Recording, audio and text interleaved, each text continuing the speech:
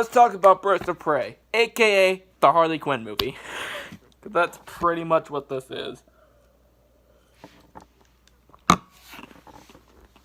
Like legit, like the Birds of Prey, like are more side characters, pretty much, in a movie that's called Birds of Prey. And yeah, the Black Canary Huntress, and instead of Barbara Gordon, we have this cop whose name I forgot.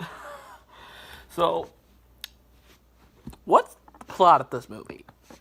Well, okay, so the movie's told out of order, which does make sense because Harley Quinn is telling the story, which she's a bit of an airhead, so yeah.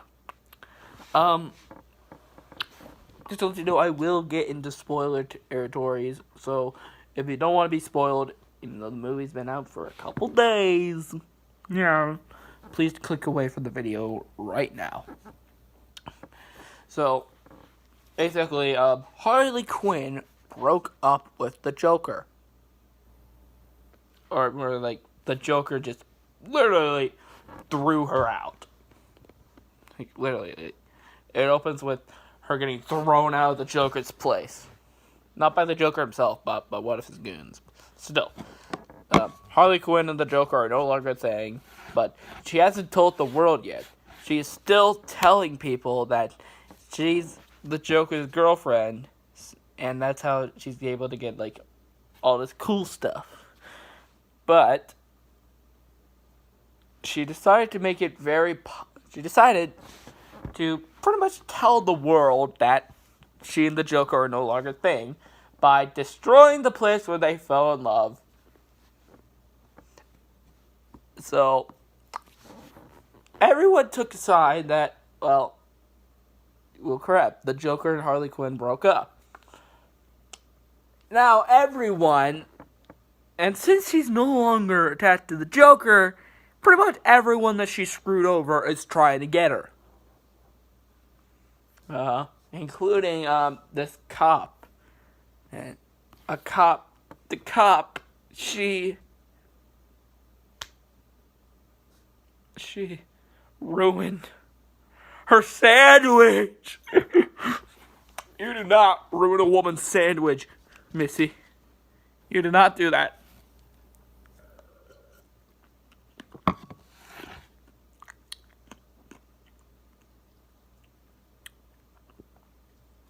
Anyway, so the big thing is that she gets abducted by the Black Mask, played by Ewan McGregor, who is having the time of his life in this movie. And he does a great performance in this. I just gotta say, great job. And he sadly won't be in any other movies to come, which is sad, because he does a good job. He was great in this film. And pretty much what the Black Mask does is that, he cuts off people's faces and keeps them. And since this is an R rating, we can show the fact that, like, cutting it off. And, he also runs a nightclub, where Black Canary sings. Yeah, she sings there. So, Black Mask is about to kill Harley Quinn, but Harley is like, wait, I heard something about you wanting this diamond. So, she tries to get the diamond. And, yeah. And this diamond, okay, so, pretty much, what happened earlier was that, that Black Canary drove his assistant to go get the diamond, but a kid named Cassandra stole it out of his pocket, and Cassandra got arrested and put in back of a police car, and like a freaking idiot, she eats it. And this kid is like 13, 14, something like that. You have to be pretty freaking stupid to eat a freaking diamond. I mean, if she was like 9 or like 6, whatever, more like a 6-year-old, or no, not a 6-year-old, like a 4-year-old, then yeah, I could be able to buy the fact that she would eat a diamond. But like, does that look like candy to you? Like, I legit believe that this kid is stupid because of that one scene, the fact that she eats the diamond. Like, I mean, Harley, in her little narration, she even calls the kid stupid. Like, she calls her an idiot. And since this very valuable diamond is inside of her, obviously trying to get it out of her, Black Mask wants to cut her open, while Harley just wants her to crap it out. Or should I say, a certain other colorful word, since we are dealing with an R-rated movie. You know what?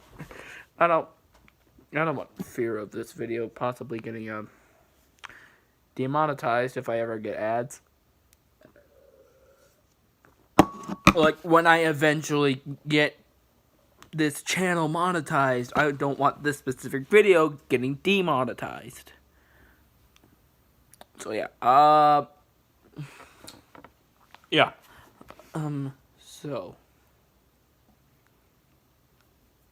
and yeah, the cop is also trying to find the diamond, and who is in escorts with Black Canary, and yeah, there's also this chick named Huntress who's trying to hunt down the people who murdered her family.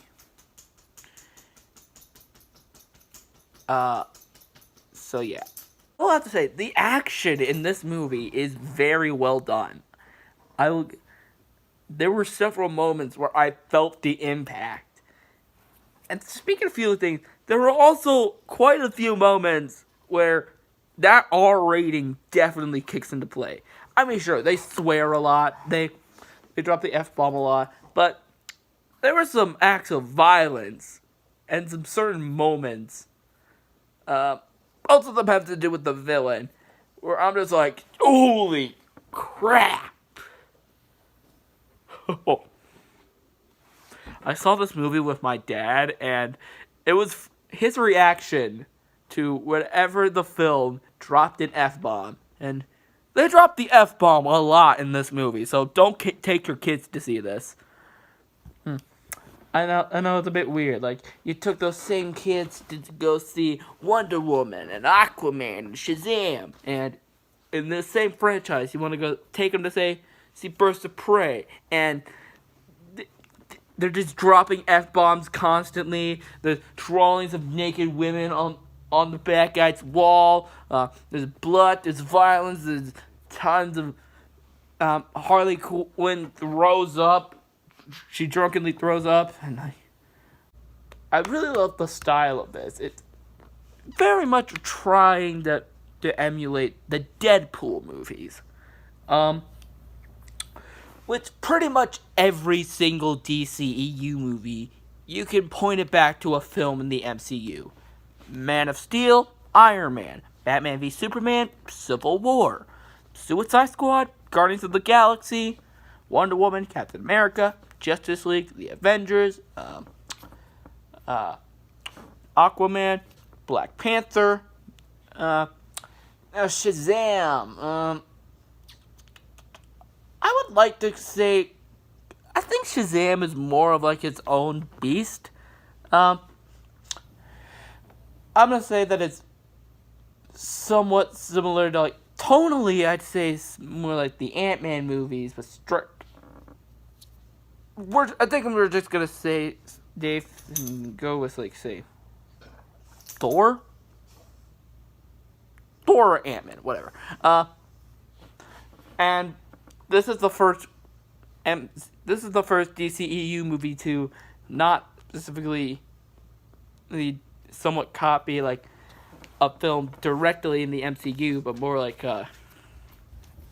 just still Marvel, but they're still successful. The Deadpool movies, pretty much. Like, in fact, Harley Quinn is pretty much DC's version of Deadpool. And yeah, in fact, Harley Quinn and Deadpool both came out they both debuted relatively around the same time. So yeah.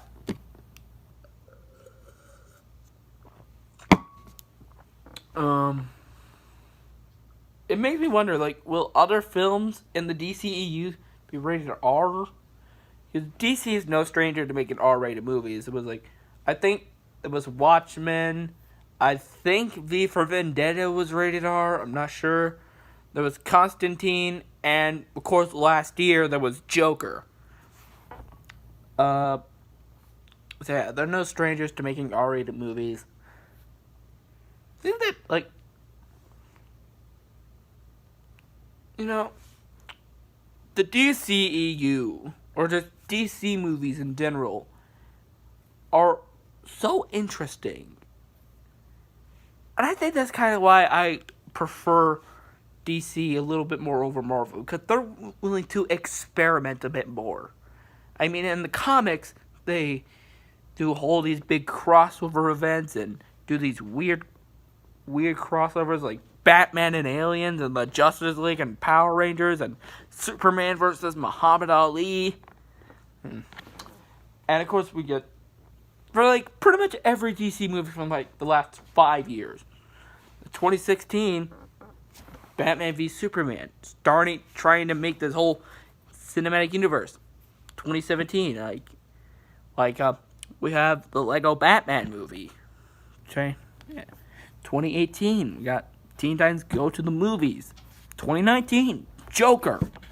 And 2020, got Birds of Prey. So, pretty much, since 2016, we've had that one DC movie that's trying something new. Like, not always in the DCEU, but still just DC as a whole.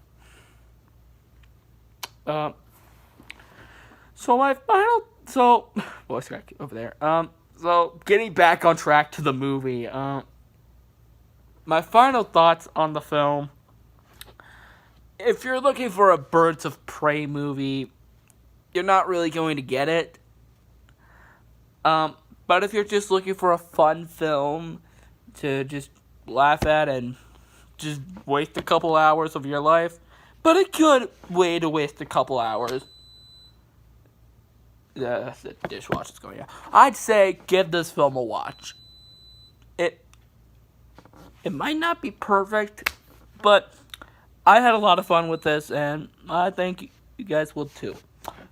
Just make sure there aren't any younglings in the audience. I mean, Ewan McGregor's in it, so he'd be a bit concerned if there were younglings in the audience. So, that's going to be it for this video.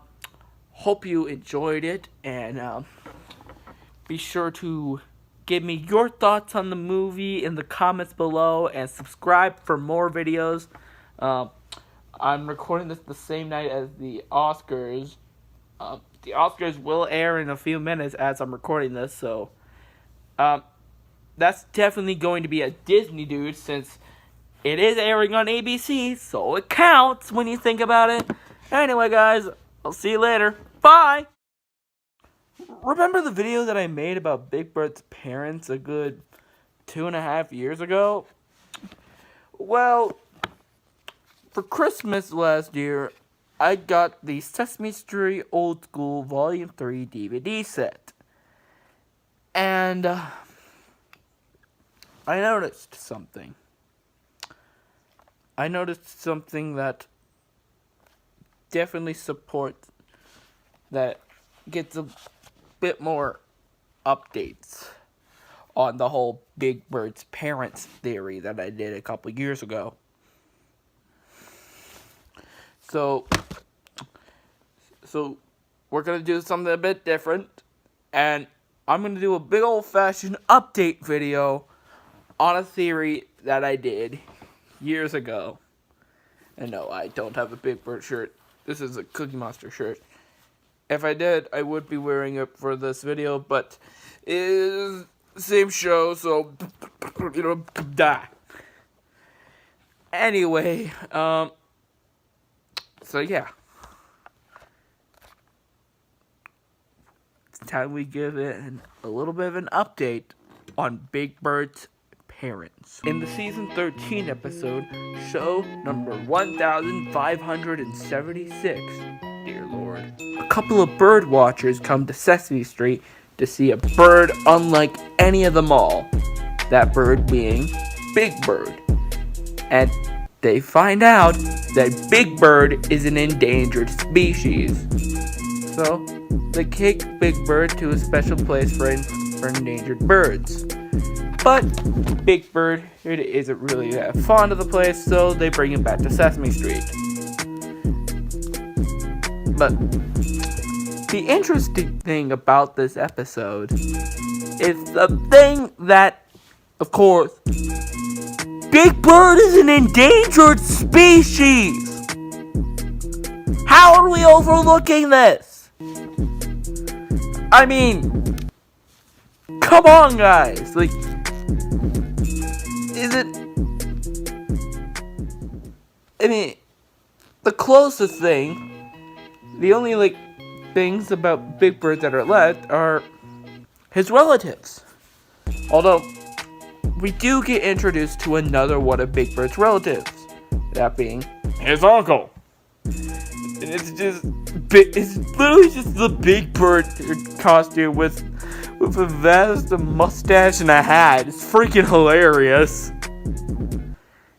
But my concern is that we have his uncle, or we have his grandma, but we don't have his freaking parents. He is 6 years old. Where are his freaking parents?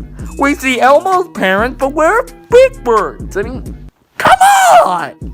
I mean, maybe the fact that Big Bird's kind is an endangered species could prove the fact that the type of bird that Big Bird is, 8-foot tall canary, could prove that Big Bird's parents are dead because they're an endangered species.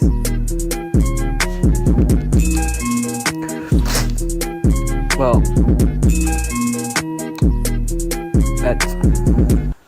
that's my theory. But hey, thank you, Sesame Street, for putting this theory inside my head. Because you're the one that said that Big Bird was an endangered species. So, yeah. Oh, anyway. Hope you guys enjoyed this a little bit.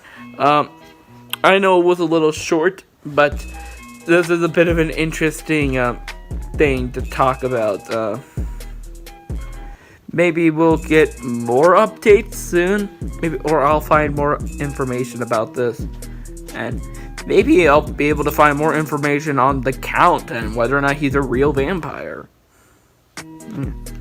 Although there was confirmation on the Bert and Ernie theory, if they're gay, that was answered before I even got the chance to make a video on that. But anyway, guys, I hope you enjoyed the video, and be sure to leave a good old-fashioned like, and comment below, let me know what you think of this topic, and I'll see you later.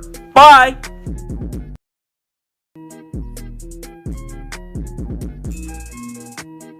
Toon Talk has been brought to you today by the letters B and P and the numbers 4 and 3. Toon Talk is a production of Mr. Johnson. Hello, my beautiful people. It's time. After 7 years, 6 seasons, and 180 episodes, Steven Universe will finally be coming to an end on March 27th, 2020. I thought of doing something very special for Steven Universe's ending. Maybe doing a theory, but I couldn't really find any good ones, so yeah, no theory. I tried recapping the show, and I tried doing a top 10 songs. But most people have done that before. I'm going to do something that I haven't seen a lot of people do. I'm going to rank every season of the show. See which one was the worst, which one is the best, and, yeah. Just, see if it holds up. Now, I will let you know that there is no bad Steven Universe season. It's just, some seasons are a bit more lacking because there isn't, like, a whole lot of elements of story, more just filler most of the time. I'm looking at you, season 4. But, anyway, we're going to go through the entire series, including future, and we're going to see which season is the best. From the worst to the best. Here we go. And Steven! Yeah, no surprise that this is number 1. This is the first season of the show, so it might be a bit harsh to say tear it to shreds, considering how the show is just finding its footing. But, yeah, you can tell that they're trying to find their footing. Because you can't start off with singing about the death of a loved one or dealing with your mom pretty much murdering someone. Now, some of the first few episodes are about Steven eating ice cream, his cheeseburger-shaped backpack, and turning his fingers into cats. Oh, and I think I should also mention that he almost died of old age, which was disturbing as frick. Oh, and he turned into Danny DeVito. Anyway, what's interesting about this season is that it has 52 episodes. That is twice as long as a typical season of Steven Universe, or a season of a TV show in general. In fact, things don't really get interesting until episode 25. That's when most TV seasons would end. In fact, the very next episode can be considered the season finale if the season was split up in 2. It has the stakes. Anyway, most of the early episodes are pretty much just a Monster of the Week show where Steven learns how to use his powers and learns about gem stuff and, yeah, pretty much life stuff, you know? Oh, and an anime parody. Because why not? However, out of all of the filler episodes, the most interesting and fascinating has to be the crossover with Uncle Grandpa. Yeah. Steven Universe is having trouble on how to use his powers, and Uncle Grandpa comes to help. And it's one of the weirder episodes because they break the fourth wall quite a lot in the episode, and Steven Universe is really known for breaking the fourth wall, while Uncle Grandpa is. It was just a strange mashup of two shows. But then again, it doesn't really matter since in the episode they say it's not canon. But it was fun to see the two show styles mesh with one another. The best part clearly has to be when Pearl goes freaking insane. In the final two episodes, Coop. That's when things get really good. Like, if you're not hooked on the show by this point, then you're not gonna like the show, because these 2 episodes is when stuff gets real. I mean, we're even introduced to one of the biggest twists in the show's history. In fact, its first major plot twist, that being that Garnet is actually a fusion. So, yeah. In short, Steven Universe Season 1 is just that. The first season of a TV show. They haven't quite found their footing yet, but you can tell that they're getting there. And Steven! Yep, I'm going with Season 4 for my next pick. Now, the reason why I put Season 4 right here is that it pretty much just contained mostly filler, with the exception of the last 2 episodes. Pretty much just being filler isn't bad. Like, I don't really mind the filler episodes that much. Just that most of the filler episodes were particularly bland.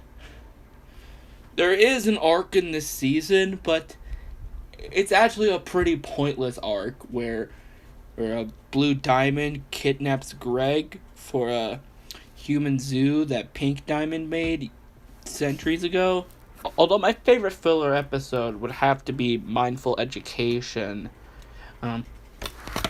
The story that it features in the episode is actually pretty good, with Connie and Steven having to deal with the struggles while battling as Stevani.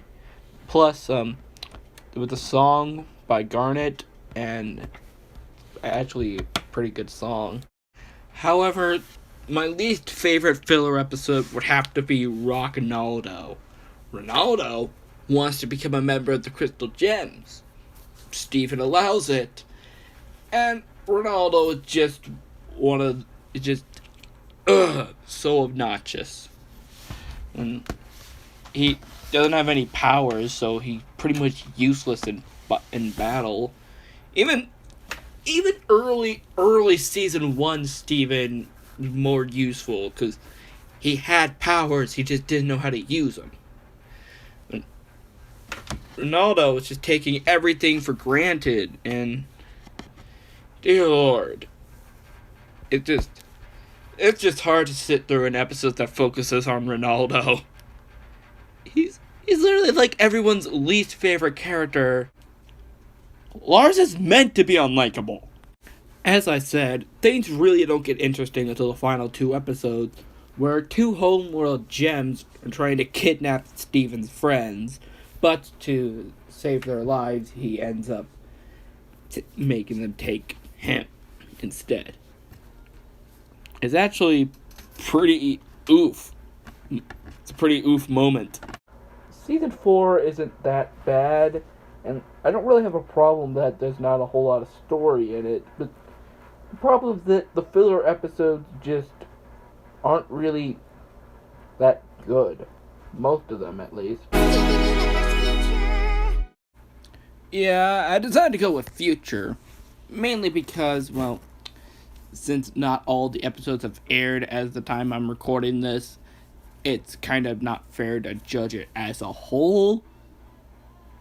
But still, the episodes that have aired are actually very interesting.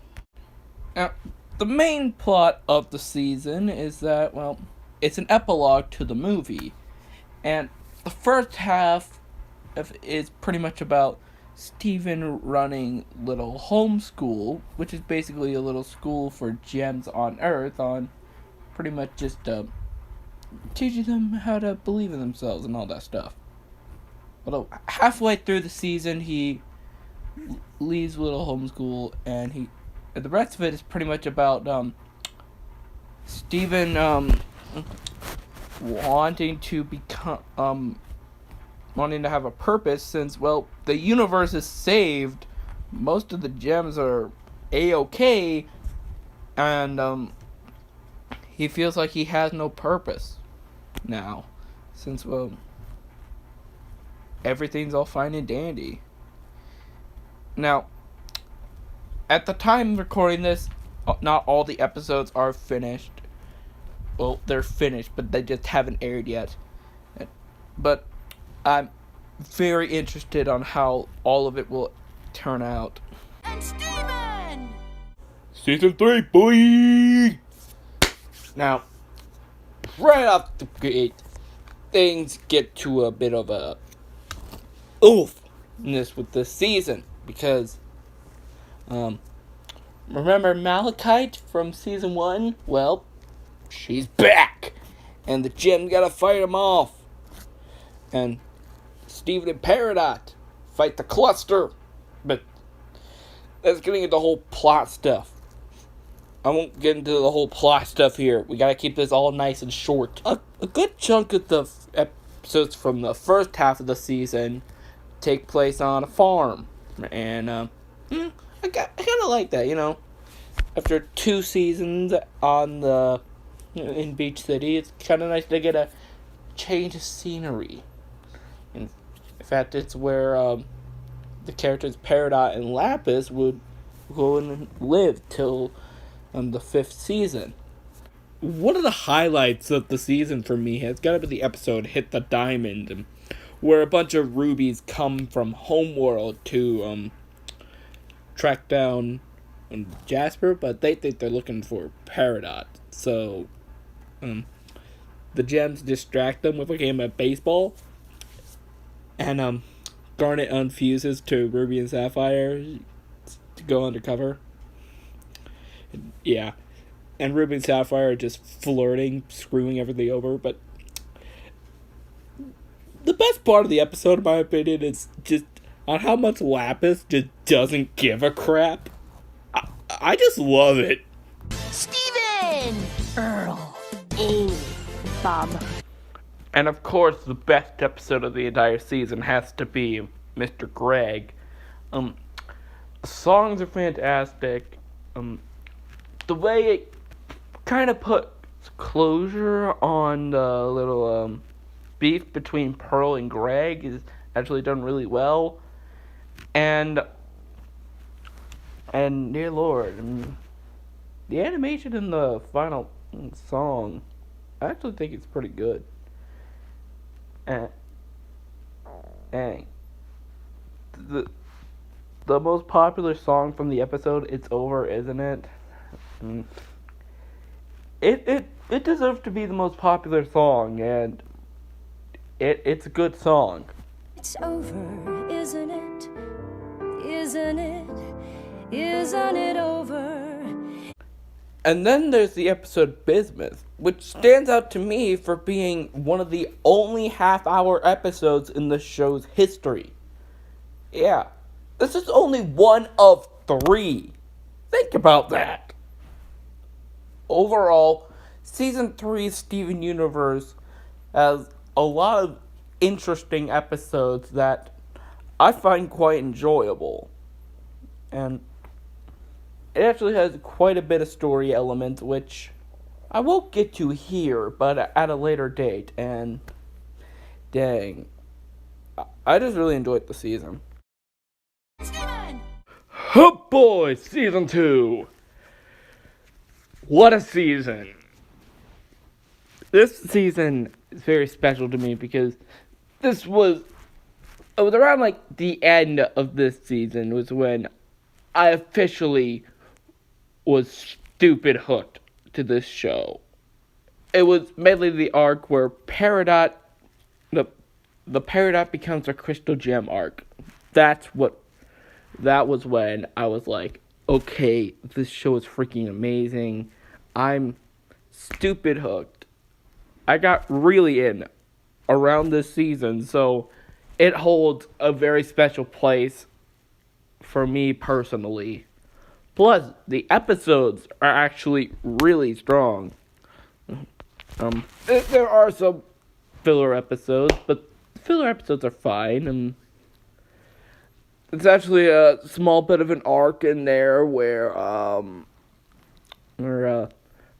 Pearl pretty much just manipulates Garnet into fusing with her, and for several episodes they never they never talk to each other, and eventually they make things up. But for like a good like 5 or 6 episodes, maybe shorter, maybe longer, it just Pearl and Garnet are just a.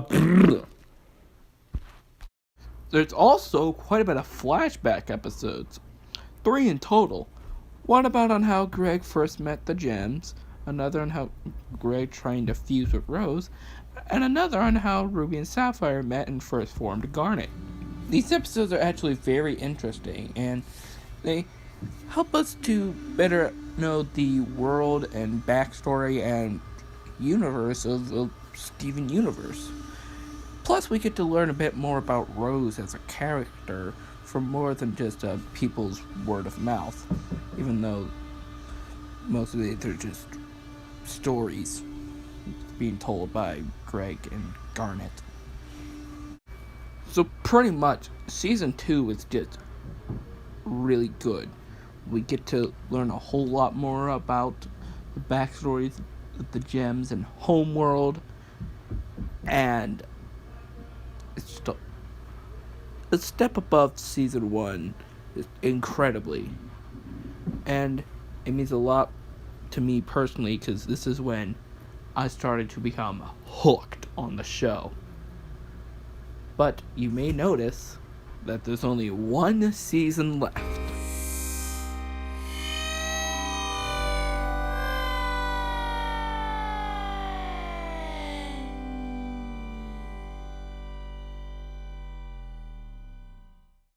Yup. In my opinion, Season 5 is the best season of Steven Universe. Right off the gate, it starts off amazing. It starts off great with 4 episodes with Steven and Lars in space and on Homeworld, and it pretty much makes Lars a likable character for once. I mean, it took him 4 seasons and his own life, but yay! He doesn't suck. And he's now Star Trekking it up with a bunch of off-color gems, and yeah, it's pretty cool, actually. Towards the end of the season, Garnet gets freaking married, which, Ruby and Sapphire have been together for about, like, a few thousand years. I mean, it's about time. Oh, and, clever trick on the creators for not referring to the word wife. Get past the censors in other countries. Although the ironic thing is that in some countries they've been trying to portray Ruby as a dude, which is weird considering the fact that, one, with the exception of Steven, all the gems are female, and with Ruby being a dude, that'd just be weird. And 2, her name's Ruby. And 3, in the episode where they get married, she wore the freaking dress. The final arc of the season, which is mainly about Steven trying to change the Diamond's mind to help the corrupted gems. Wait a minute. It features moments that are so freaking hype. And it features moments that are incredibly satisfying for people who've been sticking with this show from the beginning. I haven't been really sticking with it from the beginning, but I have been watching it on and off again. Plus, I have been watching all the episodes recently, so yeah. We get to see brand new fusions, and everything just comes together. It just wraps together in just a nice clean bow.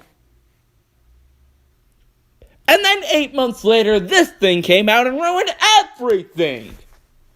Oh, and who knew that Steven was such a good drag queen? And that was every single Steven Universe season ranked from the worst to the best. Now, Did you guys agree with my choices, or would you put any season in a different spot? Let me know down in the comments below. And are you looking forward to the series finale? I know I am. I mean, the most recent episode ended on like a big ol' oof moment, so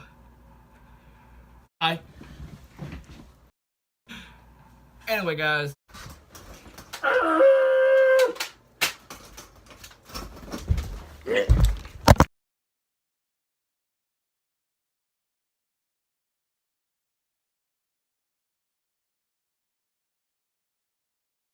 Garnet, Amethyst and pearl. and Steven!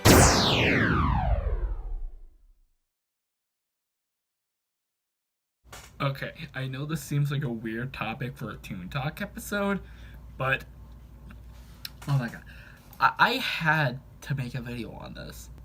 Besides, it's about like visual effects and stuff, which is technically animation, so screw you, it counts. So let's talk about Cats. I saw the movie with a friend, and we both were like, what the frick did we just watch? It's one of the most bizarre experiences that I've ever had. And by the time the movie was over, we could not grasp on what we just saw. The CGI was hideous. The songs went on for, there were way too many songs, and they went on for way too long.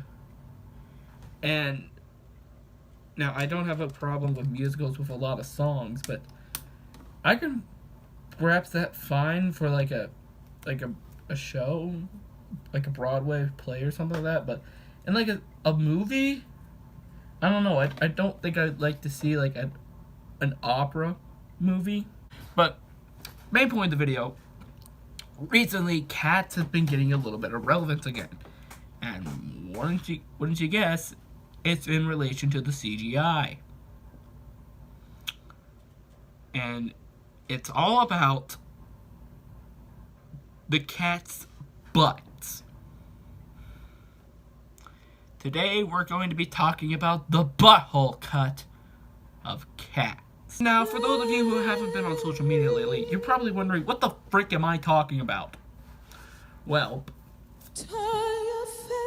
one of the visual effects artists on Cats pretty much said that he had to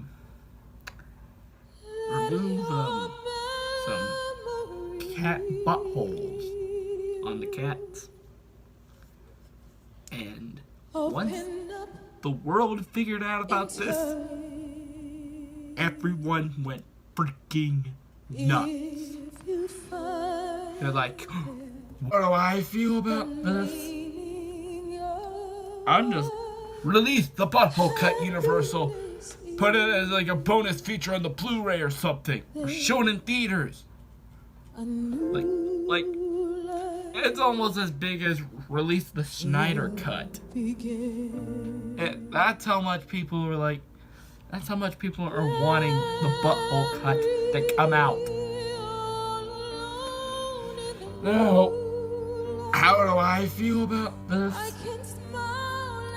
I'm just like, definitely go ahead and let it happen. The movie's already crazy enough. Why not have a butthole cut? But some people have been debating on whether or not the butthole cut is actually real. Apparently it's a bit of yes and no, but if the butthole cut still doesn't exist, I think that Universal should definitely go ahead and make a butthole cut. I have some reasons. Number one, you who don't know, Cats was a big old flop. Now, if they were to release this in theaters, of course they're not gonna do it right now because one, adding all the buttholes will take a while, and two, and people all over social media were like, hey, this thing looks ugly. And yeah, where the theater is packed with people just wanting to laugh at something and see something completely ridiculous and just have a good time. Obviously, they're gonna have to wait till the pandemic is over, or just release it digitally, or as a bonus feature on the Blu-ray. Now, the number 3, nobody is gonna leave their house and go ahead and to a Rocky Horror Picture Show scenario that we're talking about, where the theater is packed with people just wanting to laugh at something and see something completely ridiculous and just have a good time. Obviously, they're gonna have to wait till the pandemic is over, or just release it digitally, or as a bonus feature on the Blu-ray. Cats. And it's showing a very sexualized cat version of Taylor's.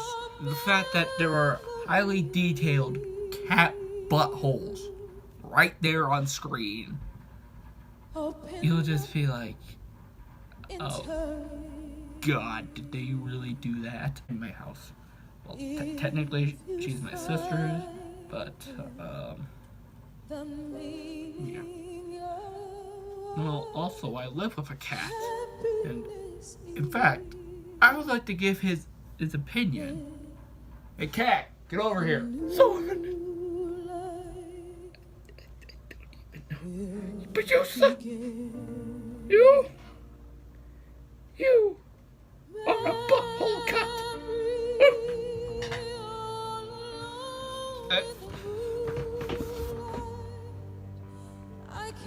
What do you guys think? Should there be do you want there to be a butthole cut of cats? What would you do if that's actually a thing? Do you think they'll make the movie even crazier and more fun? Yes! What are your thoughts on the butthole cut of cats? What? With the butthole cut? Hey! What's up, man?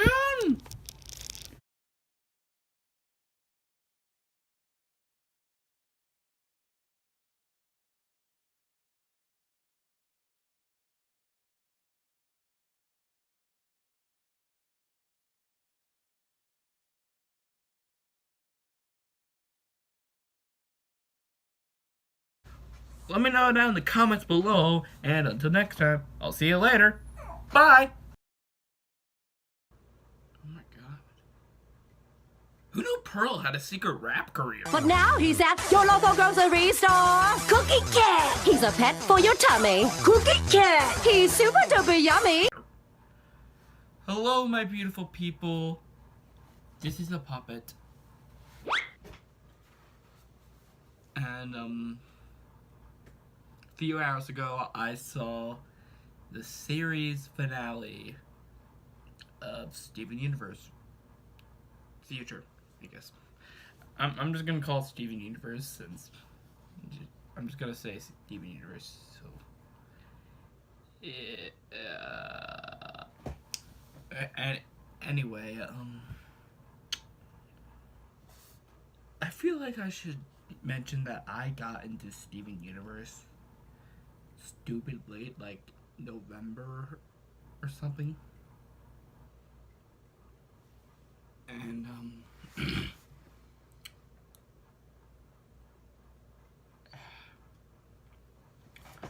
I watched the show when it first aired back in like the 2013, 2015 span, maybe even 2016. But I watched it like just any other show on Cartoon Network. Like among us, all the regular shows and Gumballs. Steven Universe was just another one of those shows where if it was on, I'd watch some episodes. And Yeah. I wasn't aware that the show actually had a deep as frick story to it. I just watched it like a regular show. But eventually I just stopped watching it. I don't know. It was probably due to the fact that I mainly just stopped watching TV in general and just watched a bunch of YouTube. But I was aware on how the show was changing at that point and how deep the show is. Years later, I decided to finally dig into peer pressure, and everyone's talking about how great this show is. I finally decided to give it a second chance. And it definitely took a while for things to get going. It wasn't until about like halfway through season 2 where I was like, must binge the rest of the series because I want to be there for the series finale. And I did. I managed to be finished binging the entire backlog until about the second half of Future. And speaking of the second half of Future, let's talk about those let's talk about the last 4 episodes that aired Friday, March 27th. So the first one of the batch of episodes, Homeward Bound, was actually leaked online days before it was supposed to air, and of course, I had to watch it. Basically, Steven had, since these episodes are less than a week old, I would like to go ahead and say spoilers, but why are you watching a video about a series finale of a show that you've never seen? So anyway, Steven heads to Homeworld to talk to the Diamonds, because his diamond powers have been screwing up lately. Now, and Spinel escorts him all around. I just called Steven a chick. So Spinel escorts Steven around, and the Diamonds actually have new powers, which is pretty much the opposite of what they do. Yellow can pretty much just healing people. Blue now has clouds that will make people happy, and White can now use her mind to have people control her. Very surreal. And Steven, and she does it with Steven, and Steven has this weird little vision thing or whatever where he tries to shatter her, because in the previous episode he shattered Jasper.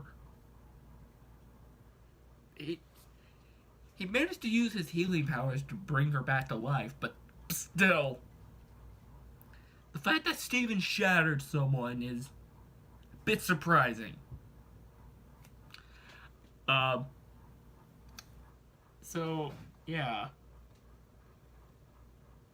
Steven had thoughts of shattering White Diamond. So, he leaves Homeworld, and that brings us into the next episode, I'm Feeling Fine, where basically Steven's in denial. He's tall and glowing pink for the entire episode, and the Gems were worried sick about him, but he's just like, oh no, I'm fine, I'm doing fine. See, I'm helping people. I just made a bunch of living plant versions of myself. I just split an anvil in half, and I just pretty much destroyed Little Homeworld. Everything's A-okay. He gets corrupted. And that leads us into the next episode, I Am My Monster, Now, this is the episode that got everyone talking as soon as Cartoon Network revealed the episode's title. It was simply by the title of the episode alone when people assumed that Steven was gonna get corrupted. And since the previous titles such a and since the previous episode title "I Am My Mom" was pretty much Steven saying that, hey, I'm Rose Quartz, we all just assumed that Steven would get corrupted.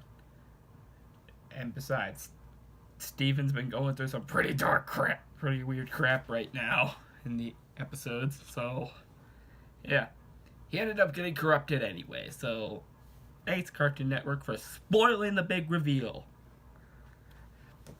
So yeah, Steven gets corrupted, and the Diamonds and Spinel come back from Homeworld, and they're just like, the frick is that monster thing? And the Gems are like, it's Steven! That was Pearl. And they pretty much just try to use all their forces combined to pretty much just try to get Steven to calm the frick down. And Connie is pretty much like, hey, Steven's stressed out because we kind of weren't there for him. He's been putting others first and doing the stuff. We need to do what he does to everyone else to him. So everyone just hugs Steven out. And all the Gems hug Steven. Even Greg hugs Steven. And Garnet goes giant size. And Steven is better now. After Connie kissed him, Steven's all better. I couldn't decide if I wanted to do a thumbs up or okay. Oh, and that brings us into the official series finale, The Future. It's an epilogue, which fast forwards 2 months after the events of the previous episode, which means that this is the epilogue to an epilogue. What type of Christopher Nolan bullcrap is this? Anyway, Steven figures out that the only way he can be able to grow is if he leaves Beach City. He tells all his friends about this. They're okay with it. Connie's okay with it. His dad's okay with it. That the only people that he haven't told are the Gems. It seems that Garnet, Pearl, and Amethyst are taking it pretty well. Steven is suspicious on how well they're taking it. But Bismuth, Lapis, and Peridot, oh god, they're a freaking wreck. And this is their final scene, so yeah. Steven gives them all stuff. Like, Lapis gets like a coloring set with watercolor. Bismuth gets the original Crystal Gem flag, and Peridot gets her very own Steven shirt. Available now at your local Hot Topic. I have that shirt. And they're pretty much like, we love you, Steven. And so Steven is still suspicious on the Gems. He wants to know why they're not sad. So yeah, Steven gives his room to his dad. I think that was actually kind of sweet of Steven. I mean, Greg has been living in a van for like 20 or 30 years now. It's about time he sleeps in a freaking bed. And then the final scene of the series, which features Steven saying goodbye to everyone. And by everyone, I mean Garnet, Amethyst, Pearl, Greg, and Connie. So yeah. And he says his goodbyes, he gets in his car, he drives away, but then he skirts back and he's wondering, hey, guys, why'd you say I'm leaving? They're like, yeah, I'm just saying. And I was just like, oh God, this is giving me the feels. I didn't cry or anything, but just because I didn't cry doesn't mean I didn't feel the feels, okay? I still felt the feels, and it was sad, okay? Anyway, they do their goodbyes, and Steven leaves Beach City, and the episode ends. And by that, the show ends. And that was the final 4 episodes of Steven Universe. I think they were very well put together. Not exactly what I would imagine a Steven Universe series finale being. I mean, the previous season was supposed to end the show, I'm pretty sure. And it even had callbacks to earlier episodes and everything, but this episode, it had a callback to the very first episode. It had the Cookie Cat rap. The very first song in the series is also the very last song. What a bookend. Well, that is if you consider the Cookie Cat rap a song. Though I'm pretty sure it's on the Steven Universe album, so I guess it is a song. I guess it does count. Anyway, it was very emotional for me. I just want to give the biggest thanks to Rebecca Sugar and all the people who have worked on the show over the years for giving the world such an amazing show that helped people deal with all sorts of troubling times and maybe helped people find themselves in a way. So is this the end of Steven Universe as a franchise or just the show? Probably as a franchise, because Rebecca Sugar said that there won't be any more comics too, so this is flat out the end of Steven Universe. That is until Cartoon Network decides to reboot the show in 20 years. And we all know how great Cartoon Network is with reboots.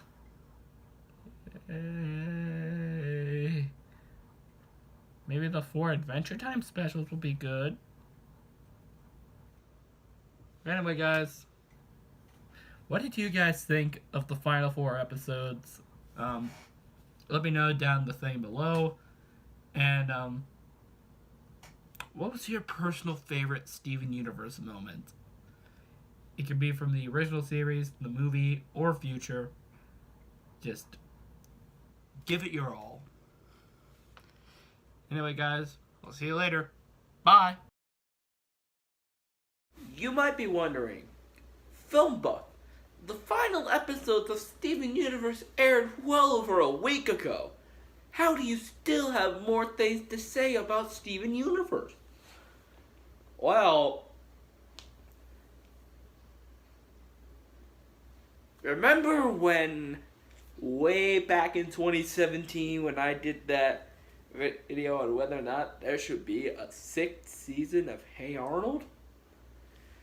Well, I would like to ask the same question, but instead of asking whether there should be a 6th season of Hey Arnold, I'm going to ask, should there be a 7th season of Steven Universe? Now, for those of you who have yet to see the final episodes of Steven Universe Future, or the entirety of the freaking series, don't watch this video, please.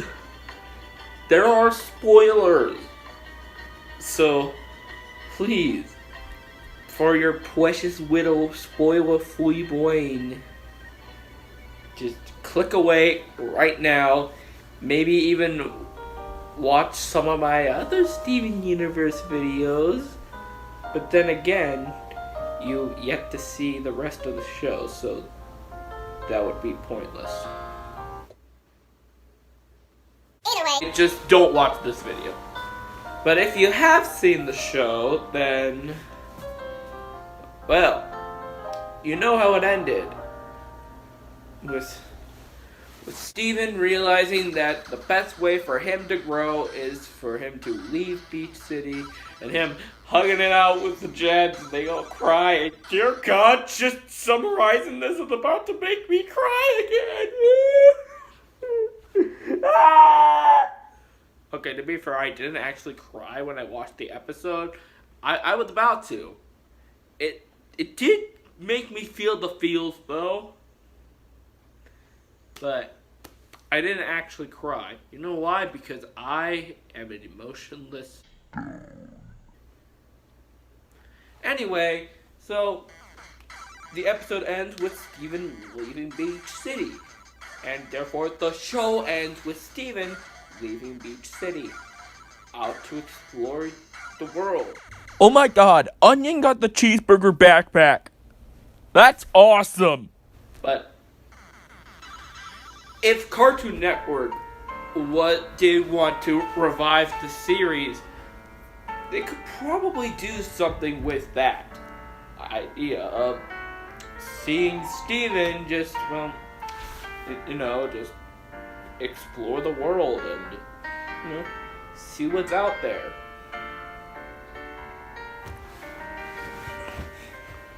I imagine it being a bit more mellow, down to earth, and well, quite literally, because there won't be any more space travel.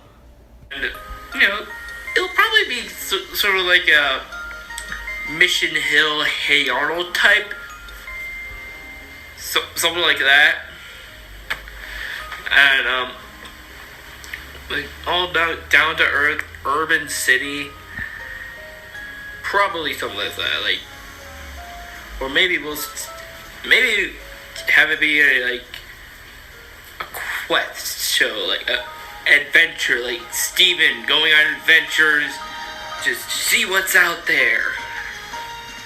Steven the Explorer, if you will.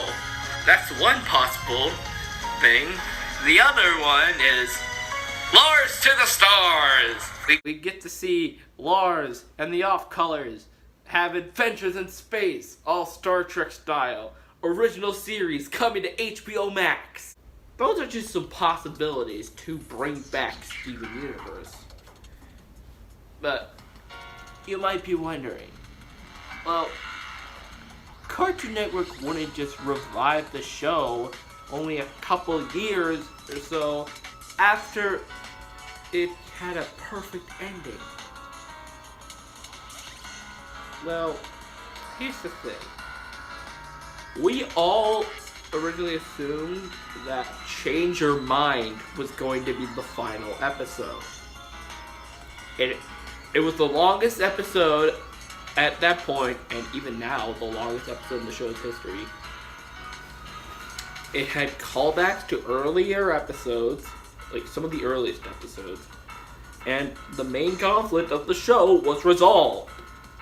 And it had a beautiful ending, too. Like, the final shot looked like the intro. However, we now know that it got a movie and another season. Kind of like on how Kim Possible ended, really. Except, with Kim Possible, the movie was supposed to be the finale instead of just a big final episode. And yeah, exactly what Kim Possible did. Aging up characters and all. So, yeah. And they were supposed to end the series before. But there's another show that Cartoon Network ended recently, but they are bringing back. That is Adventure Time. Yeah. Adventure Time ended in late 2018, and a year later, it was announced that it will be getting 4 brand new specials that will be released on HBO Max. I mean, 4-hour-long specials coming from a show that ended the year prior. If Cartoon Network can do it with Adventure Time, the most influential cartoon of the 2010s, I mean, doing it to what's basically its spiritual successor wouldn't be a surprise at all. But I wouldn't hold my breath anytime soon, because the show's creator, Rebecca Sugar, has officially stated that this will be the end of the franchise. There isn't even going to be any more comics. Regular show got comics when it ended. Gravity Falls got a full-blown graphic novel, but Steven Universe isn't going to get any more comics. It's pretty safe to say that this is the end, and everyone who worked on the show will gladly be moving on to other things. And you know what? The people who worked on the show should actually be very proud of what they've created, because they've made what could possibly be the greatest cartoon show of the 2010 decade. And I gotta say, thank you, Rebecca Sugar, and everyone else who worked on the show for helping lots of people, lots of kids around the world find themselves, explore new paths of themselves that they never even knew existed. All thanks to your show. And to be honest, I think it'll be good to leave that strong of a legacy alone. Although we're gonna have to have a series of shorts centered around Onion. I mean, come on. Anyway guys, hope you enjoyed the video. I'll see you later. Bye! Hello my beautiful people. I just saw Trolls World Tour. Like literally, I just saw it. Literally, I watched the movie, I did the setup, and I started to film this video. And, well, never in my life have I seen a movie that is so okay. How's the story? Okay. How's the animation? It's okay. How are the characters? They're okay. How's the songs? They're okay. Although I will give, there are a couple jokes that made me chuckle a little bit. Who's ready to get ripping tattoos everywhere but our faces in case we still need office jobs? And there were quite a few songs that had me bopping, particularly the rock songs. Which is weird, considering how in this film Rock is the villain. Is anyone else tired of seeing rock as the evil music genre? So, what is the plot of this movie? So, the film is about the rock trolls, and no, I'm not talking about the rock trolls from Frozen. I'm talking about the rock and roll trolls.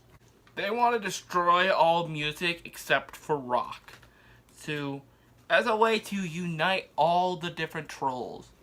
Now, the way to do that is by getting the 6 Infinity Stones, I mean, the 6 music strings, which consist of rock, pop, funk, hip-hop, classical, and country. Now, I know what you're thinking. There are way more music genres than just 6. There's jazz, K-pop, rap, blues, freaking yodeling, I guess, metal. Well, they do mention most of those genres. Like, there is a smooth jazz troll, K-pop trolls, yodeling trolls. But for some reason, there aren't any rap, metal, or blues trolls. I can get putting metal as rock, but seriously, why are there no rap or blues trolls? I kind of guess why they don't want to do rap, because most rappers aren't exactly child friendly. But seriously, what's their issue with blues music? Like, there isn't a single ounce of blues in this movie. Now, I don't listen to a lot of blues music, but dude, come on. Where's the love for the blues? Anyway, so pretty much Poppy and Dark Troll over here. He has a name. Branch. I didn't know his name when I got the plush, so that's why I just called him Dark Troll. And the name just kind of stuck. So yeah. So they go off on a quest to get the strains before the rock trolls do. Now, the animation, I think, is actually really good. It's really bright and colorful, and it's definitely eye candy. The kids will really like it. Really like the bright colors and all stuff. And the songs, I think, are actually pretty catchy. And like I said, quite a few of them actually have me bopping. Now, that's the key. If there's one or two things that you can get really good out of seeing this movie, is you're going to get some good animation and a nice soundtrack.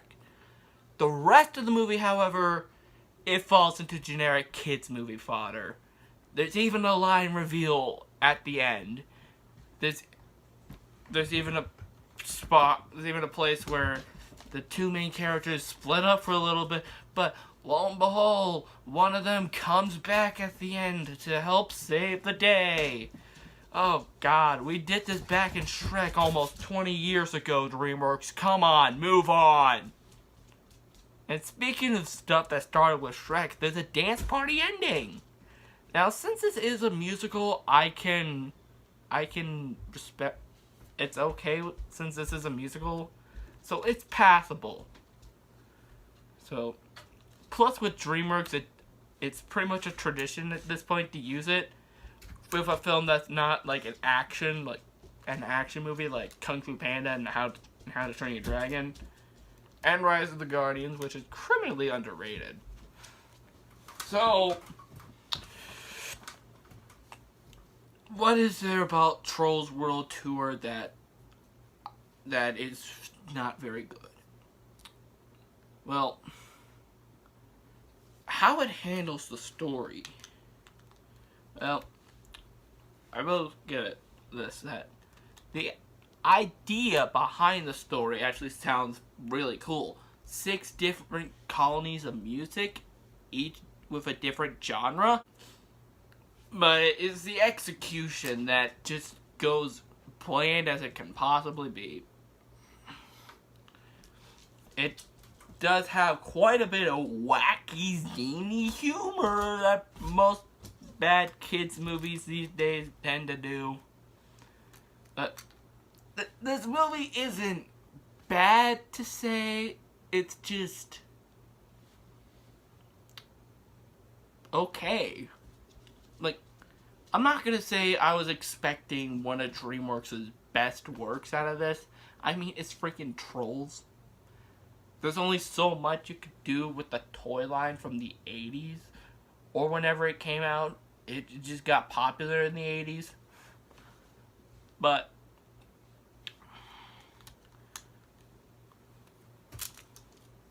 it does have a pretty standard message for an animated movie, like, our differences make us stronger. And, you know, like, it's pretty much similar to the just be yourself moral. which I'm so sick of seeing in movies, that if I see one more movie coming out that has the just be yourself moral,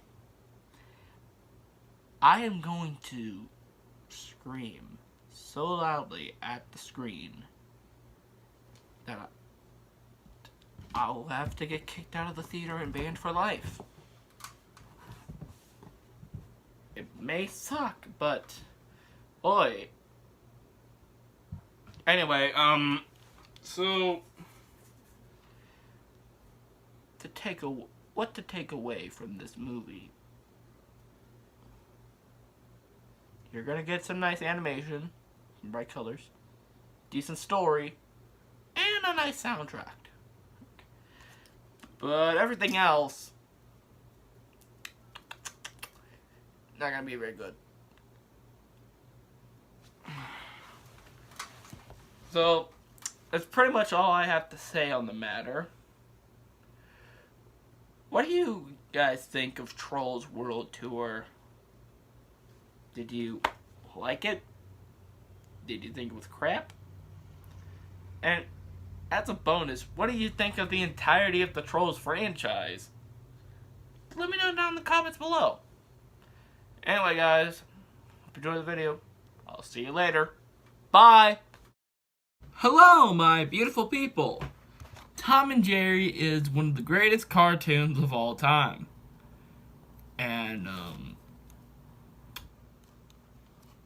it got some dark crap. Some stuff that may not be suitable for today's standards. We all are aware of the blackface parts of the show, but there is also some pretty dark stuff, like legit disturbing stuff that this series has gotten into. And that being suicide. Yes, the internet have been talking about this for years. And that is, did Tom and Jerry kill themselves in the final episode made by Hanna-Barbera? The episode is about Tom falling in love with a girl cat. They seem to be hitting it off at first, until the girl cat ends up meeting a much richer cat. Tom tries to do everything that he can to win her back, but she ends up marrying the richer cat. This makes Tom so depressed to the point where he's sitting on train tracks. Jerry is looking down on his friend, while he's pretty much just being like, yeah, my relationship with my girlfriend is so much better than his. She would never do something like that. So yeah, the episode ends with Jerry rejoining Tom on the train tracks, and they face the inevitable. Now, the biggest thing that people talk about this episode is that it was the final episode. This was how Hanna-Barbera ended the original run of shorts. That is not the case. There were 2 years more worth of shorts after this episode.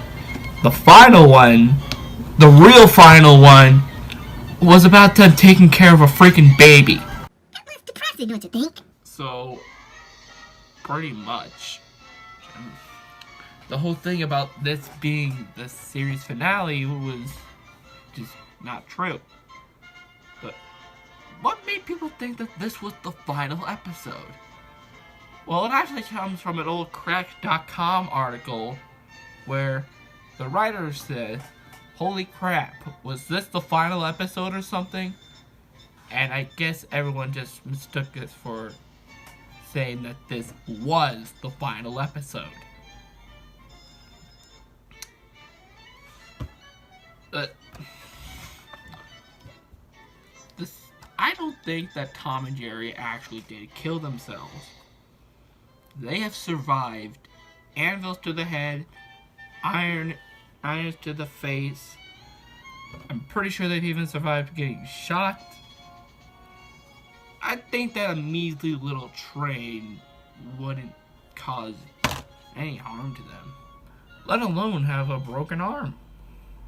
So, pretty much, in short, did Tom and Jerry kill themselves in the final episode? Absolutely not. There were a dozen episodes afterwards. They've survived much worse.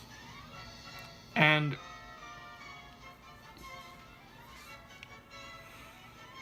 crap.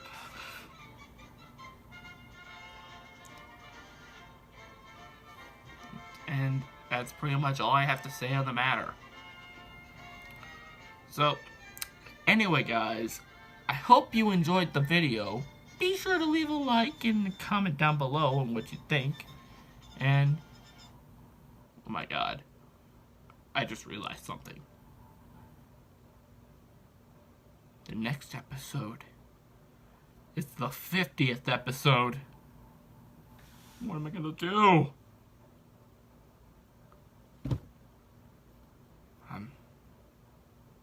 I don't know. I'll see you later. Bye. Alright, I saw Scoob last night.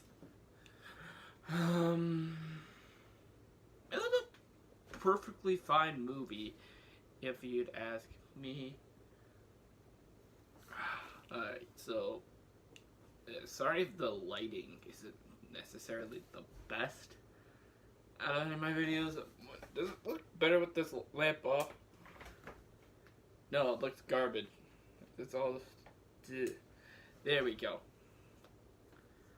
So, here's the thing.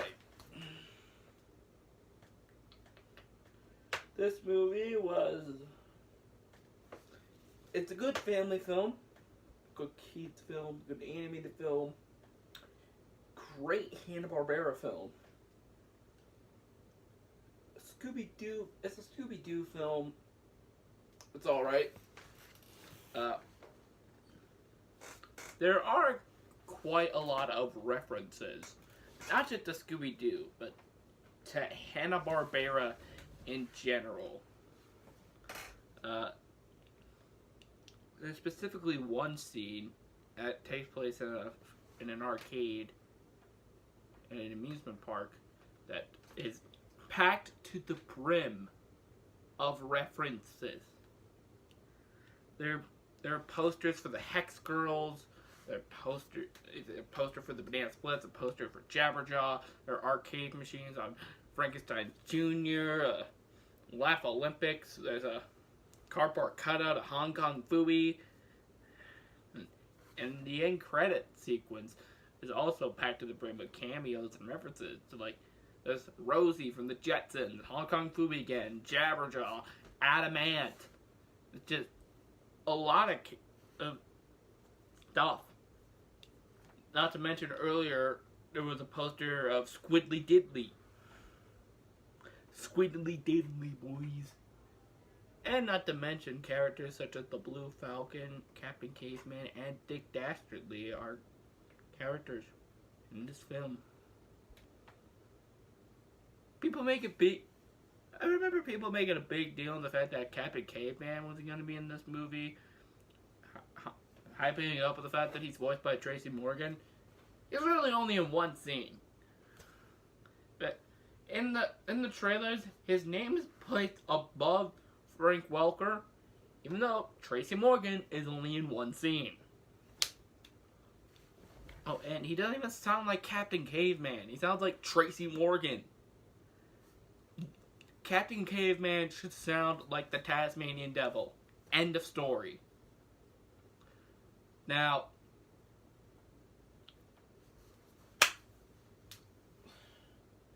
basically Shaggy and Scooby are feeling like the weak links in Mystery Inc. So they're at the bowling alley and there are these robots.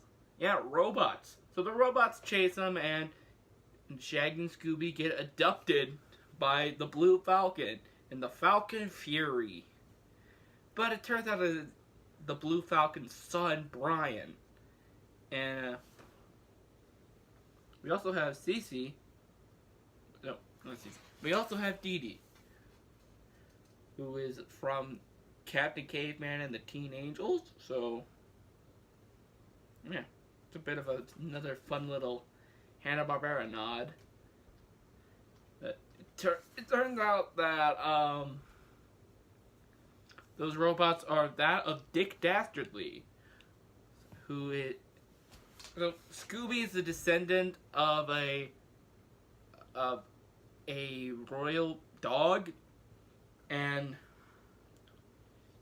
Dick Dastardly is trying to get to the underworld.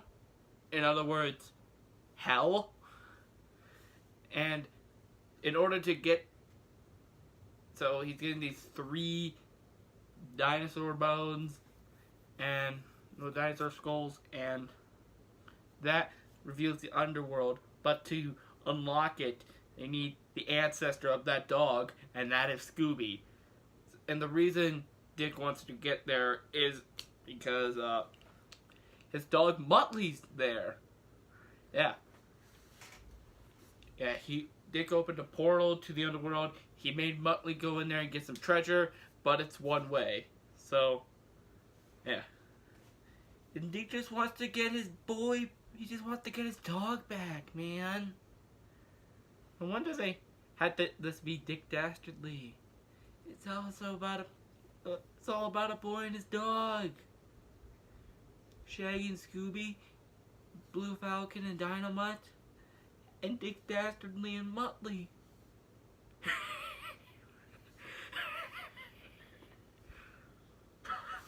I'm trying to do the Muttley laugh.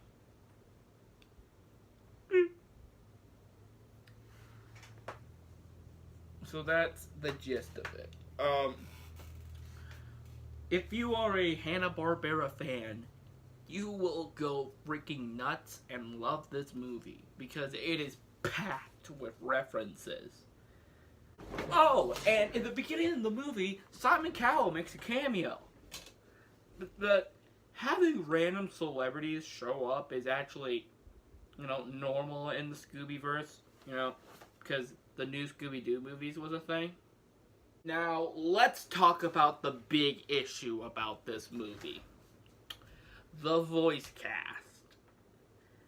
All of Mystery Inc., with the exception of Scooby, have been replaced with celebrities.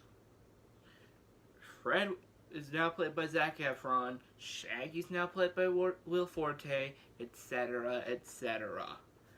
I mean, I get recasting characters such as the Blue Falcon and Captain Caveman. Having people like Mark Wahlberg and Tracy Morgan play them, it's just like, there aren't anyone playing these characters now, so go ahead. In fact, the original voice actors are probably dead.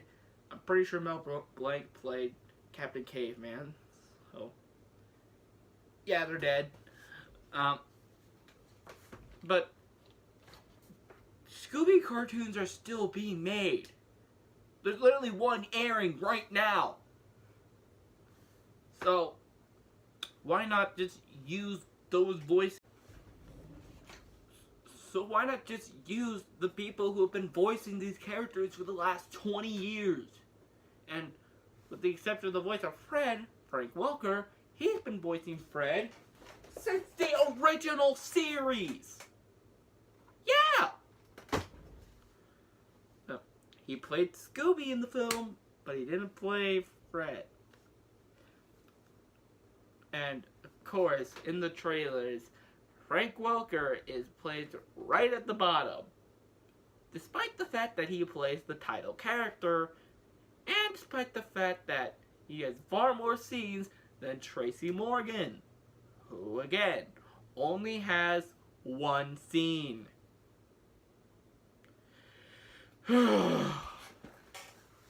But I know.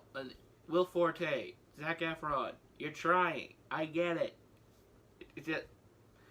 It feels so bizarre that not hearing the Shaggy, the Fred, the Daphne, and the Velma that I've been getting used to for pretty much my entire life.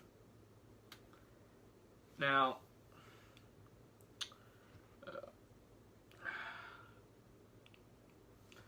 I want there to be a original cast edition of the movie where the original voice actors, or the current voice actors, I guess, can play the characters that they've been playing for the last 2 decades. I mean, at least Matthew Lillard. At least Matthew Lillard.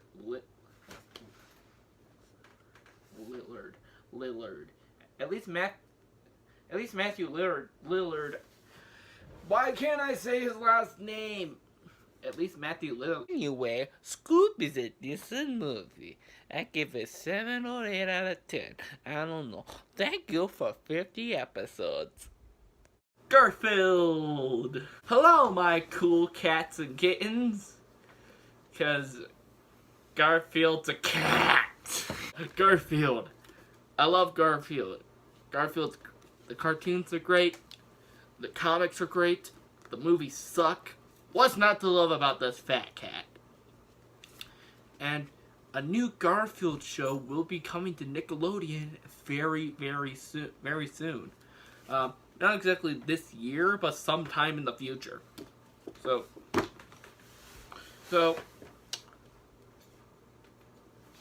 well, on the topic of the comics again, there was this one comic that came out in the 80s that a lot of people were a bit iffy about. And that was, did Garfield imagine everything?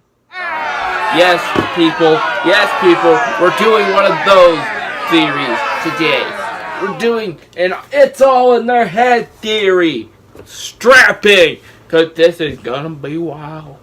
The comic features Garfield waking up and seeing that John and Odie are missing. And he then realizes that his house has been abandoned for the last few years. And there's even a for sale sign up front. The windows are boarded and everything.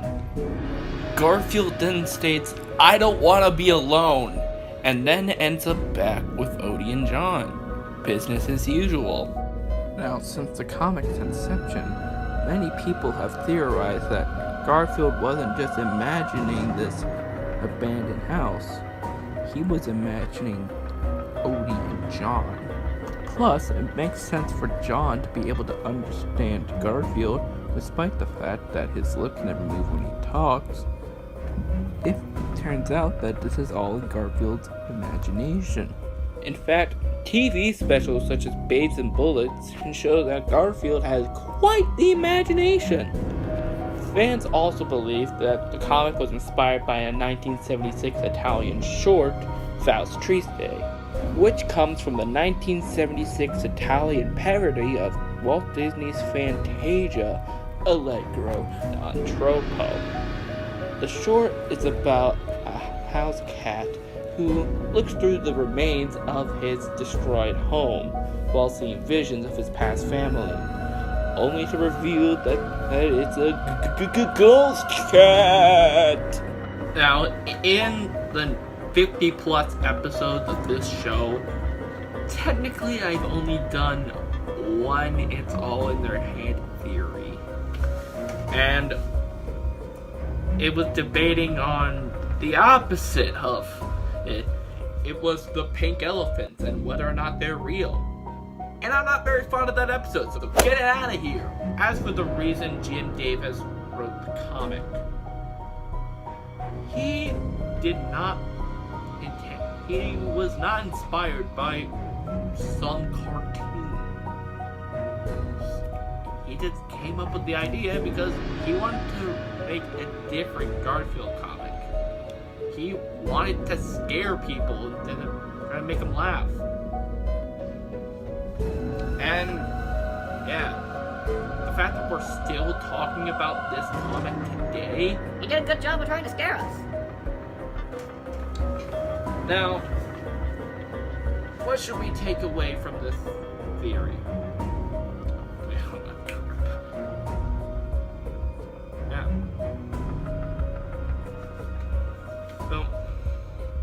So we know that he wasn't inspired by any cartoon, but does this prove the fact that Garfield is actually a stray cat? No. I mean, Jim Davis laughed at the theory when it was brought up to him. Plus, the fact that John can understand Garfield, we're just gonna throw that out as cartoon logic. So, I mean, we listened to the cat's inner monologue.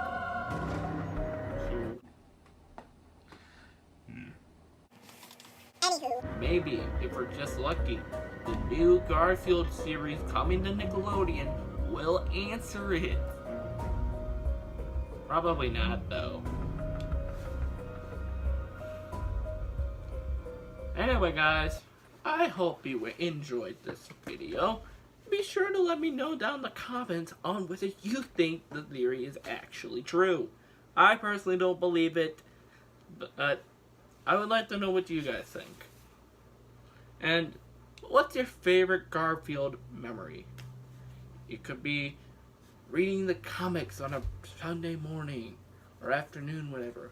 It could be catching an episode of one of the cartoon shows on a weekday afternoon. Or, if you're old, you could have saw one of the movies in theaters. Probably wasn't a pleasant memory, but still, it was a memory. Or you were one of those people who managed to see the movies on Disney Plus when they were on there for like 2 days each.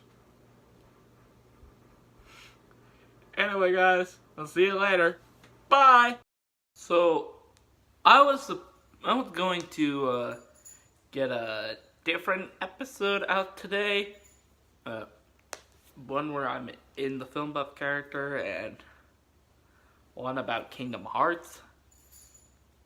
But, then I forgot that the Rick and Morty season finale aired on Sunday night. So, yeah. I had to make that video. My dog is being weird right now.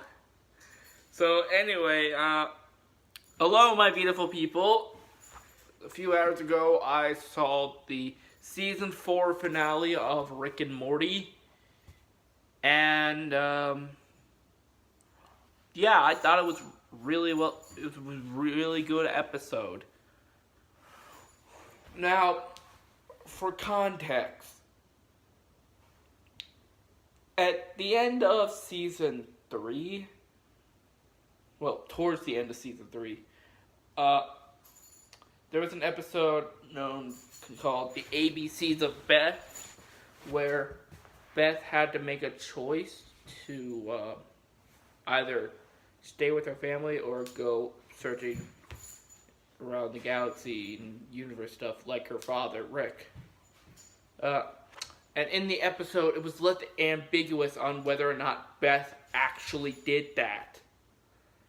Well, fast forward a full 2.5 years later, we finally get the answer to that with this episode. So, what shall I have to say about the Season 4 finale?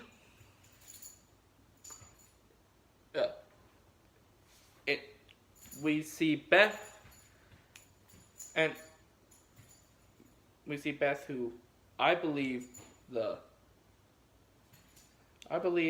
the Galaxy Hunter Beth is the original Beth, the real Beth, while the Beth that's been around for the entirety of Season 4, that's the clone.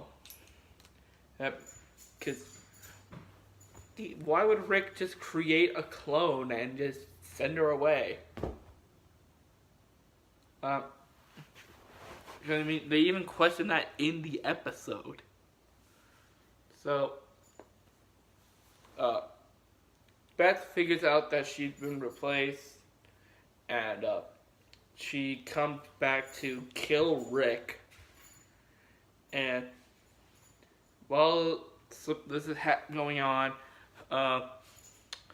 Rick and Summer, and while this is going on, Morty and Summer find an invisibility belt made by Rick, and the two of them are using it for their stupid little games.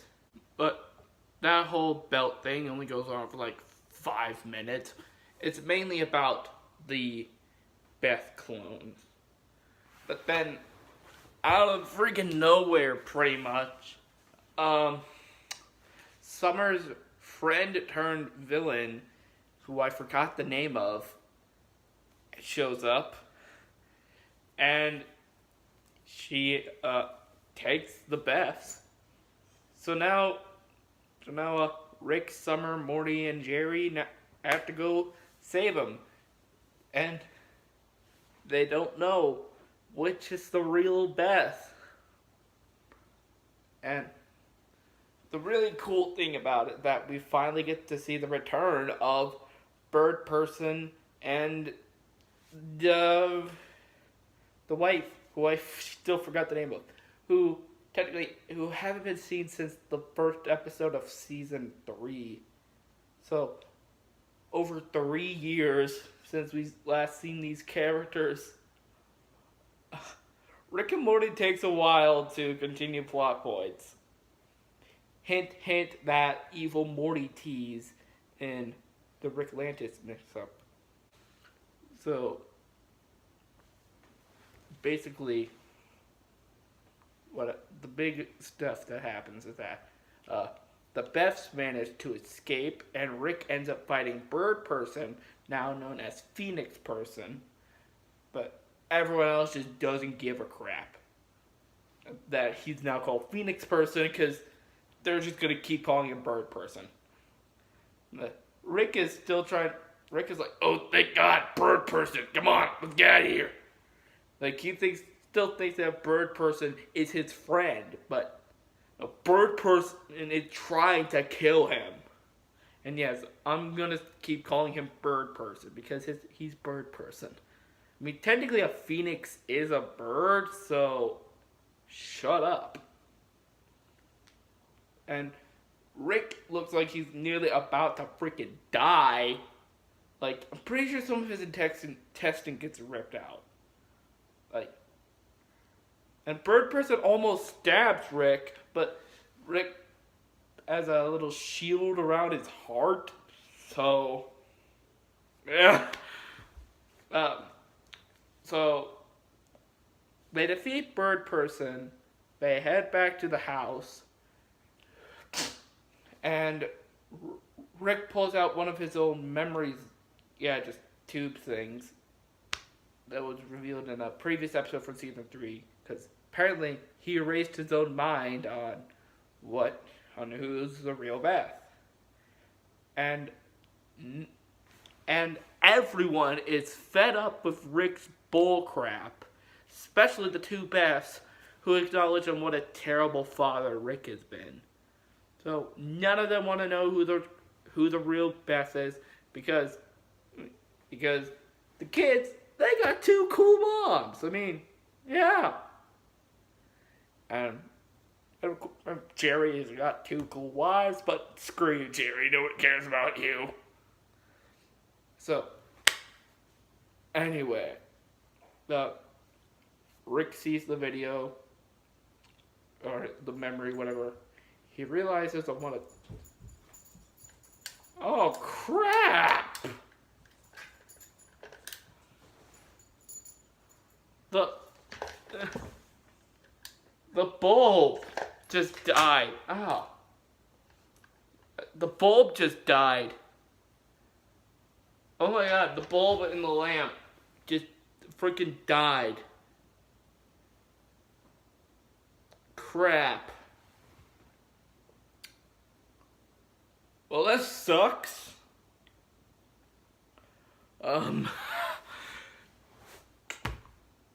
Shit. I don't know what I'm gonna do now.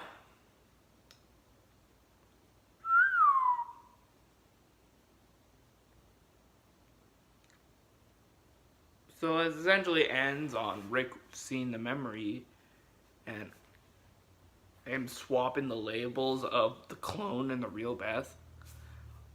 And him still keeping Bird Person captive on a wall. And yeah, the episode just ends there. To be sure, there's a post-credits scene. What the heck was that?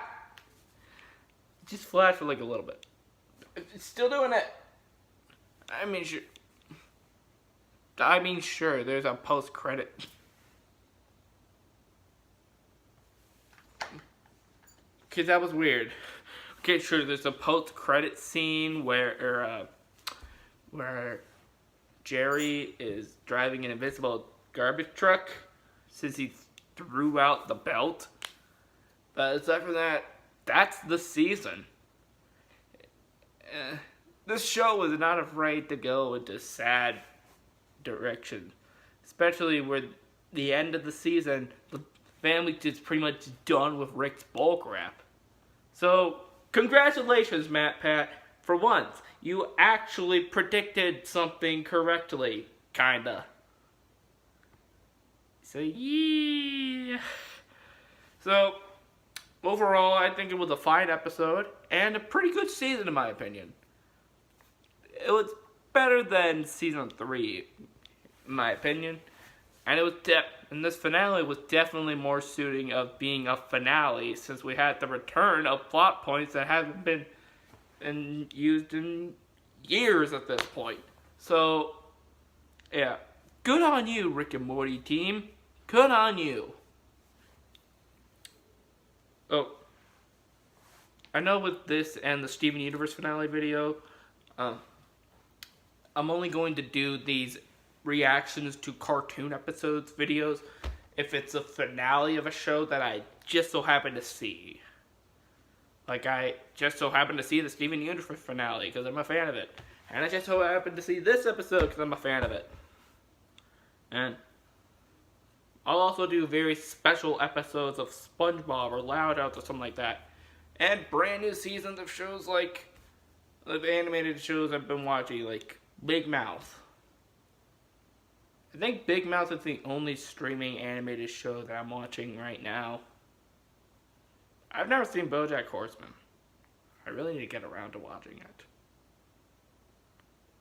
it. Anyway, guys, hope you enjoyed the video. What are your thoughts on this episode? And what are your thoughts on the entire season? And be sure to like, comment, and subscribe, and ring the bell to be notified when future videos are uploaded.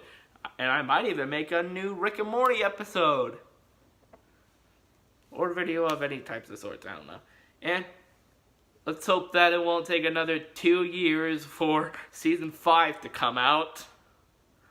So anyway, guys, I'll see you later. Bye! Hello, my beautiful people. I'm going to do something a little bit different here today and not really talk about a cartoon, but a video game turning into a cartoon. And it's also a video game that features a bunch of cartoon characters. You've read the title. We're talking about Kingdom Hearts. Recently, there have been rumors going around on Disney making a Kingdom Hearts show for Disney+. Now, I love Kingdom Hearts. It's one of my favorite video game series, and it's pretty much the reason I own a PS4. To be clear, I do have other games for PS4. It's just that I mainly got it for Kingdom Hearts. But anyway, should there be a Kingdom Hearts show? So, in case you haven't noticed by now, Disney Plus has been relying heavily on older Disney properties. Or, I guess you could say Disney in general lately, but mainly Disney Plus. I mean, there's The Mandalorian, there's The Lady and the Tramp live action remake, there's High School Musical, the musical, the series. They brought back Clone Wars for a final season. And even in the future, they're bringing back Lizzie McGuire and the Proud Family and Phineas and Ferb. The thing is that will Kingdom Hearts join that field? This isn't the first time Disney tried to make a TV show based off of Kingdom Hearts. They actually attempted to do it back in the early 2000s when the first game initially came out. And the cool thing about this original show was that it would have mixed anime art style with the traditional Disney style, and for the Disney worlds, they would have used the original backgrounds from some of the movies. That is awesome! Although, Disney will probably most likely keep this computer animated like with the games, but I feel like it would be really cool to make it 2D animated. Or if they really want to go ambitious, and it's probably not the best idea to do, have it be a live action animation hybrid. Have like the anime stuff be in live action and all the Disney stuff be animated. Me personally, I think they should only go live action when the movie they're representing is in live action, like with Tron and Pirates of the Caribbean. And hopefully Marvel and Star Wars in a future game. Anyway, now, why was that original series canceled? Well, apparently, the original Kingdom Hearts TV show was supposed to be a continuation of the game. But ultimately, they decided to continue the story with more games instead of a TV show. Now, with this possible show, they'll most likely either A, adapt the story from the games, which, by God, you're gonna have multiple seasons to do everything. Or 2, create an entirely original story. Maybe keep the same premise of traveling around different Disney worlds defeating the darkness, but do something a little different. Like, say, adding new characters and getting different Disney movies and removing the Final Fantasy characters, because I doubt that Square probably won't let them use them, and the Final Fantasy stuff was kind of pointless to begin with. I mean, in all of the many different Disney worlds that showed up over the series, there's only been one Disney world to ever have a Final Fantasy character. And that being the Olympus Coliseum, the Hercules world. Or really like shoving Final Fantasy in that world. Anyway, the bottom line is, should there be a Kingdom Hearts show? I'd say, why not? The games have a huge fan base. I'm part of it if you can't tell. And the type of show that it will most likely be, I feel like it would learn to sell very well to a streaming service. Now, what do you guys think? Do you think Disney should go ahead and make a Kingdom Hearts TV show? Let me know down in the comments below. Anyway guys, I'll see you later. Bye! Hello, my beautiful people. Yeah, I'm kind of trying something a bit different with the whole setup thing. Me sitting to the edge of the screen instead of right in the middle, so you can see all my cool stuff that somewhat has something to do with what I'm talking about. And a Mr. Bill plushie, but Mr. Bill's technically a cartoon. He's technically a cartoon.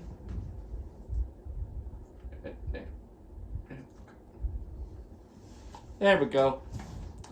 So anyway, the box trolls. I've I've only seen the first 3 Leica movies. Yeah, I haven't seen Kubo and I haven't seen Missing Link. Maybe someday I'll break down and see them, but for now, I guess I'm just not gonna. So, yeah, I've seen Coraline, Paranorman, as you can tell from my shirt. Well, but I have a shirt or something that I've never seen. And the Box Trolls. Box Trolls is my least favorite out of all of them. I'm not saying that it's a bad movie.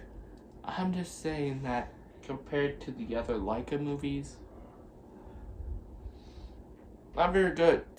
The Box Trolls is about a little boy who was raised by box trolls, and the box trolls gave him the name Eggs simply because that's what's on the boy's box.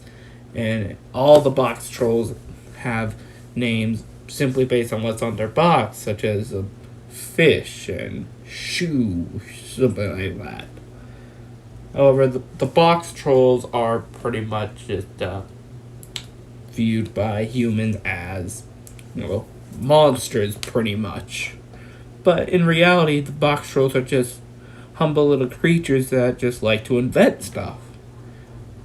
So when a little girl finds eggs, they decide to expose the truth of the box trolls.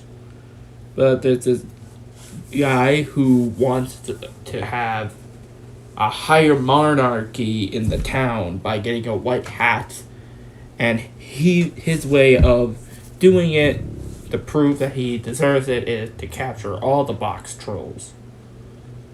But the thing is that the higher monarchies really love eating cheese, and he wants to eat the cheese too, but the thing is that he's allergic to cheese, and the payoff of it is actually pretty funny. The key concept pretty much is kind of a Tarzan ripoff, pretty much.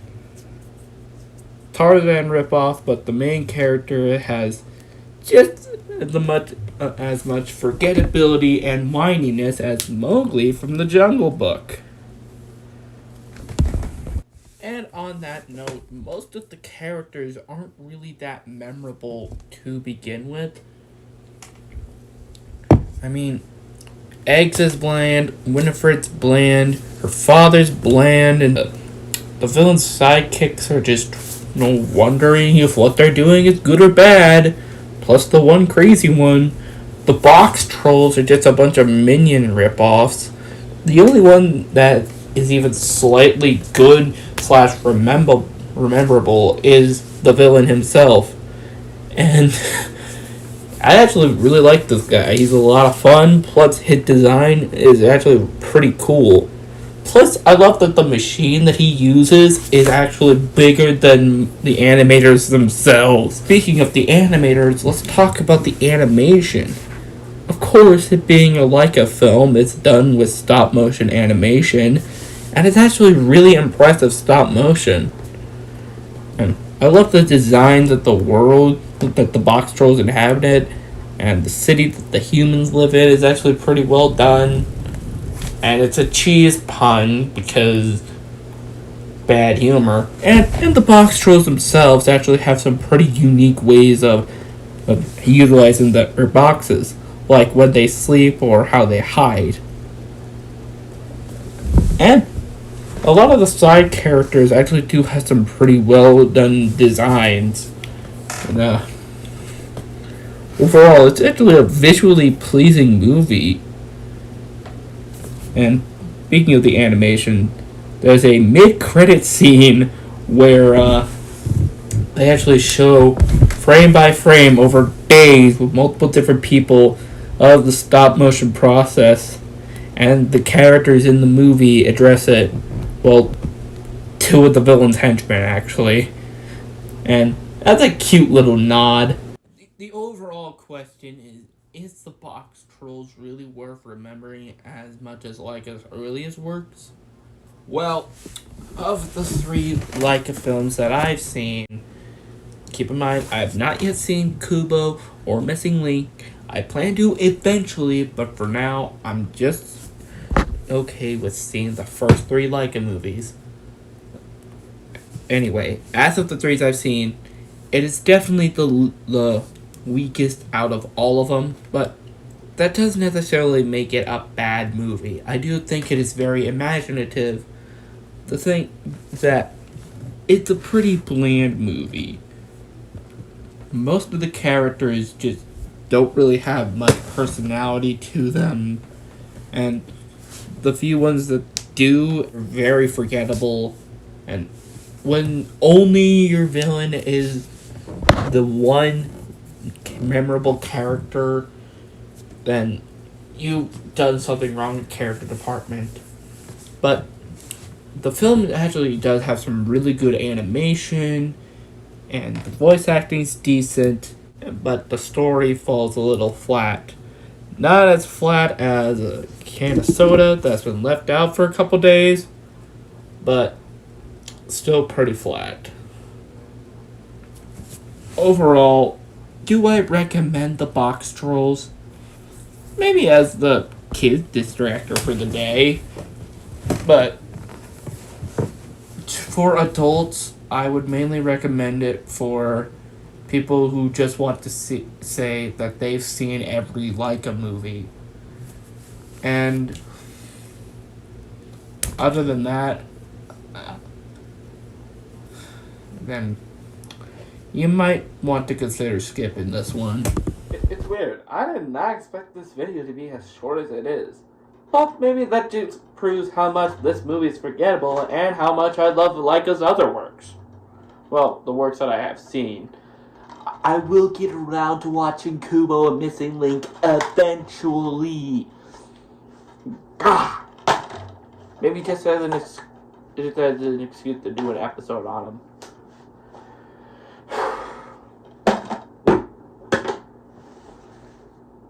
The top of my dress is a mess. SpongeBob SquarePants is by far the most popular show that Nickelodeon has ever produced.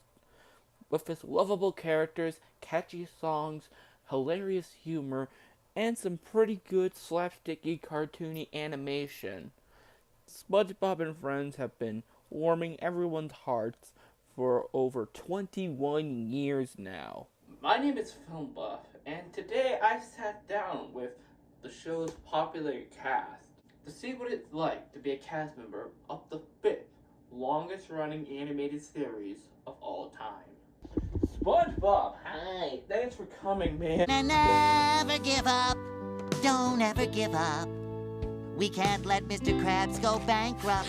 We must keep busy, never giving up. Patrick, how you doing there, bud?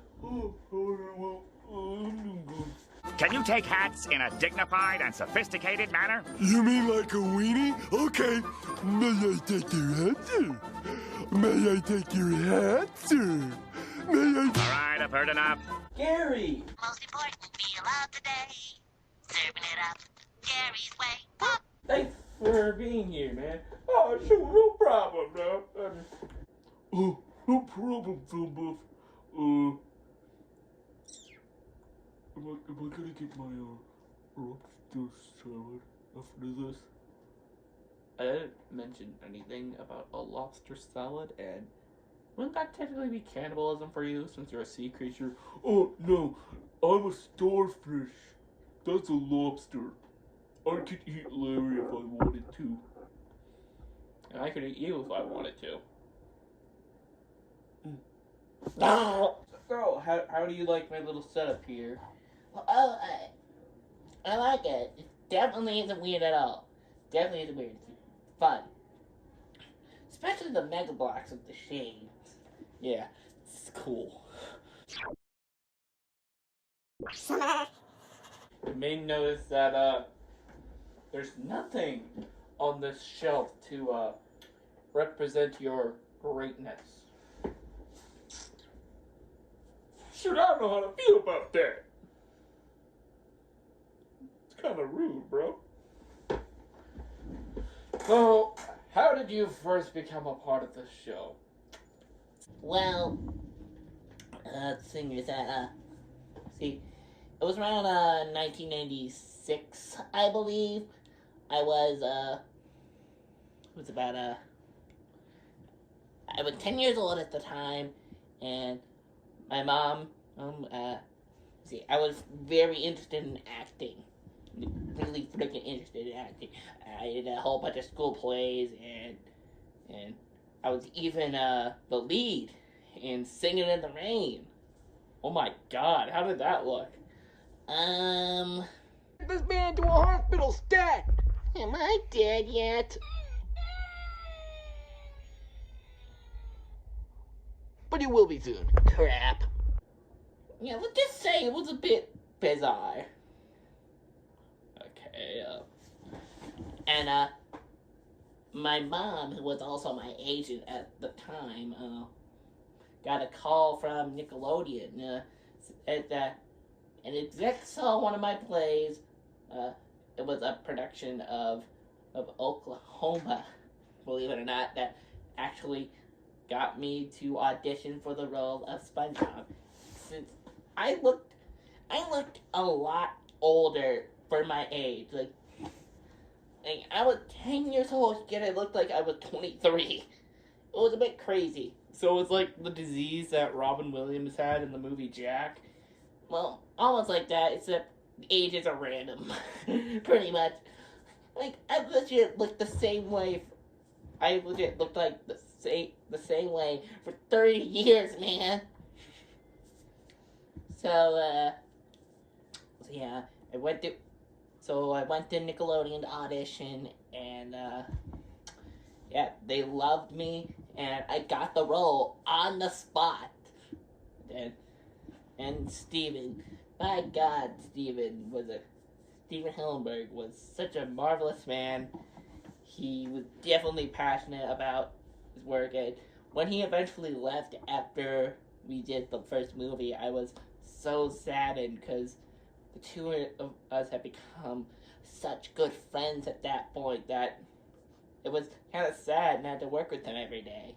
Oh, that's a bit of a heartbreak. I was a janitor. I loved the kids. I loved them so much. But I loved this one girl, this one little girl that's a little bit too much. And cops found me and they chased me into a boiler room where they burned me alive. And then I came back to life and I haunted their kids' dreams and I killed them. I killed the kids for revenge of burning me. And Wait, that's just the plot of the Nightmare on Elm Street remake.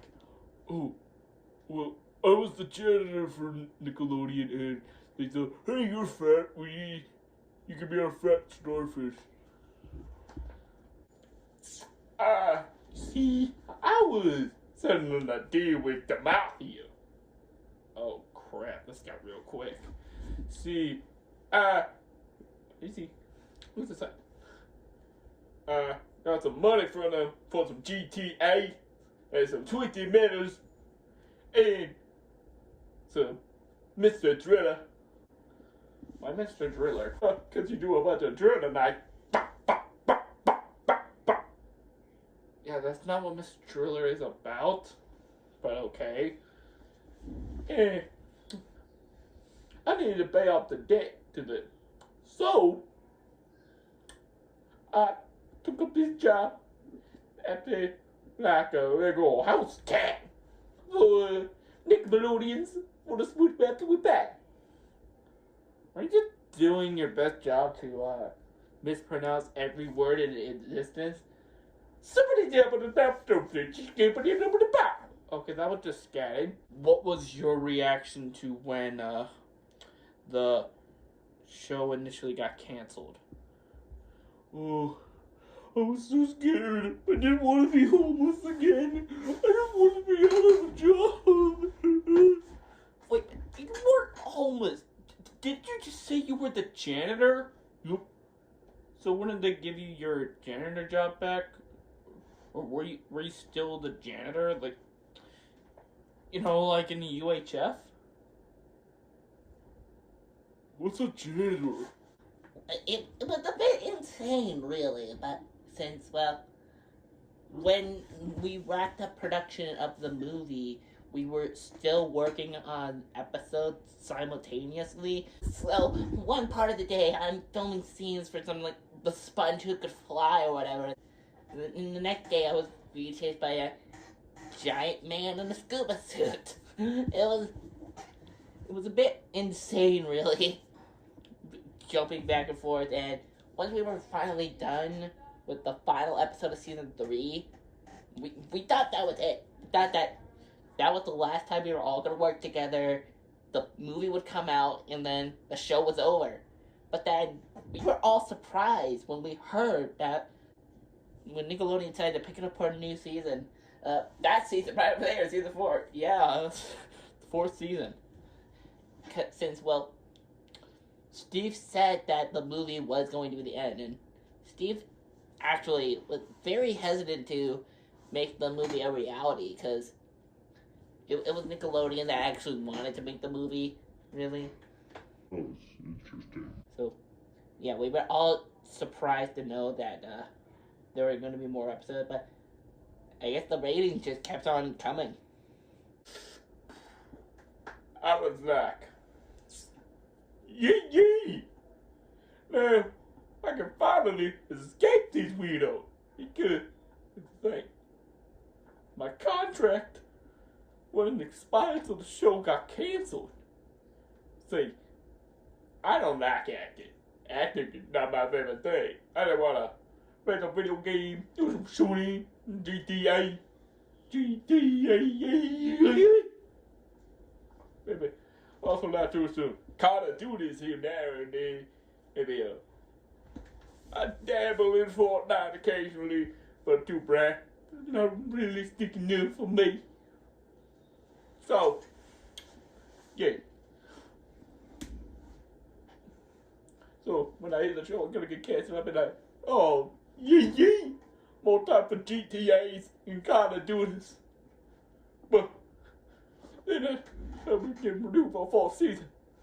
And I was like, come on, man. Give me a break. Now, on to season 12. And the 3rd movie coming out. I'm tired, man. I'm tired. I want to play some video games. It's okay, man. Don't touch me. Okay? Don't you touch me. Okay, man. Okay. And in my opinion, I think it's good that the show didn't end after season 3, because there's so many more great episodes that came afterward. Plus, the show managed to become more and more relevant for years to come, and a whole new generations of children are growing up with the show and seeing all the older episodes and even the newer episodes, which are actually pretty good.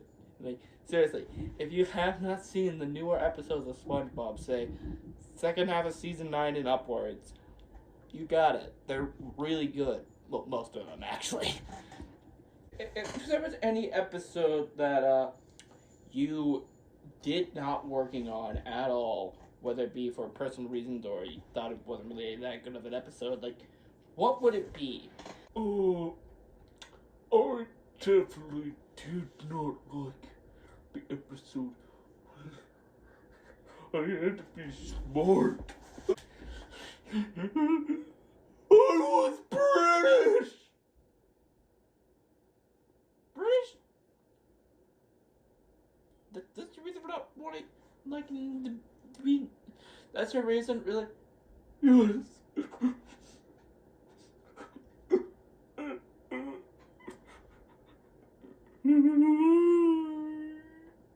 Okay, listen, buddy, why don't we just sit down?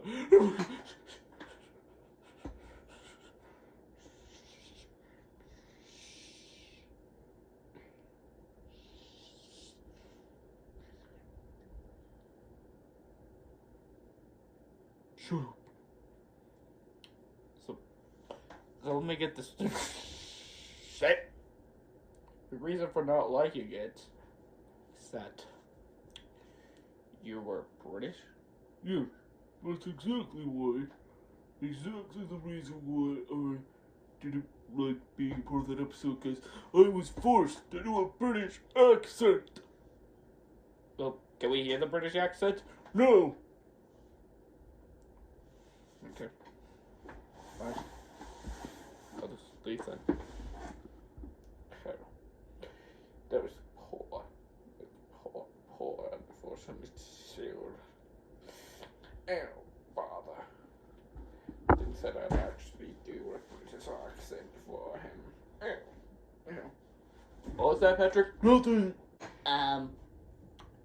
Because I really didn't really like working on the giant Squidward episode. I had to sleep in a giant tube that was filled with giant cotton balls to make it look like belly lint, and there was a lot of actual belly lint in there, and it was just disgusting. Plus, it was just, Squidward was giant in that episode, and it was very boring. It was a very boring episode to work on, and I remember when I was waiting to do the scenes, instead of remembering my lines and reading the script and stuff like that, I fell asleep because when I was watching the scenes that I wasn't in, because they were so boring and bland. So yeah, that episode was just super boring to work on. Yeah, it's actually been a while since I've seen that episode, and don't think if I really haven't decided to go back and watch it, since it is from season 6, what I consider to be the boring season. But since you consider it to be the worst experience, you as an actor working on it, then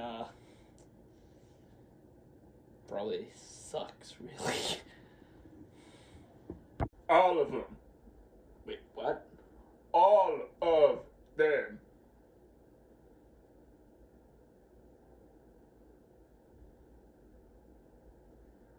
I did not like doing any episode.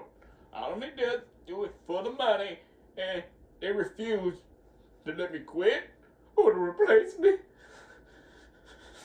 Because I'm one of a kind, yo. I'm one of a kind, apparently. Okay, Gary. Calm down. I can't calm down, man. I can't.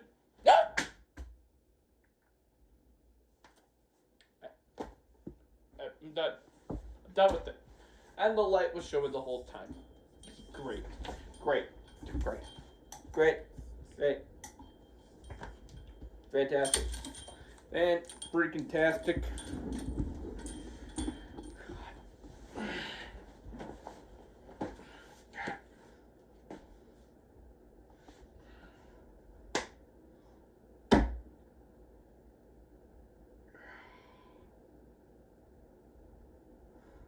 Why did I pick Gary? After speaking with these, well, to be honest, completely insane people, I've come to realize that I have learned absolutely nothing throughout this entire process. Or at least nothing that wasn't completely freaking bonkers. What a way to start off SpongeBob month for Toon Talk. Now, after all this madness and interviewing and question asking or whatever crap is done, now it's all done, I'm not gonna get back, relax, and just play some Battle for Bikini Bottom, Rehydrated. Because I'm exhausted, and of course I'm gonna make a video on it eventually. Maybe even this month, maybe later, depending on when I actually can play it. Or can get my hands on it. Anyway, I'll see you later. Bye! Hello, my beautiful people. Now, you're probably wondering, why am I outside for this specific episode of Toon Talk? Well, it's mainly because it's a nice day and I'd like to, just take advantage of this nice summer weather. But also, it's because this is a very special episode of Toon Talk. Because we're literally talking about specials today. And if you hear this freaking idiot dog just barking his butt off in the background throughout this video, Don't be surprised. it is SpongeBob month, and I guess you can say that for this month I'm going to be experimenting for Toon Talk pretty much. Last week I did a full frontal interview with the characters, aka my roommates / friends, so yeah, I don't know why I did that.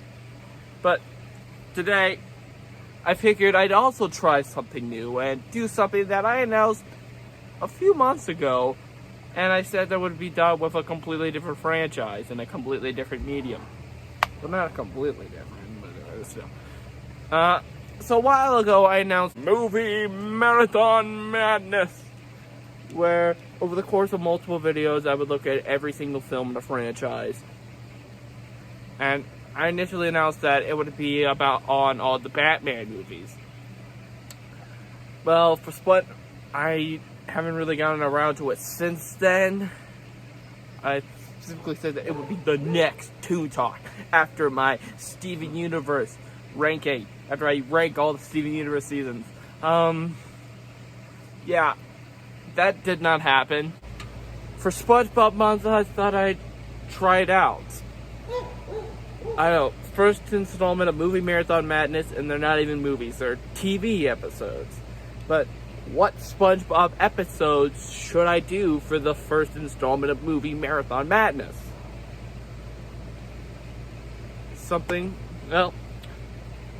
Today we will be starting the first ever Movie Marathon Madness on all of the SpongeBob specials. Let the madness begin! I gotta say, SpongeBob really knocked it out of the park with their first attempt on a half-hour-long special. Christmas Who was released in 2000, and it's one of those Christmas episodes that I watch every single year. And I've been watching it every single year for about as long as I can remember. Basically, the episode is about SpongeBob discovering what Christmas is through Sandy.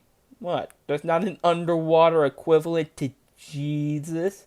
God, the Karens are probably pissed. Everyone is in awe of Christmas, but Squidward, being a little Scrooge, just is like, yeah, this is kind of dumb.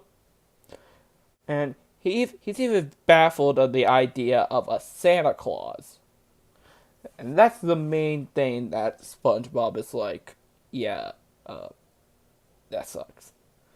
Though he tries to fix it, but it doesn't really end up working. But when Santa doesn't come to Bikini Bottom, SpongeBob gets really sad.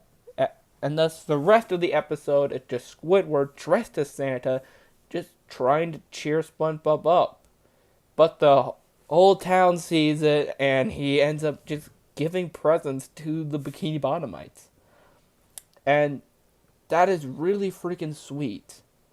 And what makes this really great is that Squidward didn't just stop the charade as soon as SpongeBob left.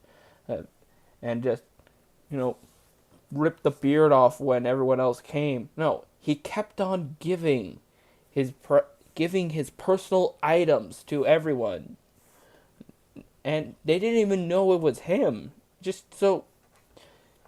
just did this out of the kindness of his heart. And when you really think about it, isn't that pretty much what Christmas is all about to begin with? Although I think this is one of the better specials, I will admit, the episode does have one of the weaker Patchy segments. Like, this was Patchy's first episode, and yeah, you can tell. But overall, I'd say give it a look this holiday season. Yeah, this episode is considered a special. Now, initially you might be wondering, well, it's because Patchy's in it, or it's because the episode's 15 minutes and longer than a normal episode. Well, true, but me personally, that's not the main reason why this is a special for me.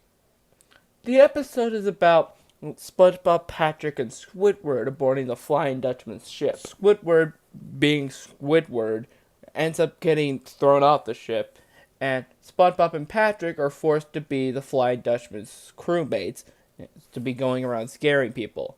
But it turns out, obviously, the two are terrible at scaring people, so the Flying Dutchman's gonna have to eat them. But SpongeBob and Patrick take away his special dining sock, and in exchange for the sock, the Dutchman grants SpongeBob and Patrick 3 wishes. Patrick wishes that he'd known that earlier. SpongeBob wishes that Squidward was here by accident, and so there's only one wish left.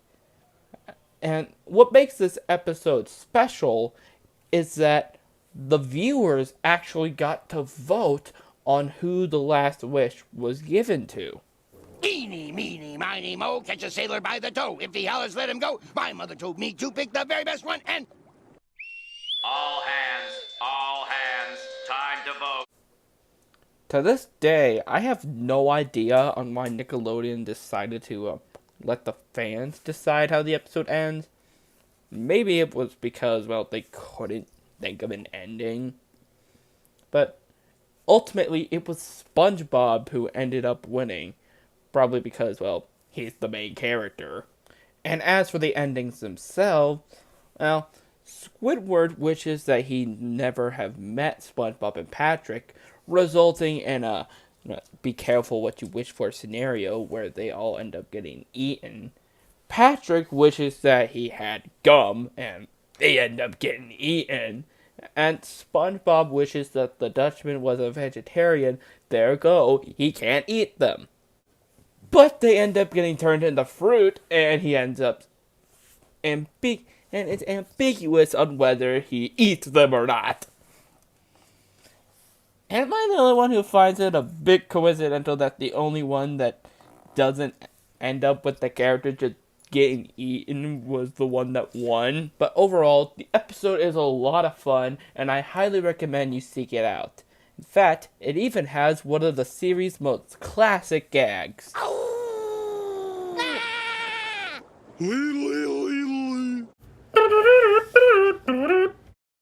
Oh boy, now we're at this one.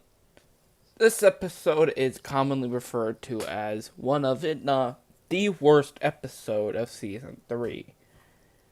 Although I don't think it's really that bad to say, it's definitely a weak episode and actually kind of boring. I will admit, it does still have some pre-movie charm in some of the actual SpongeBob moments. However, I will have to admit, the Patchy segments are a million times funnier than the actual cartoon of this SpongeBob episode. Basically, the episode is about SpongeBob throwing a party, but he's way too strict about what happens at the party. Point having there be a list of things that have to happen at a certain time. And we all know you don't do that with parties. You just invite some people that get some food and drinks out, get some music, and just party, have a fun time. I highly recommend you skip the SpongeBob portions of this episode and just watch the Patchy segments, because it is superior in nearly every way possible, especially the song by the in-universe band, the Bird Brains. It's really catchy song, and I really enjoy it. We'll catch some jellyfish if we get a chance. Say hello to Patrick and do a little dance. Karate chop Sandy, see squid get a tan, eat a Krabby Patty, and boil plankton's plan. Overall, the episode just comes across as mediocre and kind of boring in some places. Sure, the patchy segments are still a lot of fun, but I'd say you can just skip this one. The episode is about Bikini Bottom in a prehistoric setting, focusing on ancestors of SpongeBob, Patrick, and Squidward, named SpongeGar, Patar, and Squat respectively, and they discover fire. Hilarity ensues. And also, Patchy and Potty are debating on which time period is better. You might think that an episode that just features the characters saying gibberish for 20 minutes won't be very entertaining and will be hard to follow, but actually, you get the gist of what they're saying since they actually do sound similar to the actual word. Plus, you know these characters' personality and you get on how they would react in this situation. Plus, and even though they are prehistoric versions, they are still these characters' they still have the characters' personalities, even though they're technically not the same characters. Plus, the way they play with fire, it is just a lot of fun to watch. And honestly, I think that in terms of the actual SpongeBob segments, Ugg has got to be the best special from Season 3, by far, in my opinion. Because there's just a lot of prehistoric fun to be done with this episode, and I highly recommend it. Oh, and the When Worlds Collide song, freaking brilliant. Buckle up for the sweetest ride and prepare to have your mind blown wide when worlds collide. So yeah, I highly recommend this episode. Go check it out. It's a lot of fun. So those were just a few specials. Now, keep in mind, I'm not going to be covering every single episode in just one video. This is going to be a 7-part series with 4 episodes covered in each video, which I feel like is a good amount. Now, I won't do all the videos just in a row. I will get sick of it. You will probably get sick of it. And yeah. So what I decided to do was to make each installment monthly. So this will be the only installment of Movie Marathon Madness, the SpongeBob specials, in the month of July. And in the month of August, you will get part 2. I don't think you'll get one in October because I'm going to do like some Halloween videos. So yeah, there probably won't be an installment then. But I will assure you that part 4 will be coming out in November. Again, part 5 probably won't be coming out in December. So part 5 will most likely come out in January, part 6 in February, and part 7 in March. This marathon will be finished by March 2021, which will most likely be when Sponge on the Run comes out on Video On Demand and CBS All Access. So hey, perfect timing. I'm just gonna say it will be March because freaking everything is coming out in March next year. So yeah. That's pretty much it. What were your guys' thoughts on all of these episodes? Which one was your favorite? And let me know down in the comments below. Anyway, guys, I'll see you later. Bye! Hello, my beautiful people. The last couple weeks, we have been experimenting here the last couple weeks, we've been experimenting for SpongeBob Month with new sub-series options for Toon Talk. However, this week, we're going to return to the classics. The classic Toon Talk stuff. That is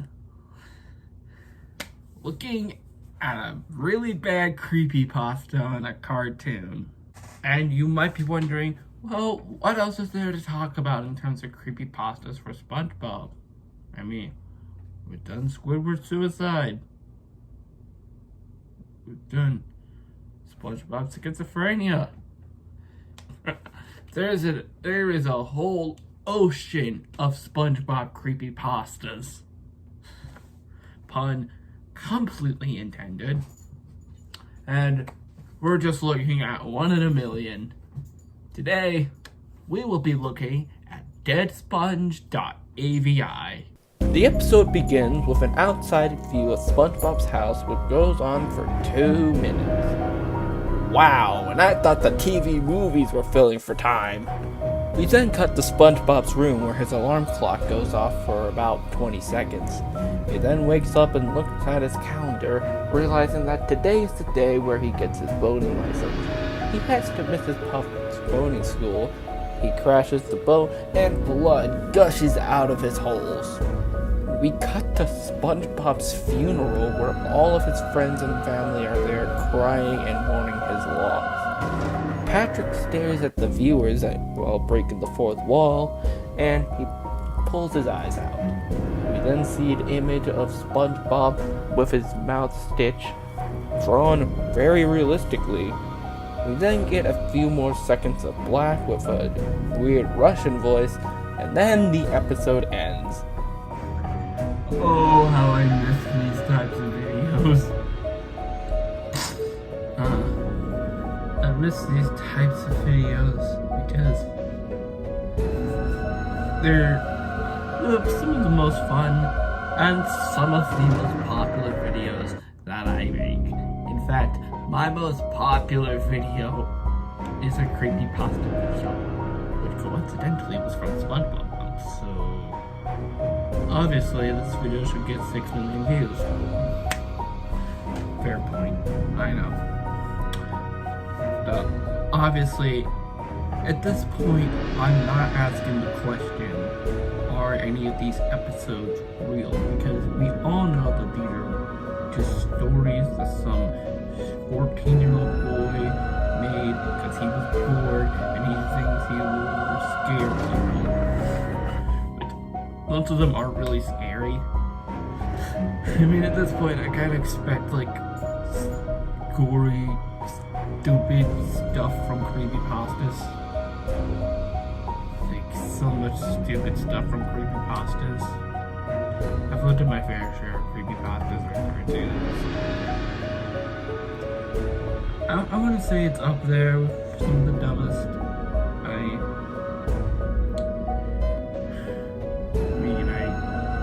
didn't look at one of the more infamous SpongeBob ones or the infamous Loud House one. Oh my god. Sometimes I wonder with these creepypastas, and I ask the question, would the creators of these shows actually try to make a real life version of it? Because the people behind SpongeBob technically did make a real-life version of Squidward's suicide with Are You Happy Now? So, some people were even fooled to think that that was the real creepypasta. In fact, Dead-Eyed Squidward had actually appeared in the episode SpongeBob in Random Land. And that was a very recent episode, like came out in the last year or two. So, basically what I'm saying is that, though these creepypastas might not be real, they do have a grand impact. So much the fact that the actual creators of the shows themselves acknowledge their existence in the show. Although, to my knowledge, it's only been situation with Squidward's suicide, and I don't believe that The Simpsons have brought up Dead Boar, or Blue's Clues have brought up No Clues, or Dora the Explorer have brought up Dora's real life. So, And the last two are especially very unlikely, because, hello, preschool shows. And I love it when people think that they'll believe the story of how a preschool show would have such a gory, violent episode. Yeah. Although I should probably get back on the subject of this creepypasta in particular. Yeah, it's fine. It's got your typical creepypasta stuff in it. Personally, I think it's an okay creepypasta. So, yeah. Anyway, guys, that will be about it for this video. I know it's been a while since I've talked about a creepypasta. Maybe I should talk about them a bit more. But, you know, I like to keep you on your toes, being like, what thing am I going to do next? Will it be like a movie review, or a ranking, or a theory, or a creepypasta, or I recently just introduced 2 new sub-series for Toon Talk, being like, being movie review madness, and I spent the day with blank cartoon characters. So, yeah. I'd like to keep this show fresh, because it's been around for as long as I've been on YouTube, so, yeah. I guess you could say that Toon Talk is my flagship review show. So, yeah. That'll be about it for this video. Be sure to like, comment, and subscribe. What did you guys think of this creepypasta? Ring the bell to be notified of when I make new creepypasta videos. And I still have one more Toon Talk planned for SpongeBob month. So, be on the lookout for that. It's gonna be juicy. And I'll see you later. Bye! Welcome to the final video of SpongeBob Month 2020. Now, this past SpongeBob Month, we've been doing a whole lot of experimenting. From doing interviews, to doing the first installment of movie Marathon Madness, and the one regular occurrence that we usually do, the creepypasta video, which, compared to the previous video, compared to the previous SpongeBob creepypasta video that I made, sometimes the original, most of the time the original is far better than the sequel, and it shows. However,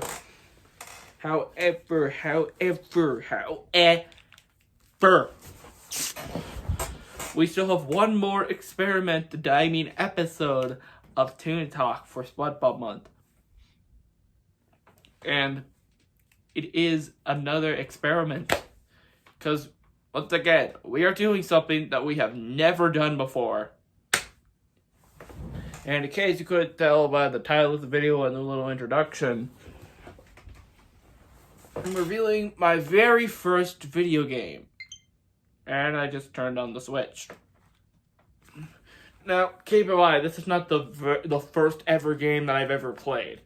No, this is just the first time I've ever given a flat-out review of a video game. I mean, sure, I did review a Kingdom Hearts key back cover, but those were just the cutscenes, and it was pretty much like reviewing an animated movie. Now, this is my first time reviewing a flat-out video game. And to tell you the truth, I haven't beaten the game yet because I had to get to a stopping point so I could make this video. And consider the fact that I didn't really get the chance to play the game in the last couple days, my initial goal was to do one level a day, and by the time I got to the 3rd level, my life got in the way and it sucked. Stupid life getting in the way of playing SpongeBob. And in case you're wondering why I don't have a physical copy, why I don't have something to show you, for my own personal convenience, I ended up just downloading the game digitally. Hey, shut up! And since I haven't actually beaten the game, don't think of this as much as a review, and more as just my first impressions of what I've seen so far. And just as a guy who's really looking forward and playing the rest of the game once I'm done making this video. The game is about Plankton trying to build a robot army to steal the Krabby Patty secret formula. But he accidentally set it to don't obey instead of obey. That's kinda hilarious. So, robots are now invading Bikini Bottom. The funny thing is that SpongeBob and Patrick think that they caused the invasion, since the same day they made a wish with a magic conch shell that their toy robots were real. So then you must protect Bikini Bottom from the robots that invaded it already back in 2003. Yeah. Obviously, given my age, I've never played the original game. It came out the year before I was born, after all.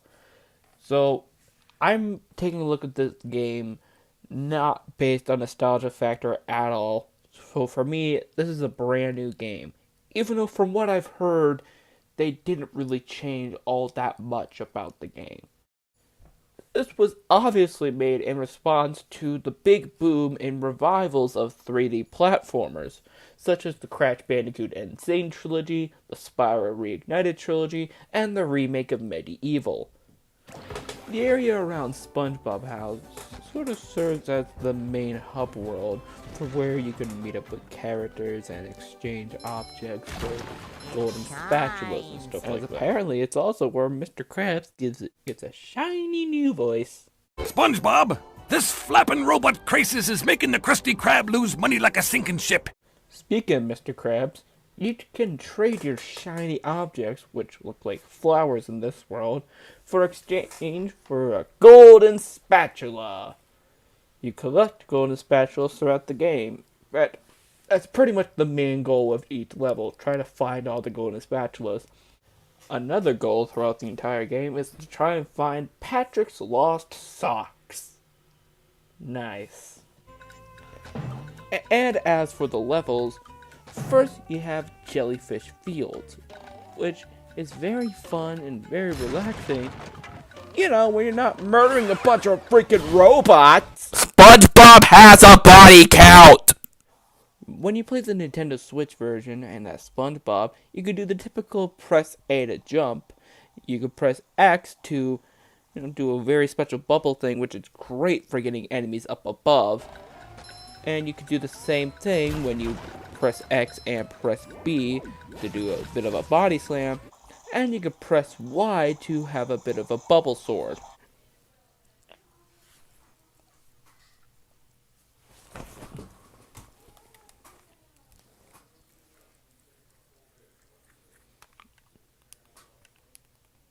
Oh, hi, editor, over here. And as for Patrick, you could do the same thing, just minus the whole bubble thing. And instead of the bubble wand sword, body, you get. And for Sandy, it's also the same thing, except you lasso. She uses a lasso.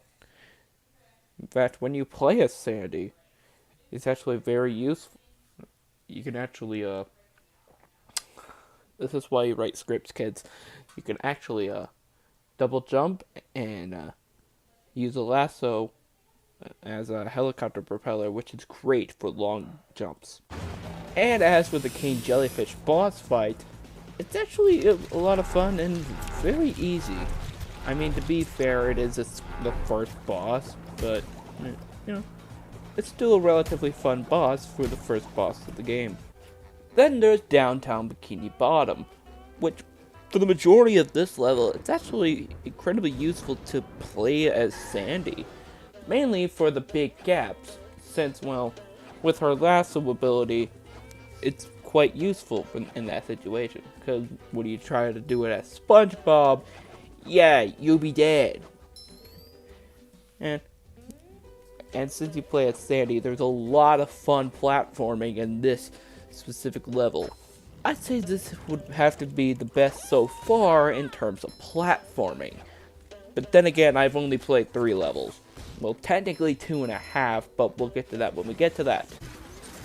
Oh, and there's also this really fun challenge extra bit where you do many different floors and defeat these robot machines for a pair of socks and a golden spatula. Oh, and there's also this weird bit at the end where you head to a crashed plane, and you break a bunch of boxes, and Mr. Krabs gives you a golden spatula. Yeah. Weird. Overall, Downtown Bikini Bottom is actually a very fun level. Probably my favorite. And then there's Goo Lagoon, which is the only one of these 3 levels that I have not beaten yet. Mainly because of personal life stuff and the fact that I had to make this video. But I have had quite a lot of fun with it so far. It has that fun tropical feel that the Goo Lagoon episodes usually have. And there's actually quite a lot of fun side quests in this particular level, such as having to turn on a bunch of lights at the lifeguard tower to root for Larry, to Mrs. Puff having you save a bunch of children who were hanging from balloons, and many more. Honestly, this level's a whole lot of fun. Plus, this bit makes me laugh. So, what are you supposed to be? I'm a starfish. What are you? I'm a figment of SpongeBob's imagination. Oh, that makes sense. That's some sweet inconsistency. And anyway, guys, I would love to know on what you guys thought of the game, and how far did you make it, or did you beat it yet, and did you grow up playing the original game? And do you think they should make rehydrated editions to all the other SpongeBob games? Well, at least all the other classic ones. I want to see a SpongeBob rehydrated edition of SpongeBob Super Bob. But anyway, guys, that was the last Toon Talk of SpongeBob Month 2020. Definitely wasn't as popular as last year's, but regardless of the fact, I still had a blast making all these SpongeBob related videos, and I'm really looking forward to next year, which will be happening the month Sponge on the Run is supposed to come out, which we still don't have a release date, so next year's SpongeBob month is out in the open, so which I just realized something. The 3rd SpongeBob month is the same year as the 3rd SpongeBob movie. It's a sign! But anyway, guys, that is all for this video. Be sure to like, comment, and subscribe. Ring the bell to be notified when I make more videos like this. Probably won't make another SpongeBob video for a while, but then again, I do have to continue the movie marathon madness on the SpongeBob specials by next month, so and aside from that, don't expect that much SpongeBob content from now till the next SpongeBob month. I'm sorry that I'm messing with the tripod right now. Blame the cat. The cat did it. Anyway, guys, hope you enjoyed SpongeBob month, and I'll see you next year. But come back every week for a new Toon Talk, please. Please. Please, I need the views! Hello, my beautiful people. So, I know I'm a little late to this movie, but that was because, I was busy making videos for SpongeBob month. Now that it's August and SpongeBob month is behind us, it's now time that I play a little catch-up and take a look at the two movies that came out in July that I would talk about for Toon Talk. Those being The Old Guard and Animal Crackers. I'll take a look at The Old Guard first because that came out first. And we'll do Animal Crackers next week, and we'll return for the regular Toon Talk schedule afterwards. Anyway, the film is about the film is based on a comic book which is about immortals, about soldiers who are immortal. But the thing is that there's a time limit on their immortality. They just don't know when it will happen. And so even though they can survive, like getting shot or getting stabbed or falling off of buildings, breaking bones, all that type of stuff, it's actually kind of best to treat yourself like, well, you aren't immortal, because at any point in time, well, that might not work anymore. You could become mortal. So, for centuries, they've been trying to keep this a secret, but their cover's blown, so scientists are now, at least I think the scientists, are now trying to investigate them, experiment them to cure death, pretty much. All while a brand new immortal just pops up. She gets stabbed through the throat and survives. So, yeah.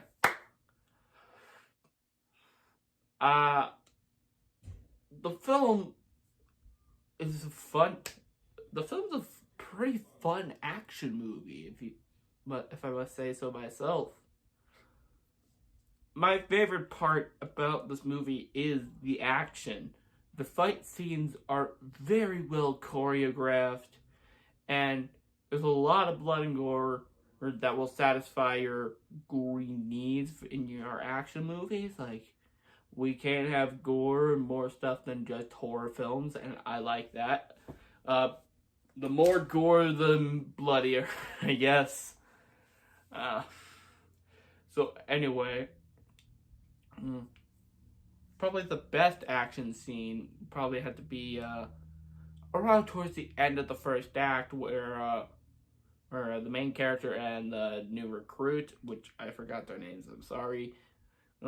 They're on a fight. They're having a fight scene on a plane to prove the fact that the main character is immortal, and to prove that they're both immortal, pretty much. Well, yeah, the action is easily the best part about this movie for me. So, what about the rest of the film? Well, as for the story, I kind of like the concept. It's a cool, fun little concept. Obviously, this is not the first time we've ever heard of, healing factors in comics. I mean, Wolverine and Deadpool are a thing, How could this happen to me? I made my mistakes, and there's nowhere to run. Yeah, this actually has a bit of an interesting twist on it, and that, there's a time limit, pretty much, but they don't know what the time limit is. I mean, you see someone like Deadpool, who, he'll allow himself to get shot, or his head to blow up, or all types of weird crap. It may hurt, but he'll heal pretty fast. That's the thing about the characters of the Old Guard. They could die. They can live forever, but they can't live forever because there's a time limit on their immortality. I'm pretty sure that this type of stuff was experimented in the Old Man Logan comics and in the Logan movie, but I haven't read or seen either of those, so please let me know down in the comments if that's how it happened in those films. But yeah,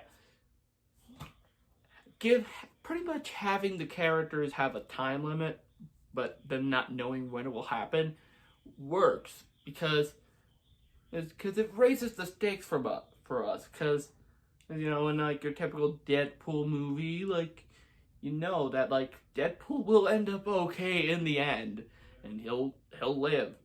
He will not die. But the characters could have a possibility of dying if they, get shot. Except for the new one, because, well, she just, became immortal. Like, she could shoot herself all she wanted. Like, I guess it's about, 3 centuries in where you should start to get worried about it. Probably like that, something like that. So, I like the concept. The concept is freaking great. Just that it wasn't handled especially well. I feel like they could have done more with this.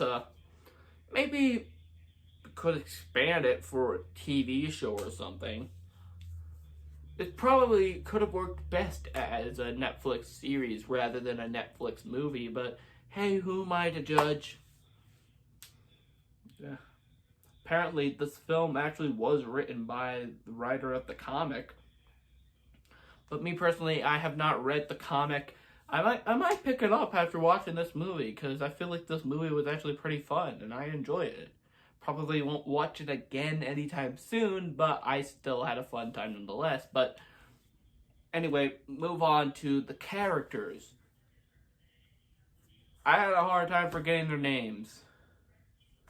The main one, I really liked her performance, and she did a really good job with what she was given, and she had a tragic backstory as most action heroes in movies tend to do nowadays.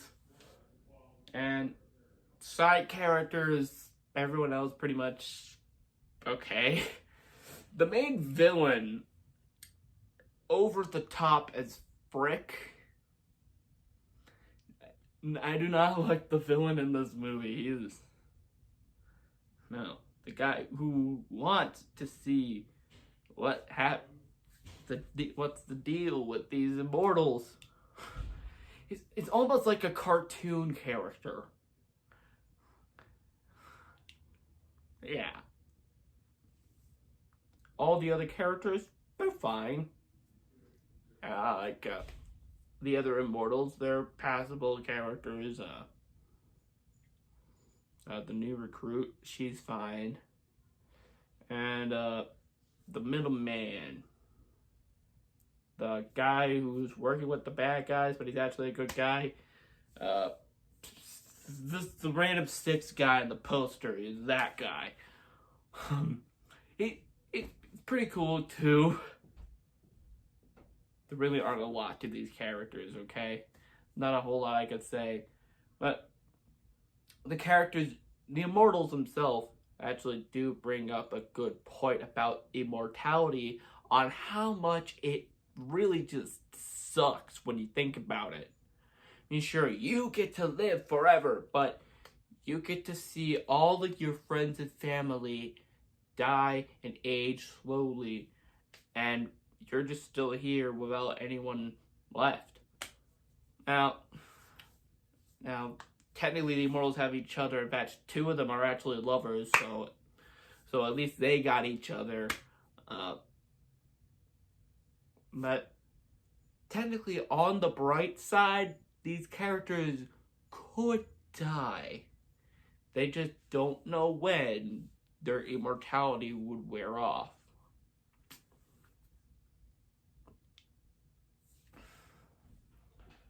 So,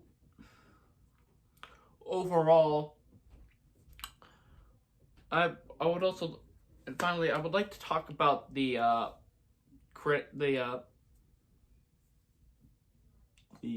final scene, which I would like to call it a post-credit scene, mid-credit scene, but it's not that. Like they do the standard modern blockbuster thing where they show the title at the very end, but there's an extra scene afterwards where the main male character, who I believe is played by Ryan Gosling. I believe he's played by Ryan Gosling. Hold on, give me a second. One Google search later. Ryan Gosling is not in this movie at all. I'm just an idiot. Anyway, that character breaks into this house and see a character who was friends with our main character centuries ago, but since the two of them just wouldn't age and wouldn't die, however, everyone thought that they were witches. That's how far back we are. There are even priests with crucifixes and everything. So they're sentenced to get hanged, but the fact that they wouldn't die further proved it.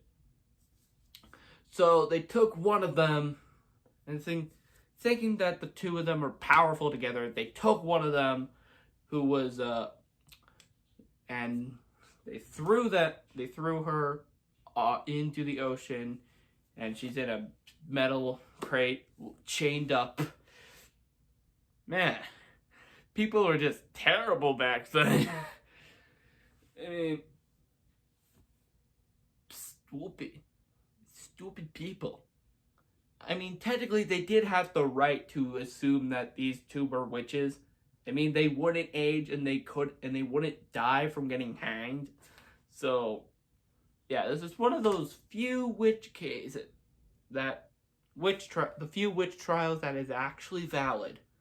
Most of the witch trials in real life, pretty freaking stupid if you ask me.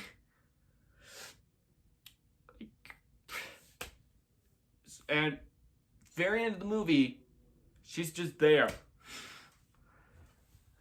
Like, she could have died since she was under the sea in a metal crate for centuries, 500 years.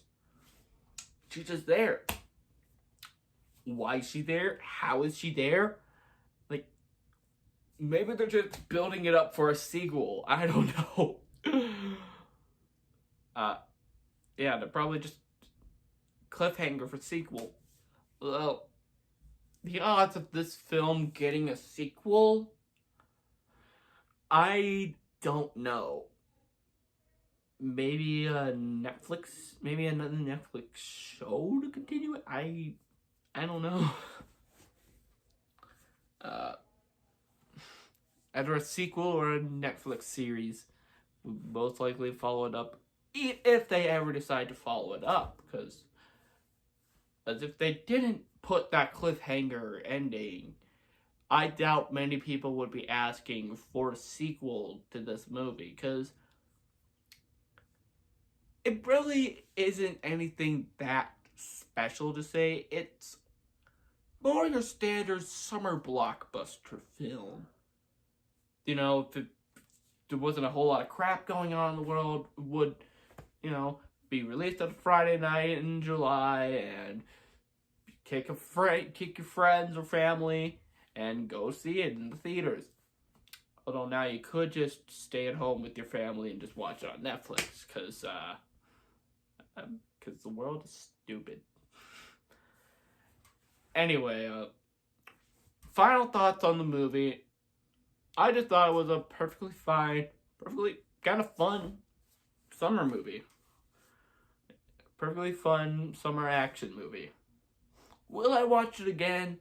Probably not. But did I have a decent time?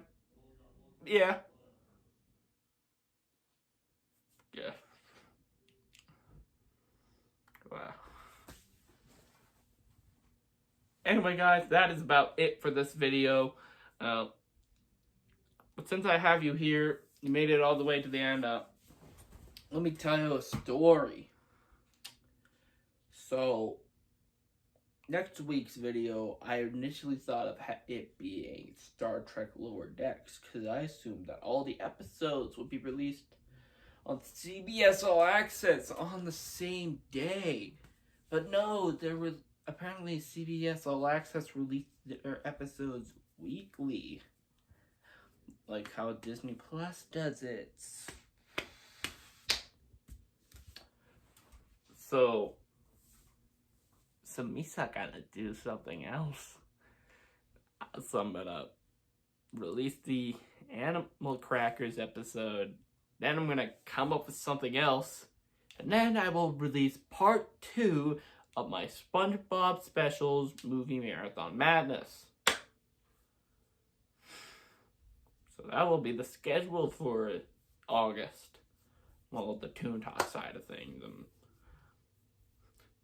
No, with all the Disney stuff coming out in the later of the year, with tons of Disney movies coming out in the latter half of the year, don't expect too many elaborate Disney dudes, like ones with sketches and all that type of stuff.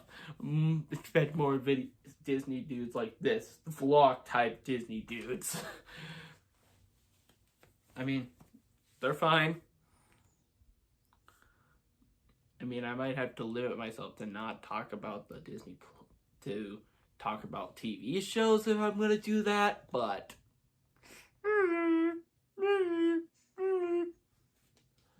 I don't know. But anyway, guys, that will be it for this video. If you enjoyed it, please, please, please do yourself a favor, or do me a favor mostly, and subscribe so that you can, and subscribe. And if you want to actually subscribe to the channel, ring the bell to be notified on when videos will be uploaded. And be sure to comment below and let me know what you think, and leave a like on this video if you enjoyed it. Anyway, guys, I'll see you later. Bye. Hello, my beautiful people. We're gonna talk about animal crackers.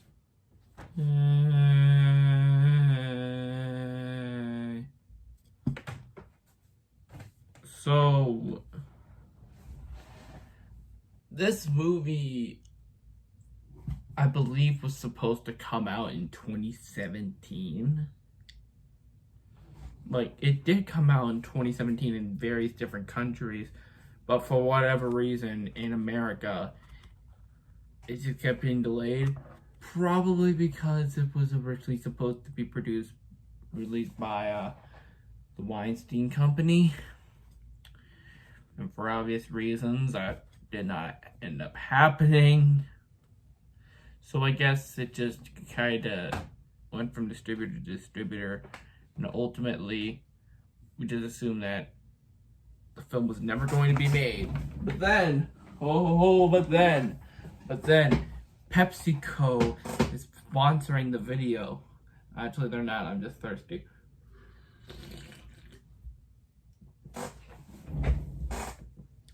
But then, and Netflix was like, hey, we can distribute your movie. So now the movie is on Netflix, and, you know, the film actually feels right at home at Netflix, because I feel like this movie really isn't worth putting on the big screen. Now, the main reason I'm talking about this movie is because the sheer amount is mainly because of the voice cast and the amount of recognizable names and celebrities and all that type of stuff that are present in this cast. I mean, you got John Krasinski, Emily Blunt, Sylvester Stallone, Wallace Shawn, Ian McKellen, Gilbert Godfrey, Raven Simone, Mr. Danny DeVito, and even some, Patrick Warburton, and even some recognizable voice actors like James Arnold Taylor and Tara Strong. Those were a lot of recognizable names, an all-star cast, pretty much. And the film is made by a very small studio, and I'm just wondering, how did they get all these celebrities in there? I mean, like, is there some big names in Hollywood, like John Krasinski, Emily Blunt, Danny DeVito? I mean, I kind of get why they got some of the voice actors in there, but huge celebrities in there, man. So, basically what the film's about is, a circus that's going downhill, and the nephew of the owner, so the circus, is is our main character. He grew up around the circus. He was going to marry his wife, and he was going to marry his girlfriend actually, and go work at the circus. But her dad, voiced by Wallace Shawn, was like, "Hey, no, you wouldn't do that." And you wonder why I don't try to do a Wallace Shawn impression with Rex for the Rex show and Animal Logic and stuff like that. So he then works up, and so our main character, played by John Krasinski, ends up working at Wallace Shawn's dog biscuit factory. And the wife, voiced by John Krasinski's real life, Emily Blunt, excuse me, making this the second movie, I believe, where John Krasinski and Emily Blunt, a real life husband and wife, play husband and wife. The other one being A Quiet Place.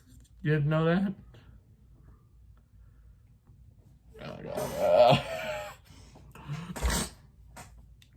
But, you know, it's the dog biscuit scenes where I feel like this animation, I mean, okay, well, but I do think that the backgrounds and everything else looks pretty, very well done, and the animation designs on the animals are actually pretty good. It's mainly the people, the human animation, that rubs me the wrong way. Particularly Patrick Warburton's character, who I believe is named Brock. Yeah, because all Patrick Warburton character need to sound the same. Yeah. Patrick Warburton. And, I mean, is Patrick Warburton playing like a sidekick to a semi-villain? I don't know. But we do have Gilbert Gottfried playing the sidekick to the main villain, which, I mean, how can you go wrong with that?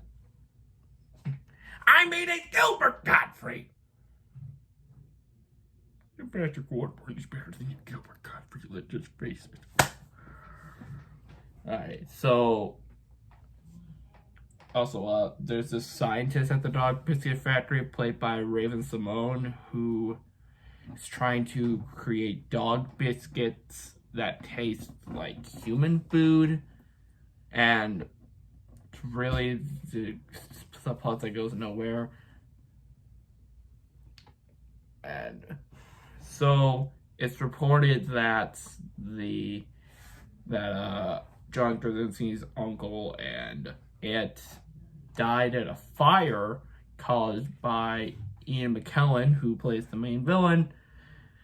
So him and his family head to the funeral, which of course no one's dressed up in black at this funeral because it's a circus.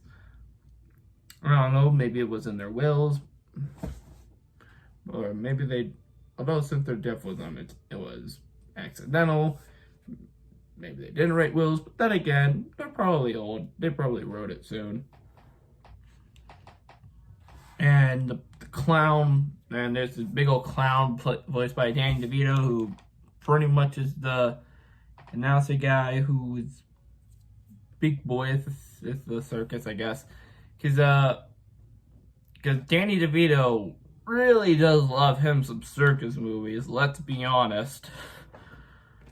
And Ian McKellen is like, "Hey, my brother's dead. This is my circus now, sucker." So when John Krasinski leaves, he gets a box with some animal crackers, and he eats an animal cracker. Go for one, or was it a hamster? It was a hamster, yeah, a hamster cracker, and he turns into a cracker. He turns into a hamster, actually.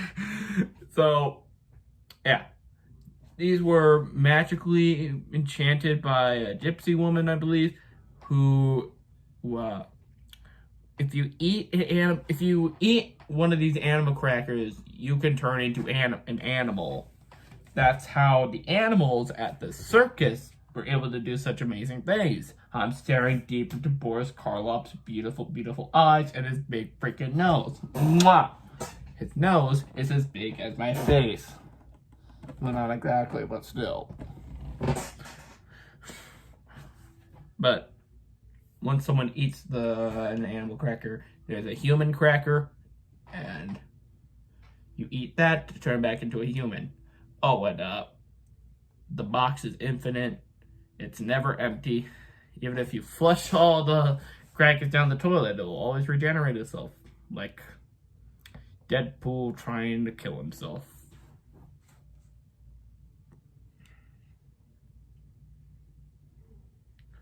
So that's the basic stuff in this movie. Yeah.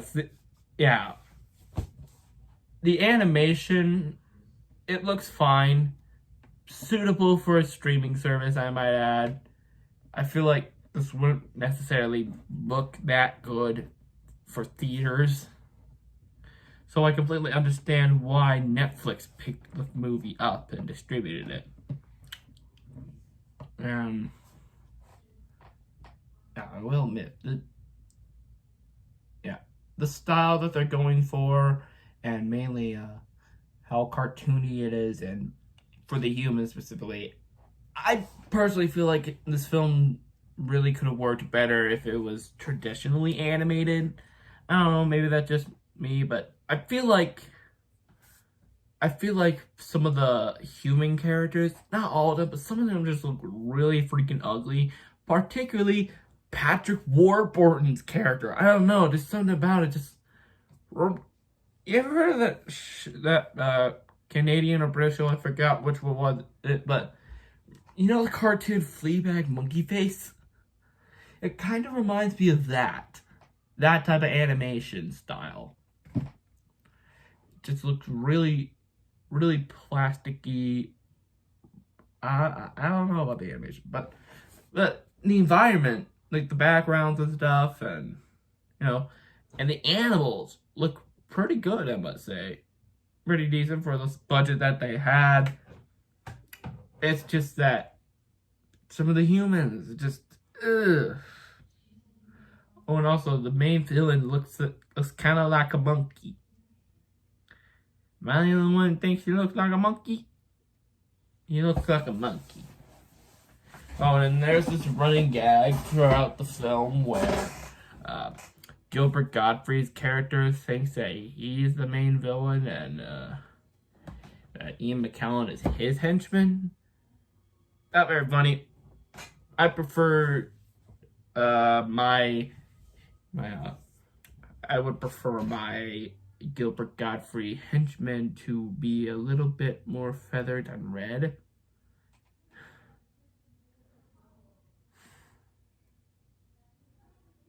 If you want to show this movie to kids, you can. It's a perfectly fine kids film. I'm definitely not going to be watching it again anytime soon.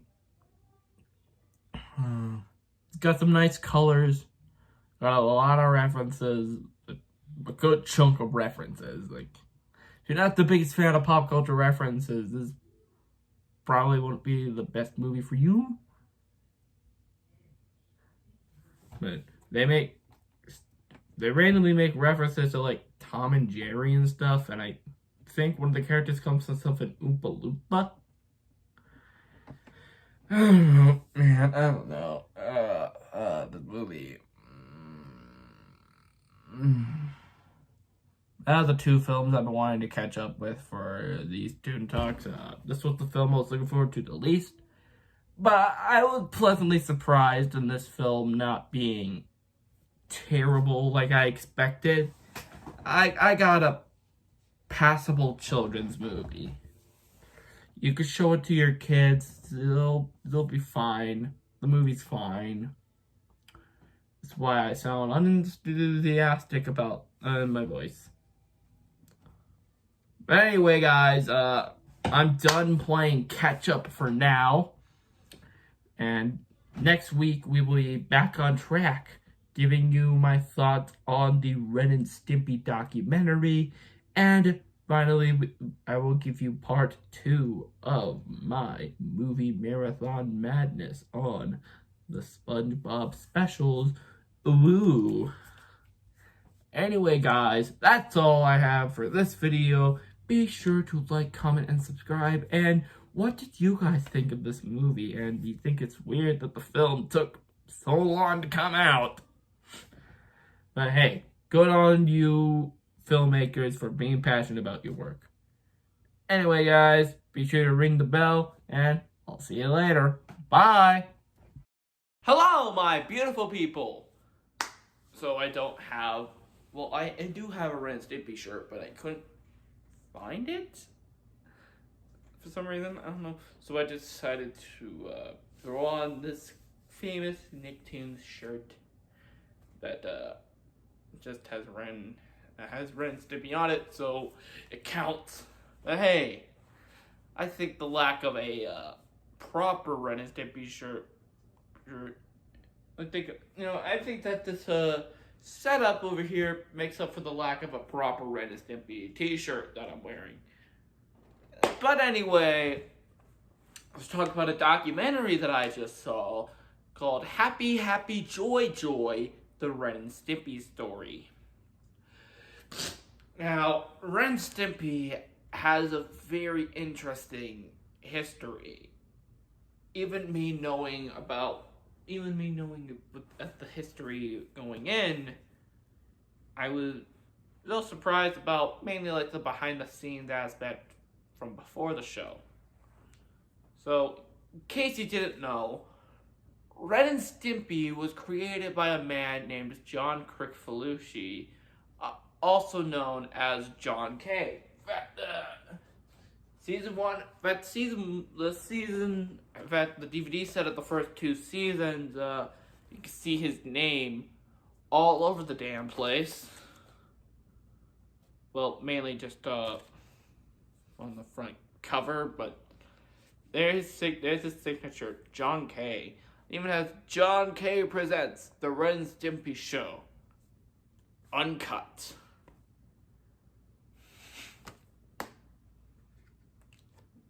Not rated. Ooh. Oh, it says PG right on the back of the box, though. But anyway, John K.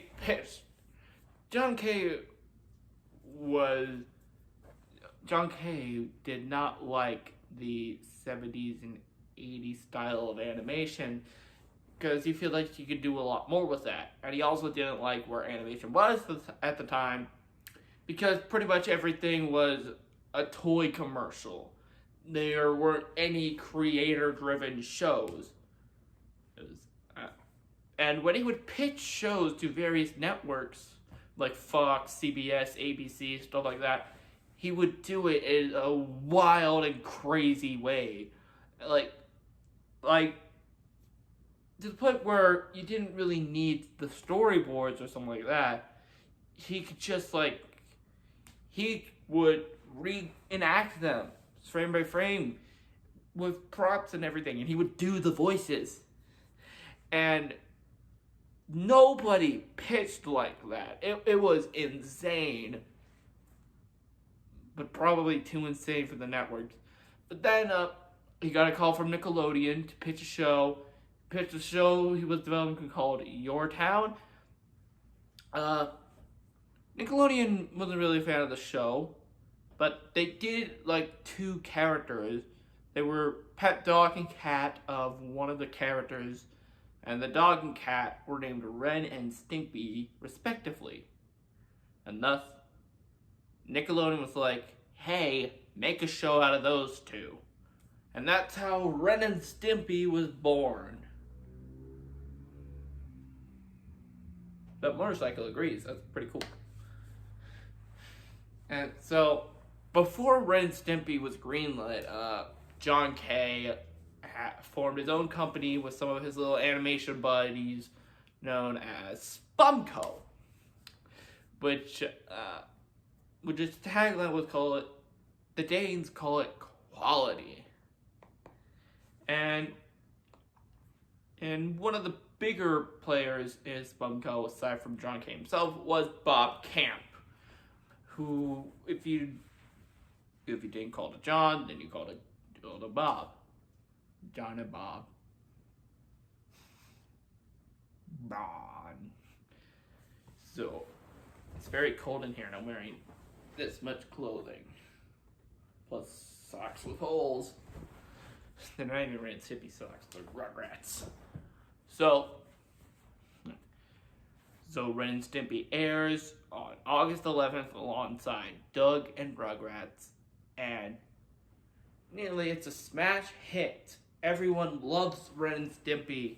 It's one of the biggest shows ever at the time, and it becomes so influential, inspiring several different cartoons like Rocko's Modern Life, Beavis and Butthead, SpongeBob, South Park, Family Guy, Fairly Odd Parents, Rick and Morty. There's so many shows to come. And at the center of it are, and the amazing thing about Ren and Stimpy is that it did something that the toy cartoons didn't really do, and cartoons didn't really do since the 70s with Hanna-Barbera, and that was have the created by tagline, because when you really think about it, who created Transformers? Who created the G.I. Joe? Well, so John K. wanted the created by John K. thing at the end of the intro to pretty much be like, hey, I'm the one who came up with this, not some company, toy company. Although, really, as the Nickelodeon exec points out in the documentary, it was really Nickelodeon who made Ren and Stimpy possible, because John K. didn't really create Ren and Stimpy. He created a show called Your Town, or whatever it was called, and Ren and Stimpy were just these cat and dog characters that were owned by one of the kids in that show. Nickelodeon just liked the two characters so much that they stood out to the people at Nick, and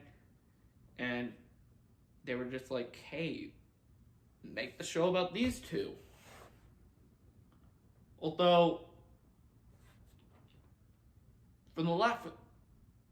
since before 2018, the most infamous thing about John K. was how difficult he was to work with. And before all the things about Robin Bird and Hannah Rice came out, or was it Katie Rice? Yeah, Katie Rice. Before all that stuff came out, it was mainly the fact that he was difficult to work with. He wanted his work to be absolutely perfect, the best thing that it could possibly be. On the contrary to Bob Camp, he just make it funny. Just make some funny drawings, make a funny cartoon, something like that. Well, John K., on the other hand, wanted his show to be absolutely perfect. And in the result of that, episodes kept on getting delayed months in advance because of John K. and his perfectionism. And Nickelodeon was super pissed about this. They were like, hey, we need new episodes. You're slow as hell. Please, we just need episodes. And John K. himself was actually a bit of a cartoon character himself, according to his peers. Like an example that's given, when he's at a restaurant and he orders a salad, he's like, what the hell are croutons? And he throws them across the way. He throws them across the room. Poorly behaved, but funny. He's just a huge man-child and a cartoon character in himself.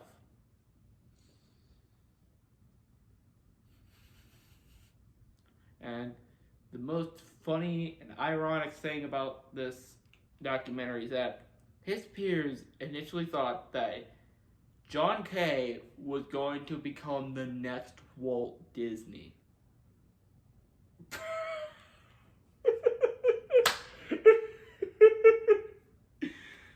I mean, let's be honest. I mean, Walt Disney. I mean, Mickey Mouse wasn't the one thing that Walt Disney was known for. So, but anyway. Oh, the last straw with John Kay at Nickelodeon was when the episode of Ren and Stimpy came out around sometime in season 2. It was the episode Man's Best Friend, which featured so much violence to the point where Nickelodeon was like, this is for kids. It looks great, but this is not for kids. Get the hell out of here. You're fired. So that was the last straw from Nickelodeon. And they also fired his company Spumco. And pretty much the crew behind Ren and Stimpy had one of two options. Continue working on Ren and Stimpy with the new showrunner being Bob Camp, or still be with John at Spumco. Most, if not all of them, did neither.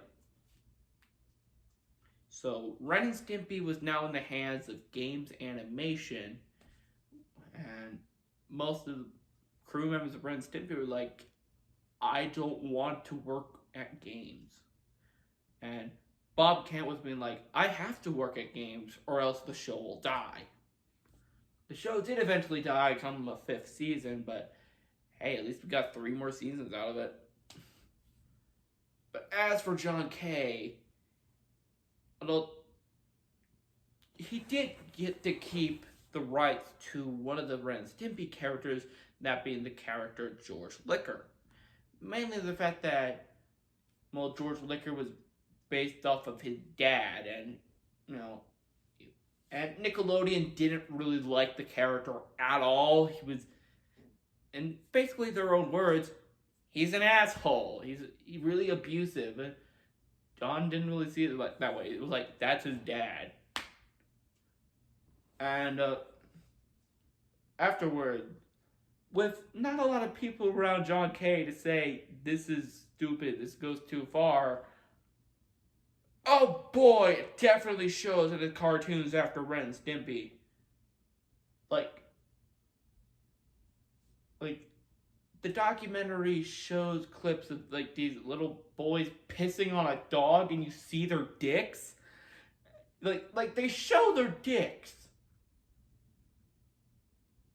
The cartoon shows the why. And of course there's the Ren and Stimpy adult party cartoon. And many will say that the reason adult party cartoon failed so fast was because many of the people who helped Ren and Stimpy become what it was, who made these characters what they weren't a part of the show. It's just John Kay getting creative freedom to do whatever the frick he wanted. And yeah, it's great for an artist to do what he wants, but sometimes you need to be told, no, this is terrible, this is a stupid idea, don't do this. And from what I've heard, I have not seen adult party cartoon for myself, but that is one of the big reasons on why the show failed so quickly. Like, it had lasted 6 episodes and it got canceled immediately. And it was hyped up too, like Ren and Stimpy are coming back, but they're naughty and gross and disgusting and totally extreme Ren and Stimpy. There's tits, there's blood, there's piss, everything. I was just looking at, even me, just looking at these clips and like the animation. First of all, the animation looks like complete garbage. yeah, it definitely got the animation quality definitely went down a bit. Also, the fact of what they're doing, it just feels wrong watching a John K. cartoon after the Ren and Stimpy show. Even if I hear just clips of it, I just feel dirty watching it.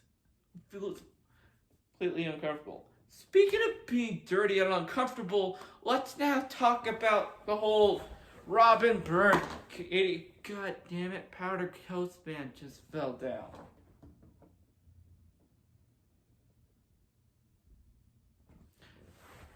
And speaking of being dirty and uncomfortable, it's time we talk about the pedophilic part of the video. Back in the late 90s, John received a letter from a girl named Robin Bird. She grew up watching Ren and Stimpy, and she wanted to get into making cartoons herself. She was drawing a lot, and John was amazed on how, for her age, she could write this well and draw this well, and he thought it was cute.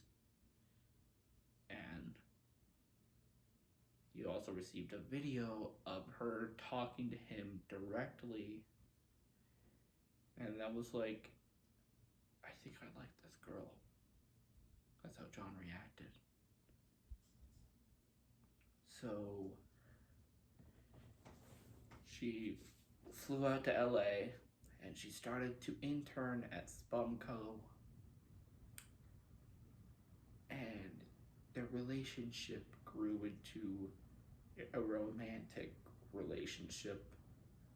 And when Robin turned 16, she moved in with John,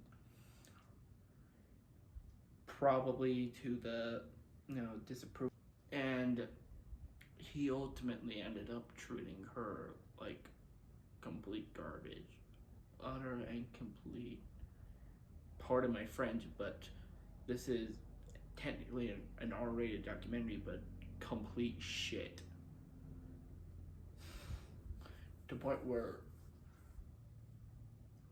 come the early 2000s, she dumped him, and a few days later, he immediately moved on to Katie Rice, who I believe that's what her name was, and he kept on doing the same stuff till they broke up. And then in 2018, a BuzzFeed article came out where Robin and Katie spoke out about what John did to them. And it was the article that made people question their love of Ren and Stimpy. They questioned, I loved this show when I was a child. Should I still enjoy it since the creator is a monster? Oh, you can love a show despite the person who made it. And this was something that Robin said, and even John K himself said this, that you can hate me all you want, but I'm not the sole person behind Ren and Stimpy. There were several other creative artists and storyboard artists and animators and all that type of stuff who helped make the show the success that it is today. Speaking of John's reaction, he couldn't finish the whole article. And he also, it was the article that made him realize, holy crap, I treated these girls terribly. And especially made him realize that he treated Robin terribly. And he realized that they were way too young for me, and that this was, and that he treated them terribly.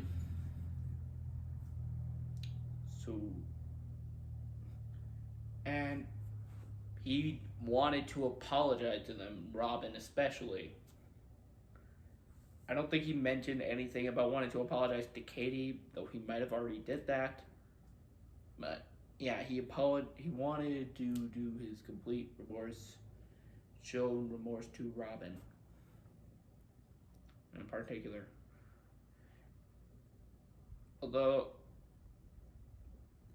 on how sudden the transition is to how dark the ending, the third act of the documentary is, it ends with a shot of John Kay drawing Stimpy, pointing at Ren, the character that John identifies with the most, with Stimpy saying, "You're a monster."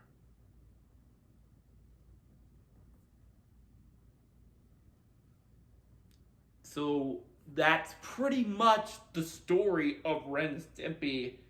Well, my simplified version of it, but overall, that's happy, joy, the Ren and Stimpy story.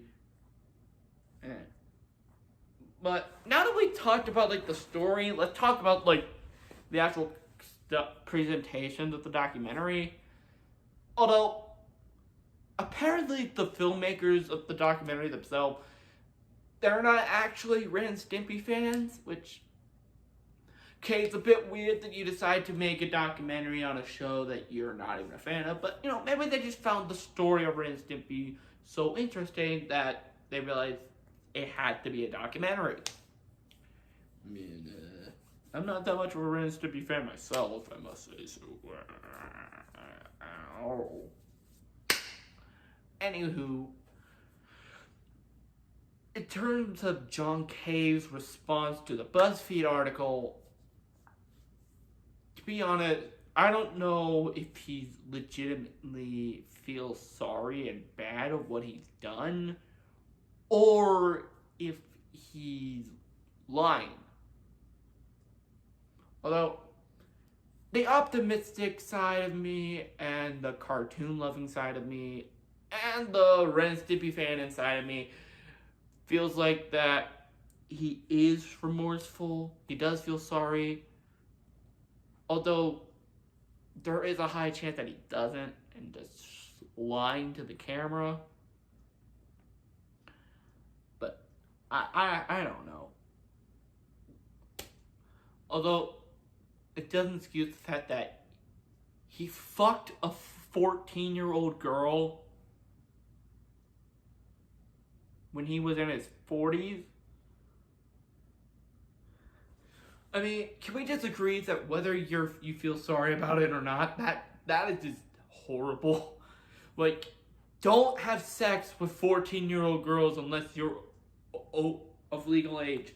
In fact, towards the beginning of the documentary, when they mentioned that John Kay dated a woman of legal age for years, it was just like, okay, everyone, call the alarms. Cats and dogs are living together. John Kay was dating a woman of legal age.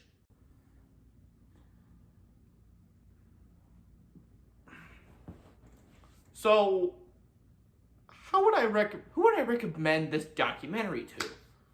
Well, I would definitely recommend this documentary to Ren and Stimpy fans.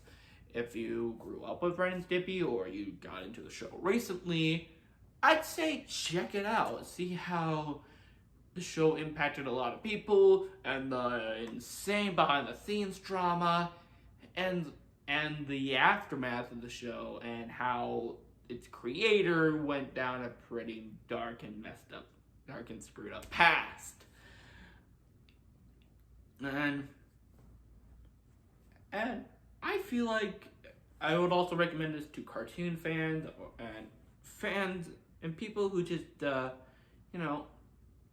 find this story interesting, because I did, and I really enjoyed what I saw, and I would like there to be,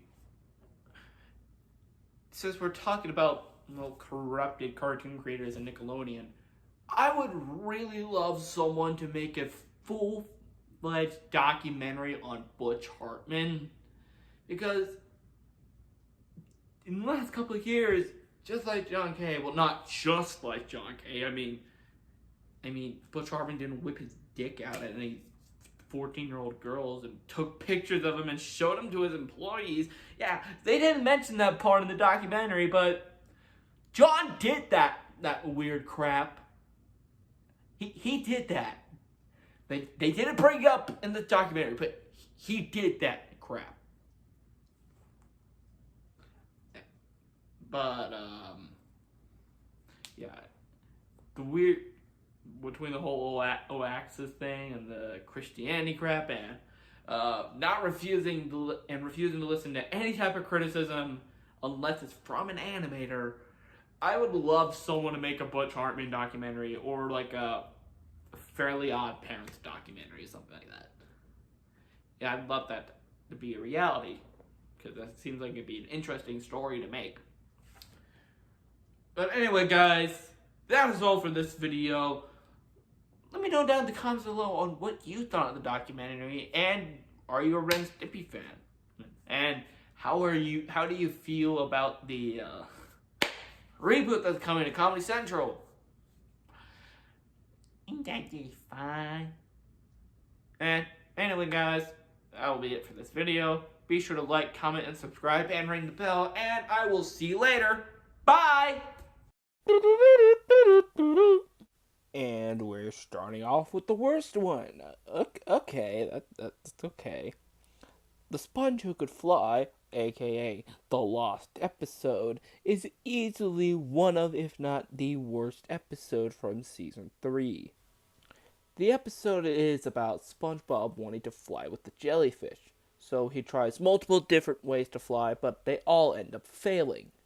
Eventually, he puts his hairdryer in his pants. SpongeBob doesn't have hair?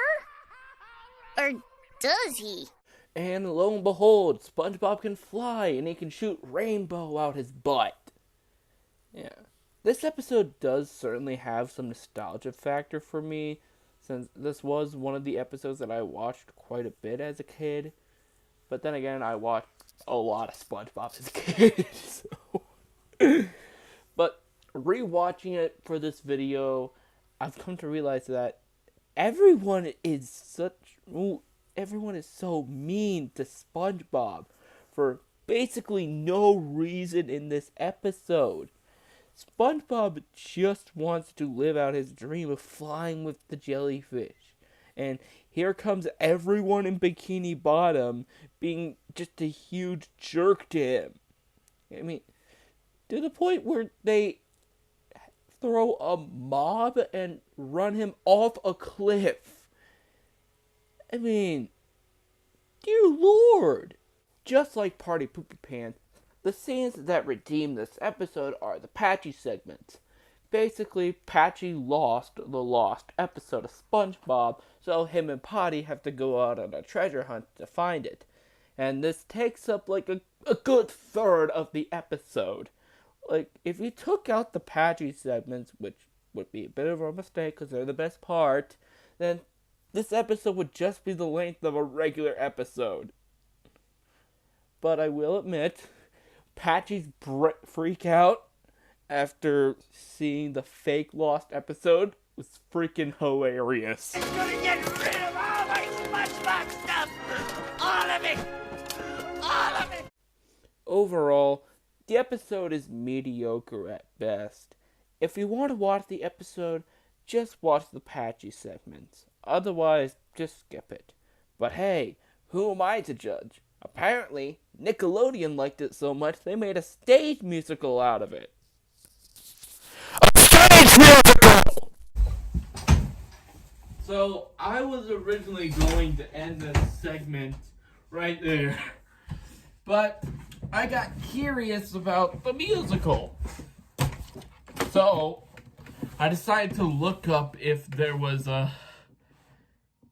full version of the musical online. So I went to YouTube and I searched, I typed in Sponge Who Could Fly full musical. I did not find the musical, however, which is understandable. It's a pretty obscure musical. Right? When most people think of SpongeBob stage musicals, they typically think of the Broadway show. But there's a plus side. Internet's not working on my laptop. I'm going to be reacting to the video. Oh god. I listened to like 10 seconds of the song. Alright. So we have the SpongeBob SquarePants Live, the Sponge Who Could Fly, the Flying Sponge. Let's see on how this will end up. We shall begin in 3, 2, 1.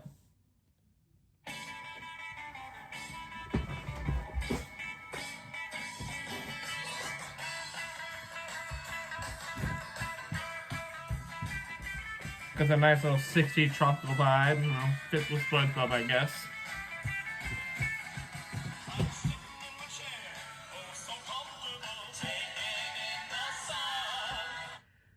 Is that supposed to be SpongeBob?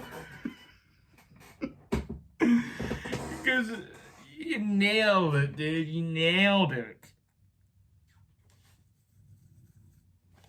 I don't know. Let's listen.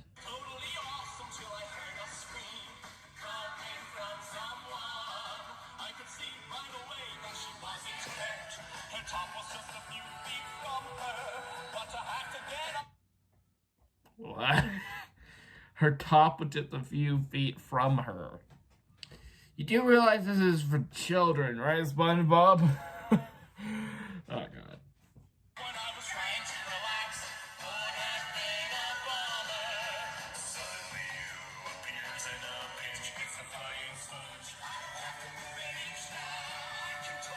Oh, so that wasn't SpongeBob.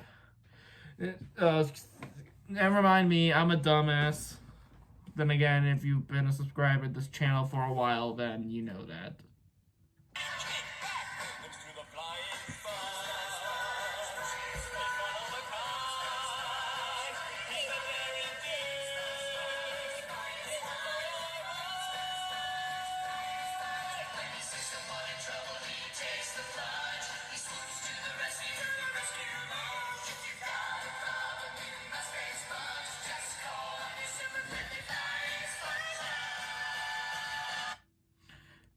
I'm not a big fan of the lyrics, to be honest. I'm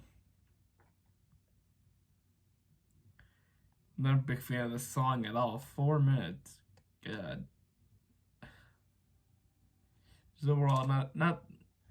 I'm kind of glad that I decided to not watch the full musical. Then again, I couldn't really find it off YouTube. Maybe it's like something on Daily Motion, but it's probably a good thing that when most people think of SpongeBob stage musicals, they typically think of the Broadway show. Because judging by just oh my god, that's Sandy, ain't it?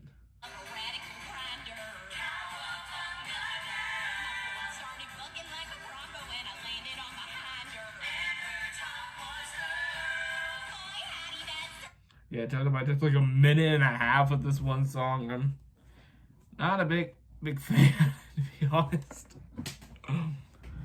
So let's move on to the next episode. The episode is about Gary running away from home after SpongeBob forgets to feed him. But once SpongeBob realizes that Gary has run away, he spends every waking moment of his life from that point forward on trying to find him. Meanwhile, Gary is just trying to find a new owner till he eventually settles with a sweet little old lady voiced by Amy Poehler, who it turns out is actually fattening up Gary so that she can eat him.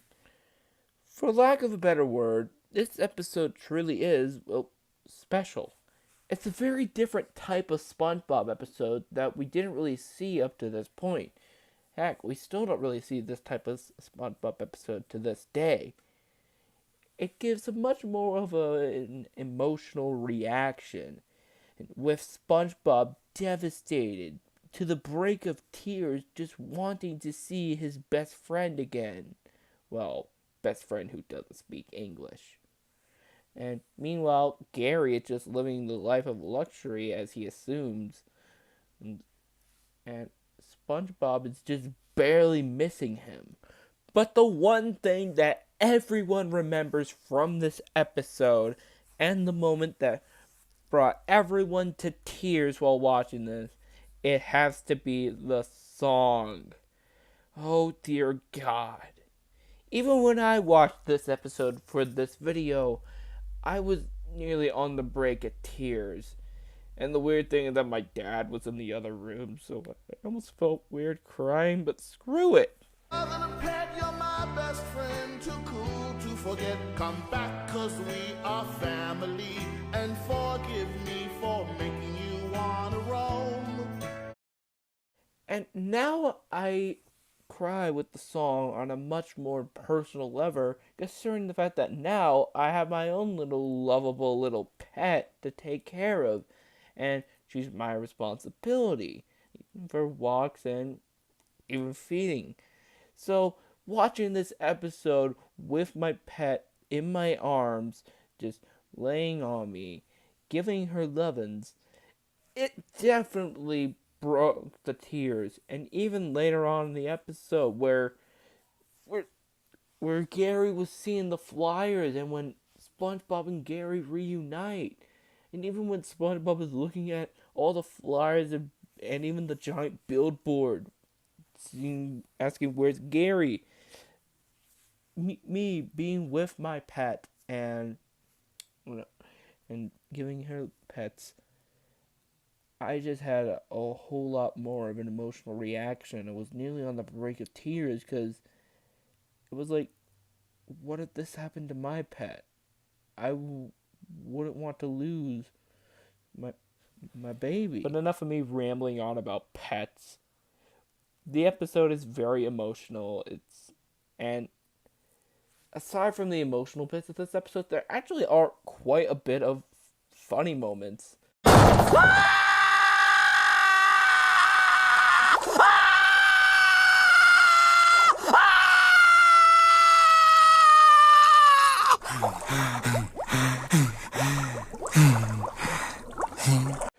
Overall, I think that it goes without saying is that this is probably the best episode in this marathon, and probably the best episode of either the post-movie era or even the entire show. I honestly don't know if I would go that far, because there are still some season 2 and 3 gems that are so much more funny and a bit more of what SpongeBob is at its core. But I must say that this episode is truly one of a kind, and in fact, it's so good that Nickelodeon decided to pretty much steal the plot of this episode for the plot of the third SpongeBob movie.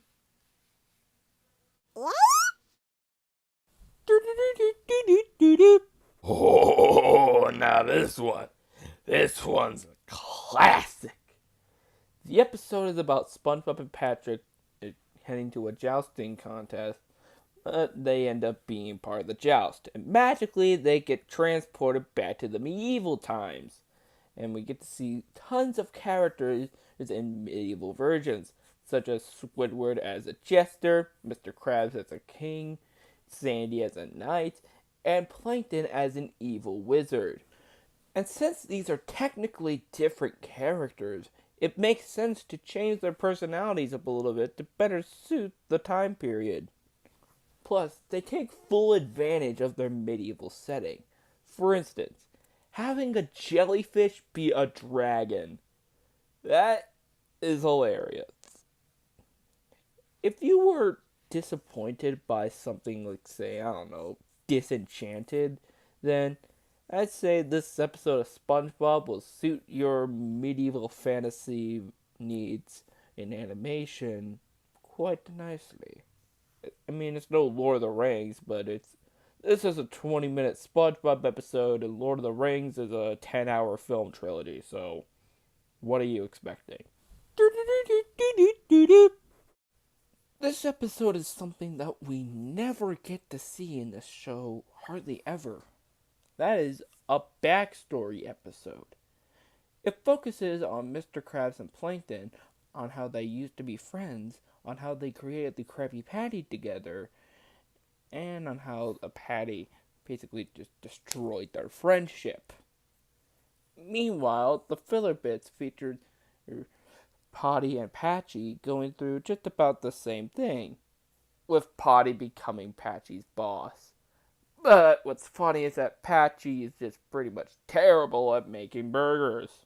This episode takes every single minute to its full advantage, with the first half of the episode being focused on how they became friends and how they started making burgers together, and with the second half of the episode being on what eventually destroyed their friendship and the destruction of the friendship from different perspectives.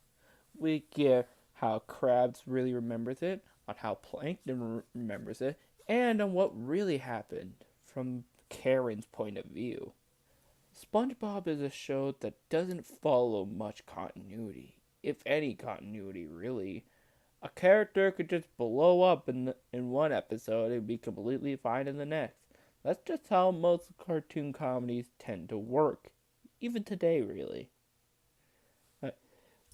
When we get a backstory episode, which is a rarity, in fact, I think the only other time they ever did a backstory episode was with Mermaid Man and Barnacle Boy, but when the show eventually decides to do it, it's pretty good, and it makes us appreciate Krabs and Plankton's relationship a lot more, and aside to the relationship that we never even knew before. And it's actually very tragic on how a burger was able to destroy such a wonderful friendship. And what makes it even more tragic, pretty much, is that at the end of the episode, Krabs was willing to become friends with Plankton, but Plankton's evil mind rotted the possibility of them becoming friends again. Overall, the episode is a well-written, well-rounded, different episode of SpongeBob. And for this being the 5th season, that's incredibly impressive and amazing that the show could still turn out great material this far into the run. 8 down, 20 to go. So far, the majority of the specials that we have seen were pretty good. I mean, sure, there were a few stinkers in there, but I've genuinely had a fun time making this review series. What the hell was that?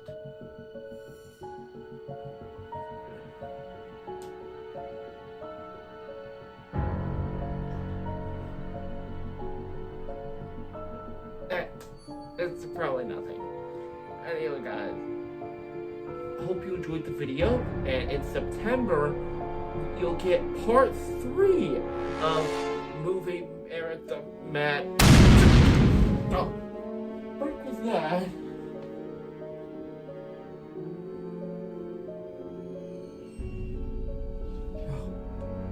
Can't be. It can't. This was the episode that pretty much killed SpongeBob. No, I have to skip it. I have to skip it.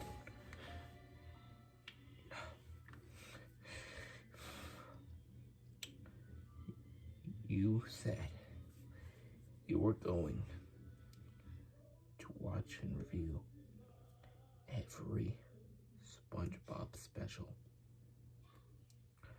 And that includes the two titans of terror.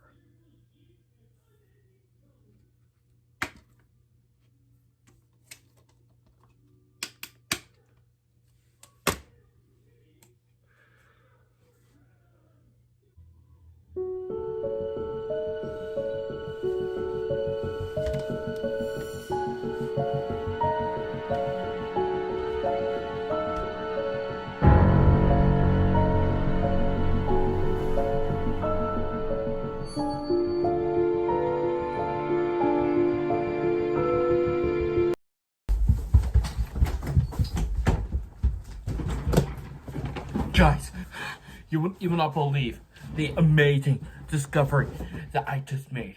Alright. Okay. So, longtime viewers may remember that almost 3 years ago, I uploaded a video on how all cartoons take place in the same universe. And I'm pretty sure I even managed to expand the universe to video games, comics, and live-action properties. Well, I decided to watch a couple crossover videos on YouTube recently. And, my god, the type of stuff that I found out was freaking insane. So, strap in, folks, because this stuff is gonna get freaking wild. Let's start with Good Luck Charlie. Stay with me on this.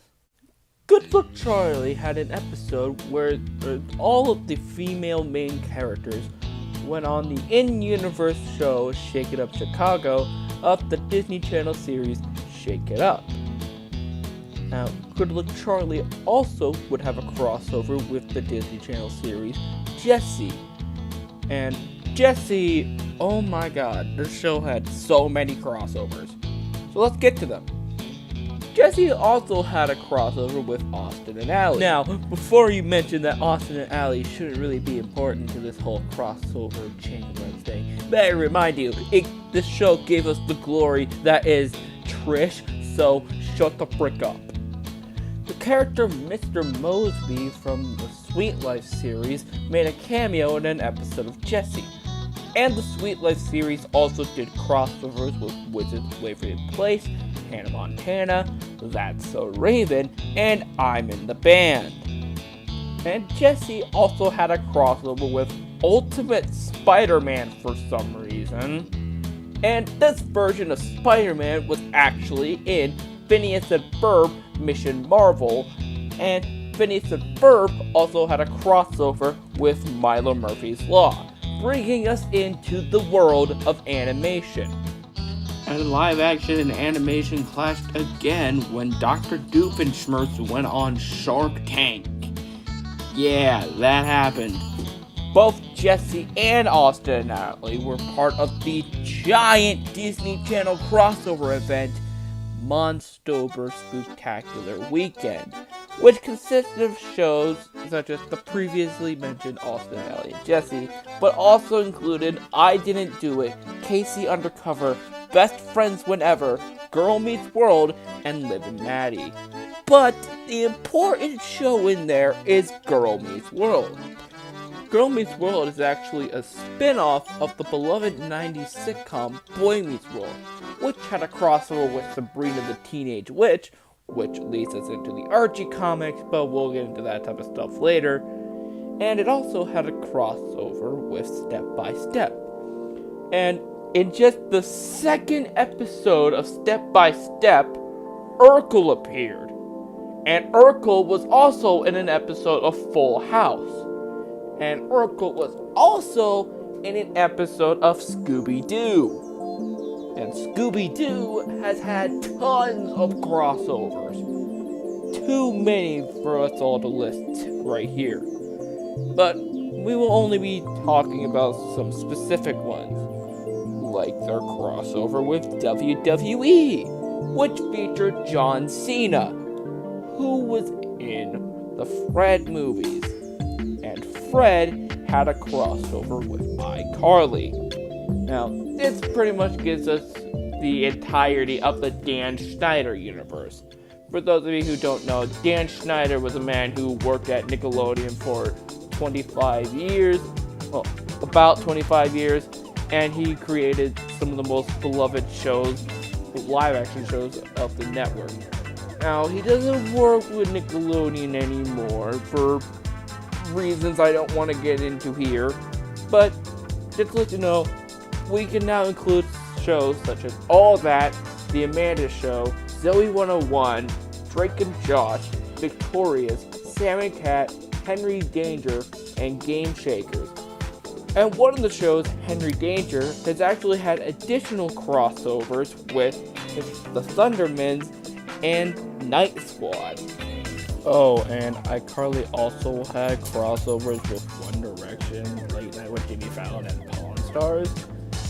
So, those are things. But going back to Scooby-Doo, you may have noticed that Scooby-Doo has had tons of crossovers, as we mentioned. Well, one of those is Teen Titans Go. And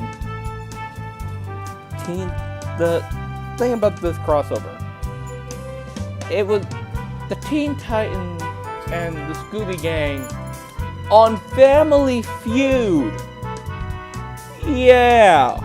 And Teen Titans Go's own Raven was one of the 4 main characters in the massive Cartoon Network crossover event, Crossover Nexus, with the other main characters being KO from OKKO, which this is an OKKO episode, so it makes sense, Garnet from Steven Universe, and Ben 10 from, well, Ben 10.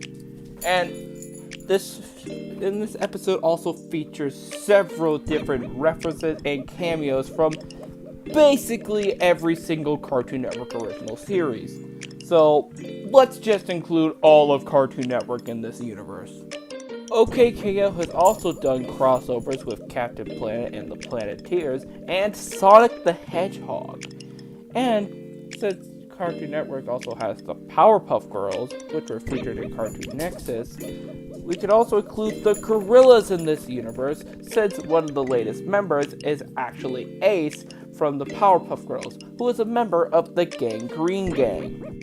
And since we mentioned Scooby-Doo, we can include the entirety of the Hanna-Barbera universe. Yeah, the Flintstones, Yogi Bear, the Smurfs, everything. And since Space Ghost is also a Hanna-Barbera property, we can also include Aqua Teen Hunger Force, since the Aqua Teen first made their appearance in an episode of Space Ghost Coast to Coast. Going back to Teen Titans Go, they actually have their own version of the Teenage Mutant Ninja Turtles. Now, this would normally fall under the category of an Easter egg, but keep in mind, in the 2009 TV special Turtles Forever, it was explained that every single version of the Teenage Mutant Ninja Turtles takes place in its own universe. Therefore, we can add every single version of the Teenage Mutant Ninja Turtles in this little list. And why not? Let's also include the video game Nicktoons Kart Racing. And this game series features characters from Nickelodeon properties such as SpongeBob, Cat Dog, The Loud House, Rugrats, Danny Phantom, Hey Arnold, the Avatar series, Ren and Stimpy, Invader Zim, Rocko's Modern Life, and JoJo Siwa for some reason. Hi sisters, today we're going to find out which one of us is more cringy and or annoying. Oh my god, it's totally me. No, it's me. It's me. It's me. It's me. It's me. It's me. It's me. It's me. Anyway, since Danny Phantom is included in this universe now, we can include Fairly Odd Parents, Tough Puppy, and Bunsen is a Beast, since all of these shows had a short little YouTube video crossover. And since Fairly Odd Parents is a part of this universe, we can include the Jimmy Timmy Power Hour trilogy, a crossover between the Fairly Odd Parents and the adventures of Jimmy Neutron Boy Genius. And SpongeBob's live-action host, Patchy the Pirate, made an appearance in an episode of the Nickelodeon sitcom Big Time Rush. And Big Time Rush appeared in the other Nickelodeon show starring the creator of Fred, Marvin, for some reason. Since the Teenage Mutant Ninja Turtles are a part of this, we can include the Power Rangers. That's all of Power Rangers, by the way. Now, going back to Hanna-Barbera, Johnny Quest is also a part of the universe. Johnny Quest has done crossovers with Tom and Jerry, which Tom and Jerry has also done crossovers with The Wizard of Oz and Willy Wonka for some reason. And Johnny Quest has also done a crossover with the Venture Brothers. And of course, going back to Scooby-Doo, Scooby-Doo has, of course, done a crossover with Batman. Like, so many crossovers with Batman. And as we mentioned earlier, Scooby-Doo did its crossover with WWE, which a WWE wrestler, Sergeant Slaughter, is a regular character in the G.I. Joe series, and G.I. Joe's Cobra Commander appeared in an episode of Transformers. And Scooby-Doo also did a crossover with the Harlem Globetrotters, and the Harlem Globetrotters appeared in an episode of Futurama. And the Futurama had a crossover with The Simpsons. The Simpsons had a crossover with Family Guy, which leads us into shows such as American Dad and The Cleveland Show. Simpsons also had a crossover with King of the Hill. Simpsons had a crossover with The X-Files. And The X-Files also had a crossover with Cops. Simpsons had a crossover with Rick and Morty. Both Beavis and Butthead and Daria have made cameo appearances in an episode of Family Guy.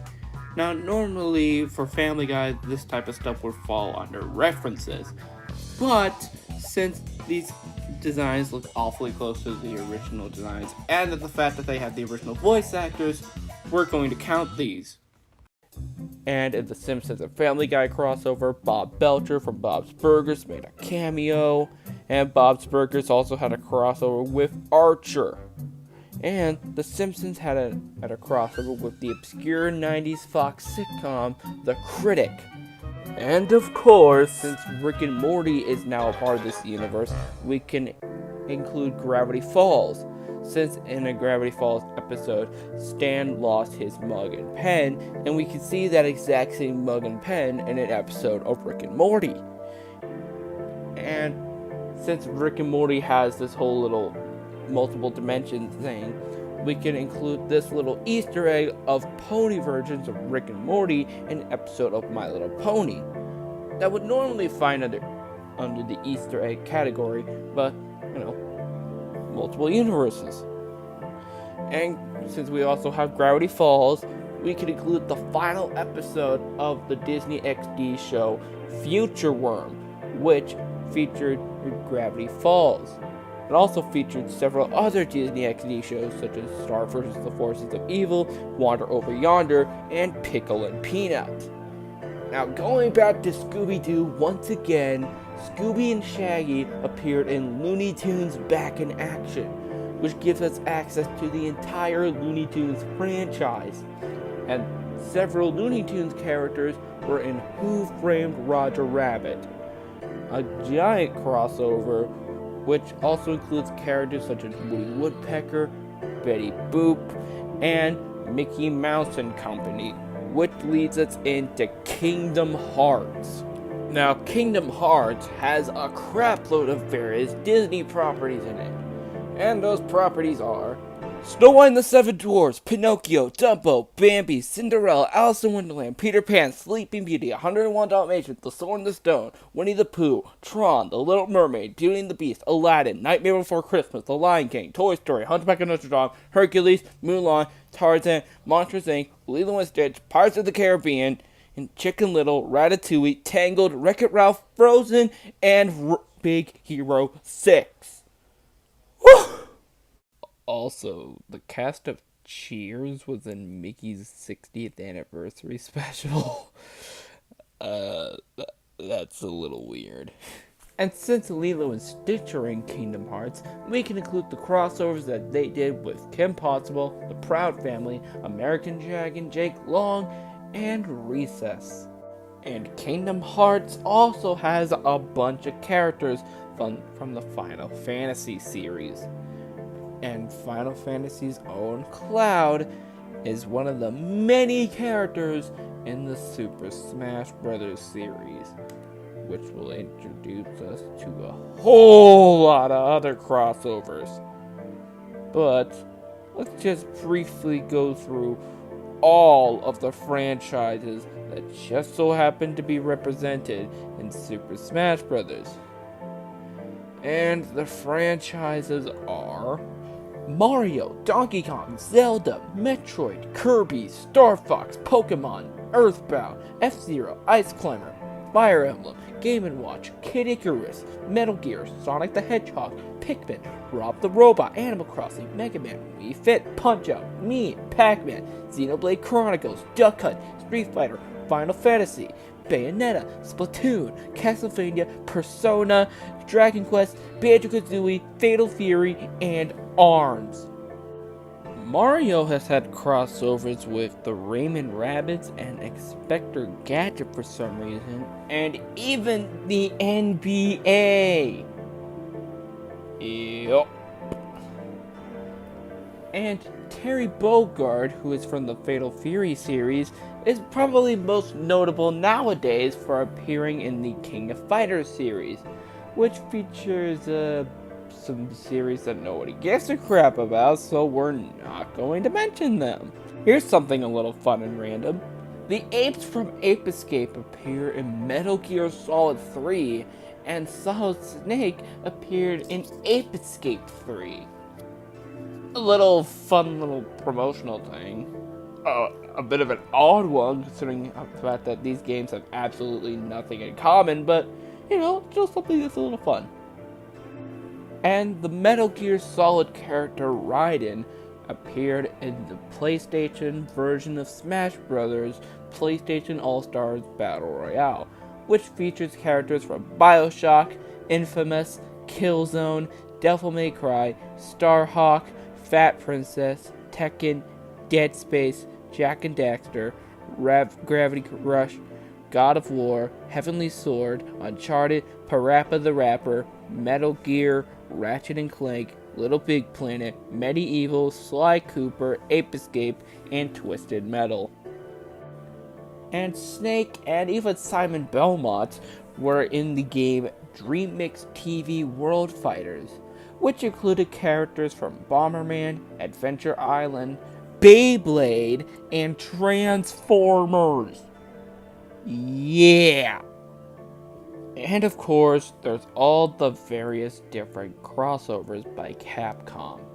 From Marvel vs. Capcom to Tetsunoku vs. Capcom to SNK vs. Capcom to even Project Cross Zone, Capcom loves doing crossovers. And since Capcom has basically included all of their properties in the crossovers, I think it's safe to put all of Capcom in the universe. And of course, we have Sonic, who was in LEGO Dimensions. LEGO Dimensions features characters from DC Comics, the Lego Movie, Lord of the Rings, Back to the Future, Portal, The Simpsons, Jurassic World, Scooby-Doo, of course, Legends of Chima, Wizard of Oz, Doctor Who, Ninjago, Ghostbusters, Midway Arcade, Adventure Time, Mission Impossible, Harry Potter, The A-Team, Gremlins, E.T., Knight Rider, Goonies, Lego City Undercover, The Powerpuff Girls, Teen Titans Go, and Beetlejuice. And now that we're heading back to the world of cartoons, we could include the Steven Spielberg cartoons, since they all take place in the same universe, and all of them span from Tiny Toons, which is a spin-off of Looney Tunes. And the Looney Tunes were in Cartoon All-Stars to the Rescue, which features characters from the Muppet Babies, Garfield, the Smurfs, Winnie the Pooh, Huey, Dewey and Louie, Alvin and the Chipmunks, Ghostbusters, and Teenage Mutant Ninja Turtles, and Alf for some reason. I don't know. But we also have the Muppets, as I mentioned before, and the Muppets have done crossovers with Sesame Street, Fraggle Rock, Saturday Night Live, and Star Wars. In fact, let's focus on Sesame Street for a minute. Sesame Street has had crossovers with the Electric Company and Mr. Rogers' Neighborhood, and Mr. Rogers has had a crossover with Bill Nye the Science Guy. And Sesame Street was in a obscure music video in the early 2000s called We Are Family. And we can see the cast of Sesame Street with characters from Bear in the Big Blue House, Between the Lions, and Barney the Dinosaur. So we can include those shows in the world. And more recently, Sesame Street has done crossovers with The Wiggles, Westworld, and Game of Thrones. I will repeat that. Sesame Street did a crossover with Game of Thrones. What? And going back to the Muppets one last time, they were in an episode of Good Luck Charlie, which brings this whole thing full circle. It's insane. It is absolutely insane on the fact that over 100 different properties, probably even more, all take place in one giant multiverse. I mean, just think about it. Garfield could join S.H.I.E.L.D. Batman could be in Game of Thrones. And Perry the Platypus could go around dimension hopping with Rick and Morty. All of these different crossovers could happen. Plus, probably a million different crossover possibilities. And we even managed to cross over with the original video that I made years ago on this subject. Which also includes properties like Glee and Doctor Who and Star Trek. I mean, it is insane. It's absolutely insane. And before I end this video, I just want to make a little statement. You might be wondering, wait a minute, that version of Spider-Man isn't the same as that version of Spider-Man. No, that version of Batman can be canon. Patchy's appearance in an episode of Big Time Rush can't be canon to SpongeBob. well, here's the thing. I mentioned earlier about the whole multiverse theory.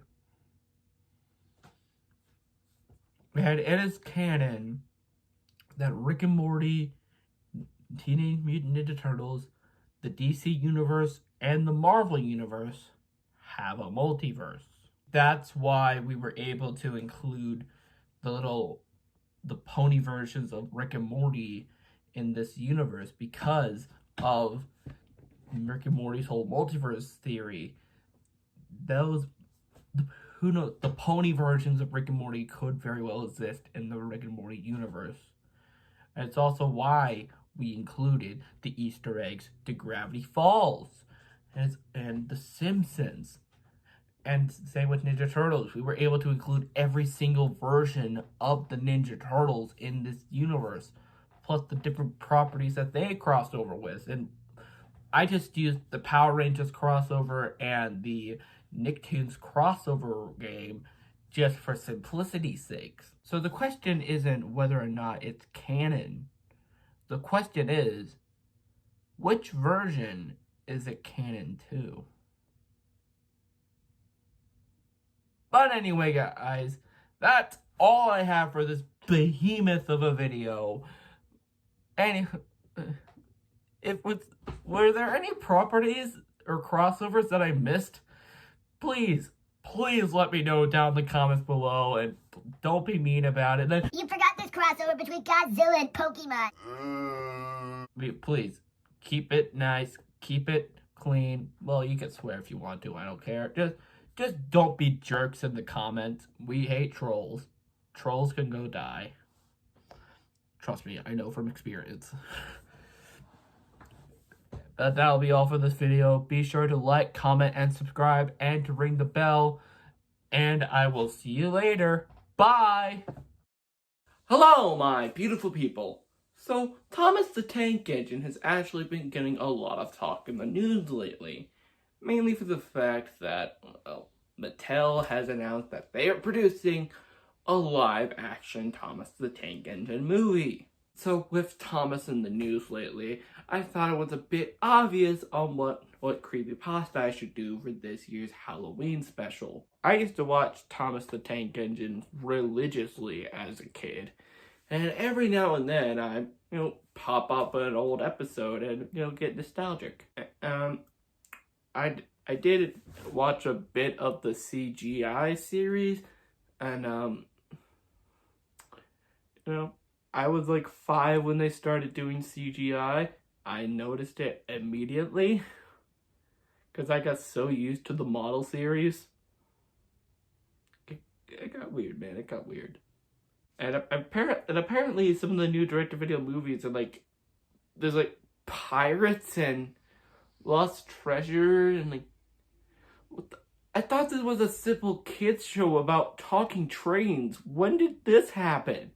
Anyway, let's focus on today's creepypasta. And today we will be taking a look at Thomas and the Children. What type of spooky crap are we in for today? Well, then hop on board the passenger seat and let's find out.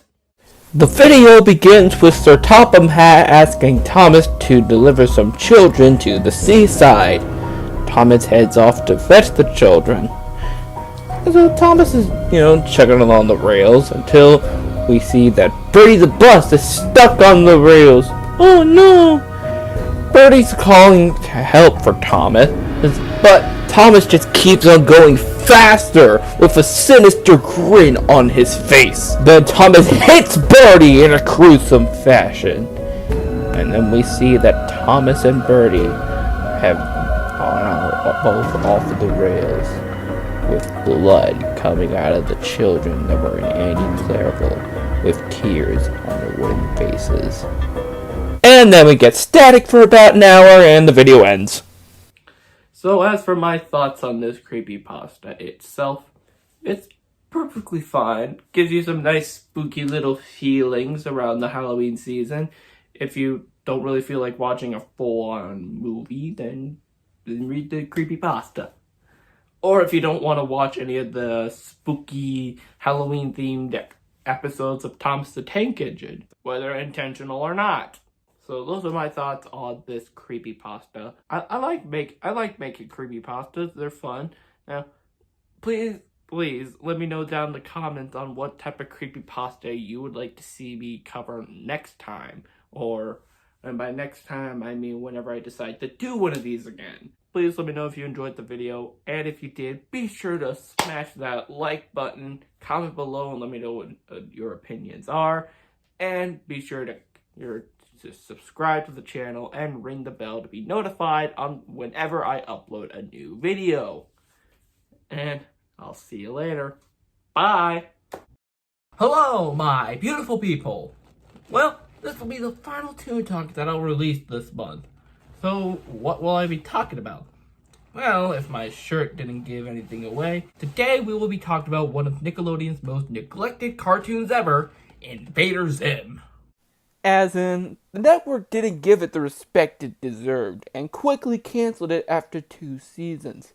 But time would be kind for Zim, as it became a cult phenomenon to the point where it got a comic book series, an appearance in the video game Nicktoons Globs of Doom, tons of merchandise, and even a Netflix original movie in 2019. But is the show really deserving of its cult status, or is it just as stupid as most of the characters? Well, let's find out. The show is about an alien invader named Zim, if you couldn't tell by the title. His master, called the Tallest, sent him on a mission to a special planet, But the mission was really just a way to get rid of him because they find him annoying, to the point where they give him a robot from the garbage named Gurr. He disguises himself as a school student by putting fake eyes and a wig on.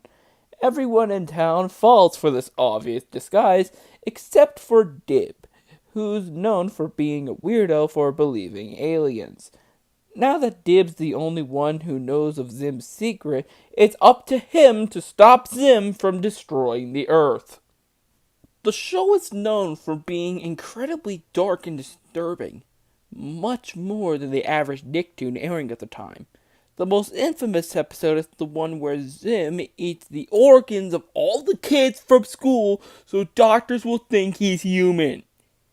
Jesus Christ, this show was insane. What makes it even more screwed up is that it apparently inspired a real-life murder. I'm not joking, look it up. There were also episodes that were fun and silly, such as an episode where the kids are quarantined because of lice, the episode where Zim is forced to work at an alien fast food restaurant for 20 years, and the episode where Dib's sister Gaz stalks and tortures a kid just because he got the last copy of a game that she wanted to play. Now let's get to the characters. Zim is the invader trying to destroy Earth. He's loud, cocky, and thinks he's the greatest invader there ever was. Dib is our hero who's trying to expose that Zim is an alien. But everyone in town is too stupid to see Zim's obvious disguise. Gaz is Dib's little sister who could really care less about what's going on and would rather just play video games. Now, Dib's and Gaz's dad, who's a celebrity scientist and thinks that Dib is crazy and believes in aliens, even though that he's freaking nuts.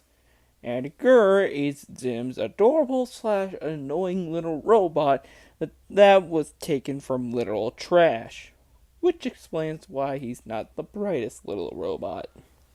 As for the character designs, you could tell that they were wanting each character to look very strange and odd. In fact, sometimes the humans look even more alien than the actual aliens. And everyone looks, well, let's be honest, kind of gross and fits the tone very well, since everyone in this world is so odd, weird, and in the case of some people, flat out stupid. And speaking of stupid, this show is freaking hilarious, guys. There's a lot of lol random humor, but it's not to the point where it's annoying, like some cartoons. It's to the point where it's actually funny. So, why did Nickelodeon cancel it? This seems like an amazing cartoon with a fun premise, creepy animation and designs, memorable characters, and great humor. So, why cancel it? Well, Nickelodeon has incredibly stupid, unfair, high standards. After SpongeBob became Nickelodeon's biggest success since Rugrats, they decided to make a bit of a new rule. If a show isn't as immediately successful as SpongeBob was, they would cancel it after a couple seasons and barely give it any reruns or recollection since. This is incredibly unfair because most shows don't get super popular after only a couple episodes. I mean, it's like expecting a YouTuber to have over 1 million subs after only making 3 videos. It's just completely bonkers. And Nickelodeon still does this crap to this day, with the only other cartoon to even come close to the success of SpongeBob being The Loud House. And with this came the cancellation of several shows. And among all the shows that ended up getting canceled due to the SpongeBob effect, Invader Zim was just another one of the shows that lasted 2 seasons and 27 episodes. But time would be kind to little old Zim. On July 8th, 2015, Oni Press released the first issue of the Invader Zim comic book, which brought back both old fans and introduced new fans to the show, and still continues to this day. And on August 16th, 2019, in the wake of other revival films such as Hey Arnold, The Jungle Movie, and Rocko's Modern Life Static Cling, Nickelodeon and Netflix teamed up to make Invader Zim Enter the Florpus, which was a huge critical success, and it proved that Nickelodeon actually gives a crap about this show. It's about time. So overall, Invader Zim is one of the greatest cartoons that Nickelodeon has ever made. With ingenious humor, great animation, a creepy mood, hilarious characters, and an overall just awesomeness to it, let's be honest. Invader Zim will forever be known as one of the greatest cartoons that never really got a fair chance, and only in recent years it finally gains the respect that it deserved by both the mainstream public and Nickelodeon. Let's hope that the future of Invader Zim will be just as strong. Maybe even bring it back for a third season. That'll be nice. Maybe like Netflix or CBS All Access, soon to be renamed to Paramount Plus, could bring the show back? Who knows? Hopefully, the future of Invader Zim will be a bright one. Anyway, guys, that will be it for Halloween Toon Talks. I'll still have a Halloween episode of Disney Dude coming soon or later towards the end of the month. But this will be it for the Toon Talks this year. I wanted to get another one out, but I really just didn't really have any time, and I actually couldn't find it anywhere. Anyway, guys, that'll be it for this video, and I'll see you later. Bye! Hello, my beautiful people. So, I just saw Over the Moon, and for those of you who are unaware, Over the Moon is an animated movie that was released on Netflix a couple weeks ago that is directed by Glenn Keane. Now, if you don't know who Glenn Keane is a legendary character animator who used to work at Disney. He worked on several Renaissance films like, Beauty and the Beast, Aladdin, Little Mermaid, those films. Although he didn't work on Mulan, which is an animated musical set in China. So naturally, his directorial debut is an animated musical set in China. Okay, aside from that, this film has absolutely nothing to do with Mulan, but it's a little pity, don't you think? I mean, that might have been because, Mulan was really just made in the Orlando studio that was at Disney World, while Glenn Keane worked at the one in California, so that might be the reason. Man, it's funny. It's funny to just think that he's bitter. So anyway, this film is... So, you can tell that this was directed by a guy who used to work at Disney because, one, you get that Disney feel throughout the film, and two, it's about our main character whose mom is dead. Wow! But unlike a good chunk of Disney movies, the parent being dead is actually super duper important to the plot. Like, the movie would not work at all if both parents were alive. Like, it would miss the point entirely. So, basically, this girl whose name is Fei Fei, her mom dies, and her mom kept on telling her stories about the moon goddess on how, she was immortal, but her lover wasn't, and she wanted to create this potion or whatever so that he can live with her forever, because she loves him so much. And is it just me, or is it a little weird that Fei Fei will grow up to be so scientific that she built a rocket to the freaking moon in her backyard, pretty much? Yet, she believes, at age 14, she still believes in something that would basically be the Chinese equivalent of Santa Claus. I don't think this movie really explains it that very well on why she would believe something like that when she seems so scientific. maybe she would see like radar scans from the moon or whatever. I just think the film could have done a better job at explaining that. But, you know, Fei Fei had a really good relationship with her mom, and she is getting pissed that 4 years after her mom's death, her dad is starting to date again.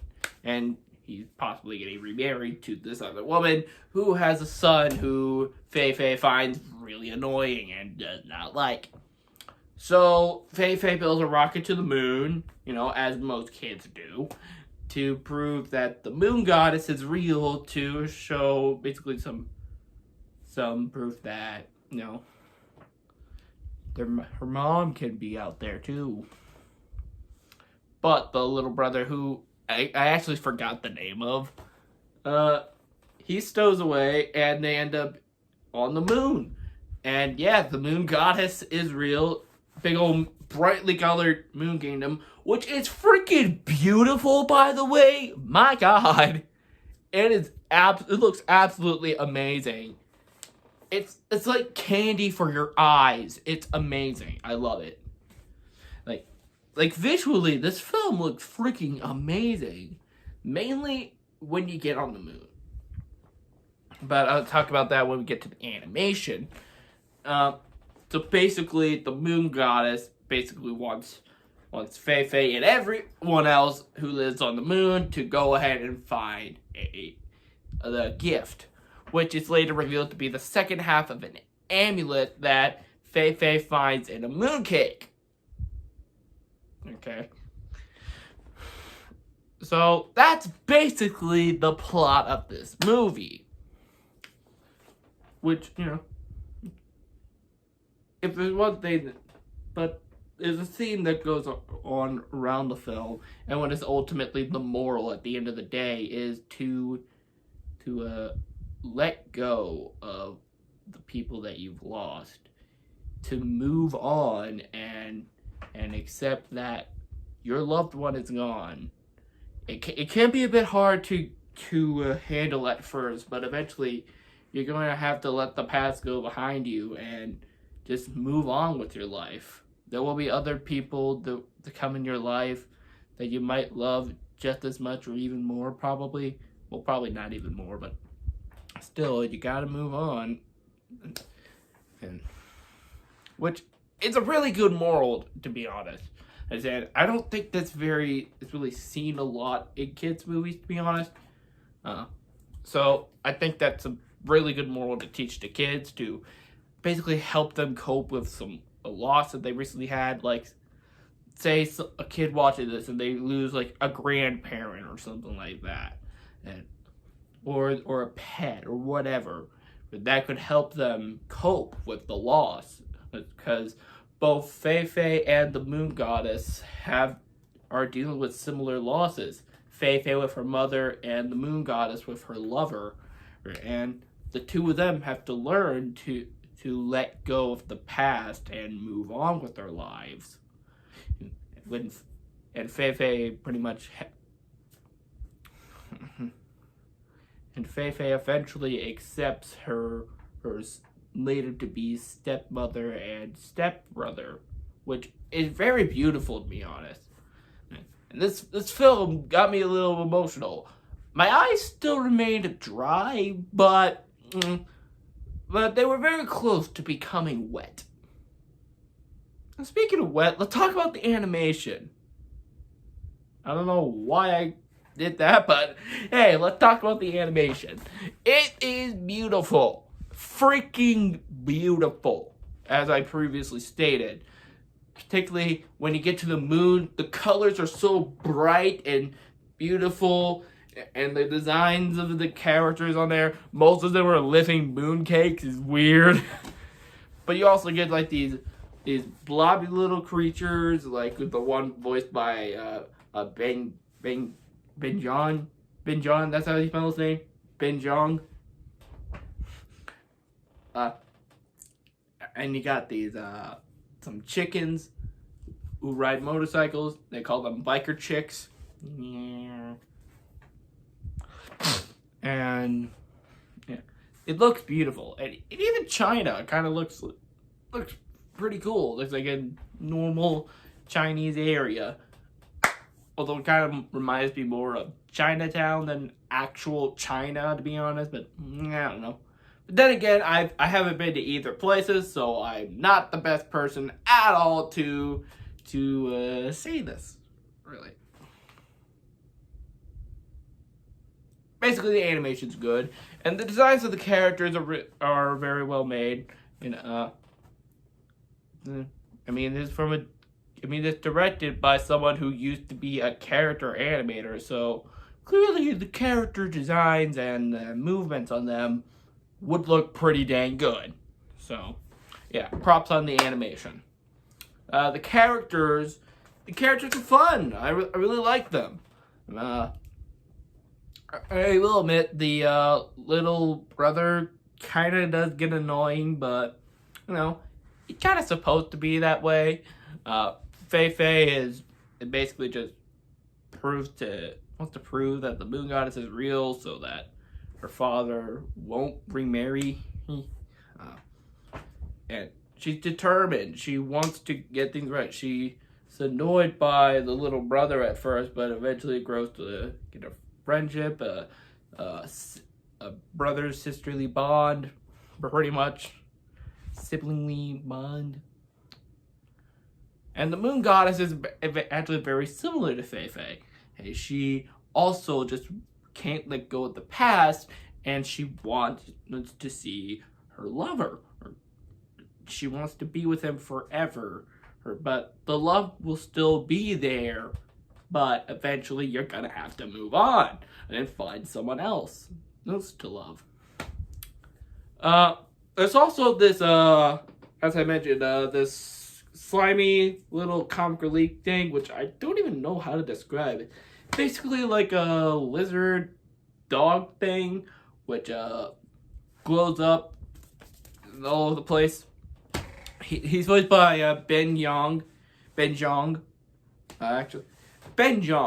guy you get when Josh Gad is too expensive. Because, let's be honest, it kind of seems like the type of character who Josh Gad would play. Yeah, but I guess Josh Gad was too expensive, so they got Chang from Community, and Dynamite from Scoob. It was fine in this. I enjoyed Ben Jong's character. He was fun. I liked him. It was kind of pointless, but he was a nice addition to the film. Speaking of kind of pointless, we also have the mute animal sidekicks. Fei Fei has a pet rabbit, who I believe is named Bun Bun, but the pet rabbit eventually gets powers where it can shoot lasers out of his ears, and ends up staying on the moon. So that's arc. Staying on the moon to be with this other rabbit who's the Moonlander's pet. And the little brother has a pet frog.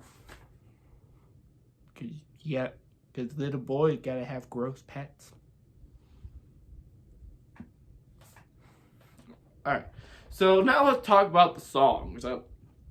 The songs are really good, to be honest. The song Rocket to the Moon, I feel, has a bit of a reflection vibe to it. Reflection from Mulan. Again, pointing out the fact that this guy didn't get Glen Keane didn't work in Mulan. The opening song, All About Mooncakes, I think is actually pretty nice as well. It's a song where the little brother and the moon goddess play ping pong. And it's mostly a rap, which it's okay, really. I'm not the biggest fan of rap, with the exception of Hamilton. It was alright. And the Ben Jong sidekick gets its own song, and it's alright. I liked it. The songs are good. I enjoy the songs. The songs are a very memorable part of the movie. Yeah. Overall, the film is actually really good. If you have kids, definitely show them this. It's a really good film, and it'll actually teach them to cope with loss very well. And if you're a fan of the 90s Disney Renaissance movies or literally anything that Glenn Keane have worked on, then I say you obviously got to take this a look. This film is really good, and I highly recommend it if you haven't seen it already. But that'll be it for this video. Be sure to leave a like and comment below and let me know what you thought of the film. And be sure to subscribe and ring the bell to be notified of when future videos will be uploaded. I'm planning to finally get part 3 of my movie marathon madness on the SpongeBob specials, the SpongeBob specials, sometime next week or the next week after. Basically, I want to get it out this month. That's what I'm saying. But anyway, guys, I'll see you later. Bye! Halloween's over. That means it's Christmas time. No other holidays in between. Nice little SpongeBob Christmas sweater. Yeah. Hello, my beautiful people. And today, yesterday, I saw the SpongeBob movie, Sponge on the Run. Film that I was supposed to see 6 months ago, but obviously due to COVID, it got delayed to July. Then it got delayed to August. Then it was said that it wasn't coming out in America at all till early 2021, but it would be in theaters in Canada in August. Then it was released internationally on Netflix about a week ago. And there is still not a confirmed release date for when it's going to arrive in America. What the frick, Viacom? But anyway, yeah, I saw the third SpongeBob movie after years and years of waiting to see what this film has to offer. And even longer due to all the delays. Was it worth it? No. The film wasn't bad, but it's not as good as the previous 2 movies, I must say. And screw you, I really enjoyed Sponge Out of Water. I don't care what any of you guys say, Sponge Out of Water is as good and maybe even better than the first movie. I'm just gonna say it. But anyway, what is this movie about? The film is about Gary getting kidnapped by King Poseidon, and by Gary getting kidnapped by King Poseidon, I mean Plankton kidnapped King Poseidon to give him to Gary so that Plankton can easily steal the Krabby Patty secret formula because SpongeBob will be out of the way to rescue Gary because SpongeBob has been the one to make Plankton's plans. But the whole Plankton crap really is not very necessary most of the time. Like to the point where after Gary gets captured, Plankton's not very necessary for the film. Krabs straight up offers Plankton the Krabby Patty secret formula because he's so depressed because SpongeBob's gone and he can't eat the Krabby Patties.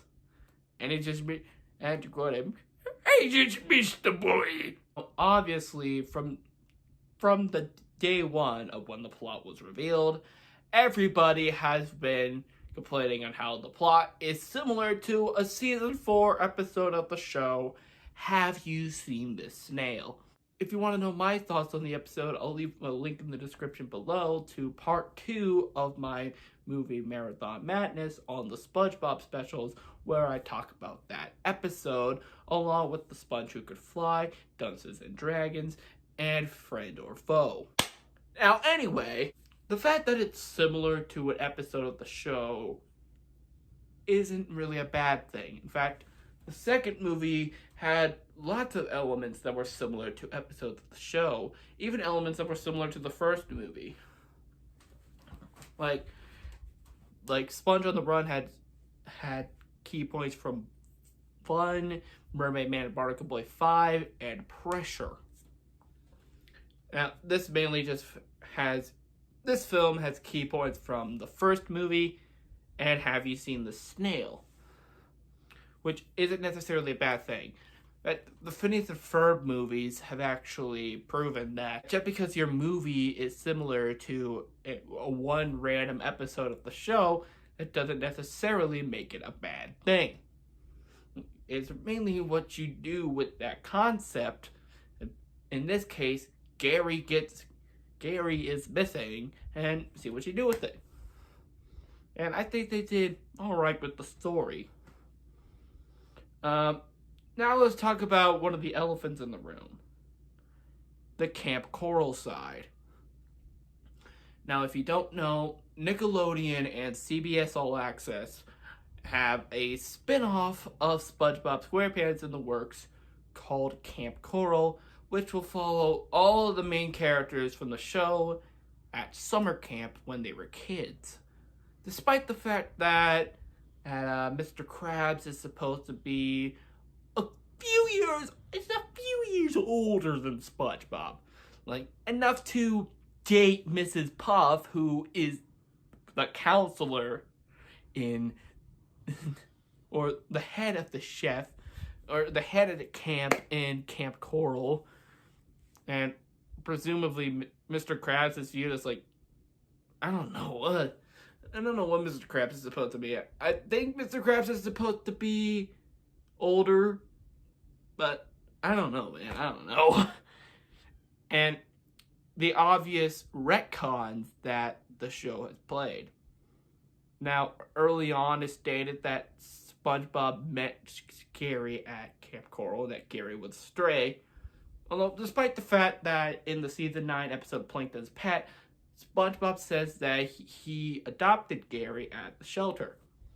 Now, I can let that slide because that statement was from one random episode in the 9th season, and the writers probably just forgot about that one statement. What I can't forgive is the fact that Sandy and Mr. Krabs are a part of this. As everybody knows, Sandy is from Texas. Time and time again, the show says that the reason Sandy is even in Bikini Bottom to begin with is to study underwater behavior amongst the sea creatures, and that SpongeBob didn't meet Sandy till they were older, like, 20s or whatever. Or however old SpongeBob is supposed to be. Though apparently he's 13 by the time the first episode comes out. Weird. That they never acknowledge that Mr. Krabs was in the Navy, and that SpongeBob was the one who gave Mr. Krabs the idea to open up his own restaurant. When really, ever since season 5, it's been explained that Plankton and Krabs worked together, and Krabs got the idea for the Krusty Krab himself when he created the Krabby Patties by accident. The show has done some retcons before. Most notably, for me, a notable example is the episode Just One Bite. Squidward says he's never eaten a Krabby Patty before, but in the season 2 premiere, Your Shoes Untied, we see Squidward be force-fed a bunch of Krabby Patties. And in the episode Are You Happy Now, Squidward says that he's never had a happy memory, when time and time again we see Squidward be happy, particularly in the episode Bad Geeks, which we have a Funko Pop of. So the show has done some retcons before, but nothing that is huge like these. And the fact that this is supposed to be a backdoor pilot for a series, we have seen what the show would look like before, and is it just me, or is the official art for the Camp Coral series kind of looks like Fanboy and Chum Chum? I don't know. And let's also get to the obvious fact that Steven Hillenburg, the creator of the show, did not want any spin-offs, and most notably, did not want SpongeBob to be a kid. Because in his words, it would just be Hey Arnold underwater. Or in this case, since it takes place at the summer camp, it will just be Camp Lazlo underwater. Let's move on from the Camp Coral bits. And let's talk about another jarring thing that this movie has been doing, and that's have modern references throughout most of it. Now, here's the thing. SpongeBob has had some modern references in the past. A few years ago, they did an episode on self-driving boatmobiles, or self-driving cars in the real world. Well, in this movie, they go full out on modern references, particularly with the soundtrack. We have Weezer as our opening montage song. And we also have such timeless hits like the Viva Loca, On the Road Again, and Take On Me. The fact that those songs exist in SpongeBob, and that SpongeBob and Patrick actually sing Living the Viva Loca, it's weird. I expect this type of stuff in Shrek, but not in SpongeBob. And the Keanu Reeves Sage Tumbleweed mentions Skype and FaceTime. God, this is Scoob all over again, isn't it? Not to say that this movie is as bad as Scoob was. My God, that movie sucked. But I am definitely getting a bit of similarities, kinda.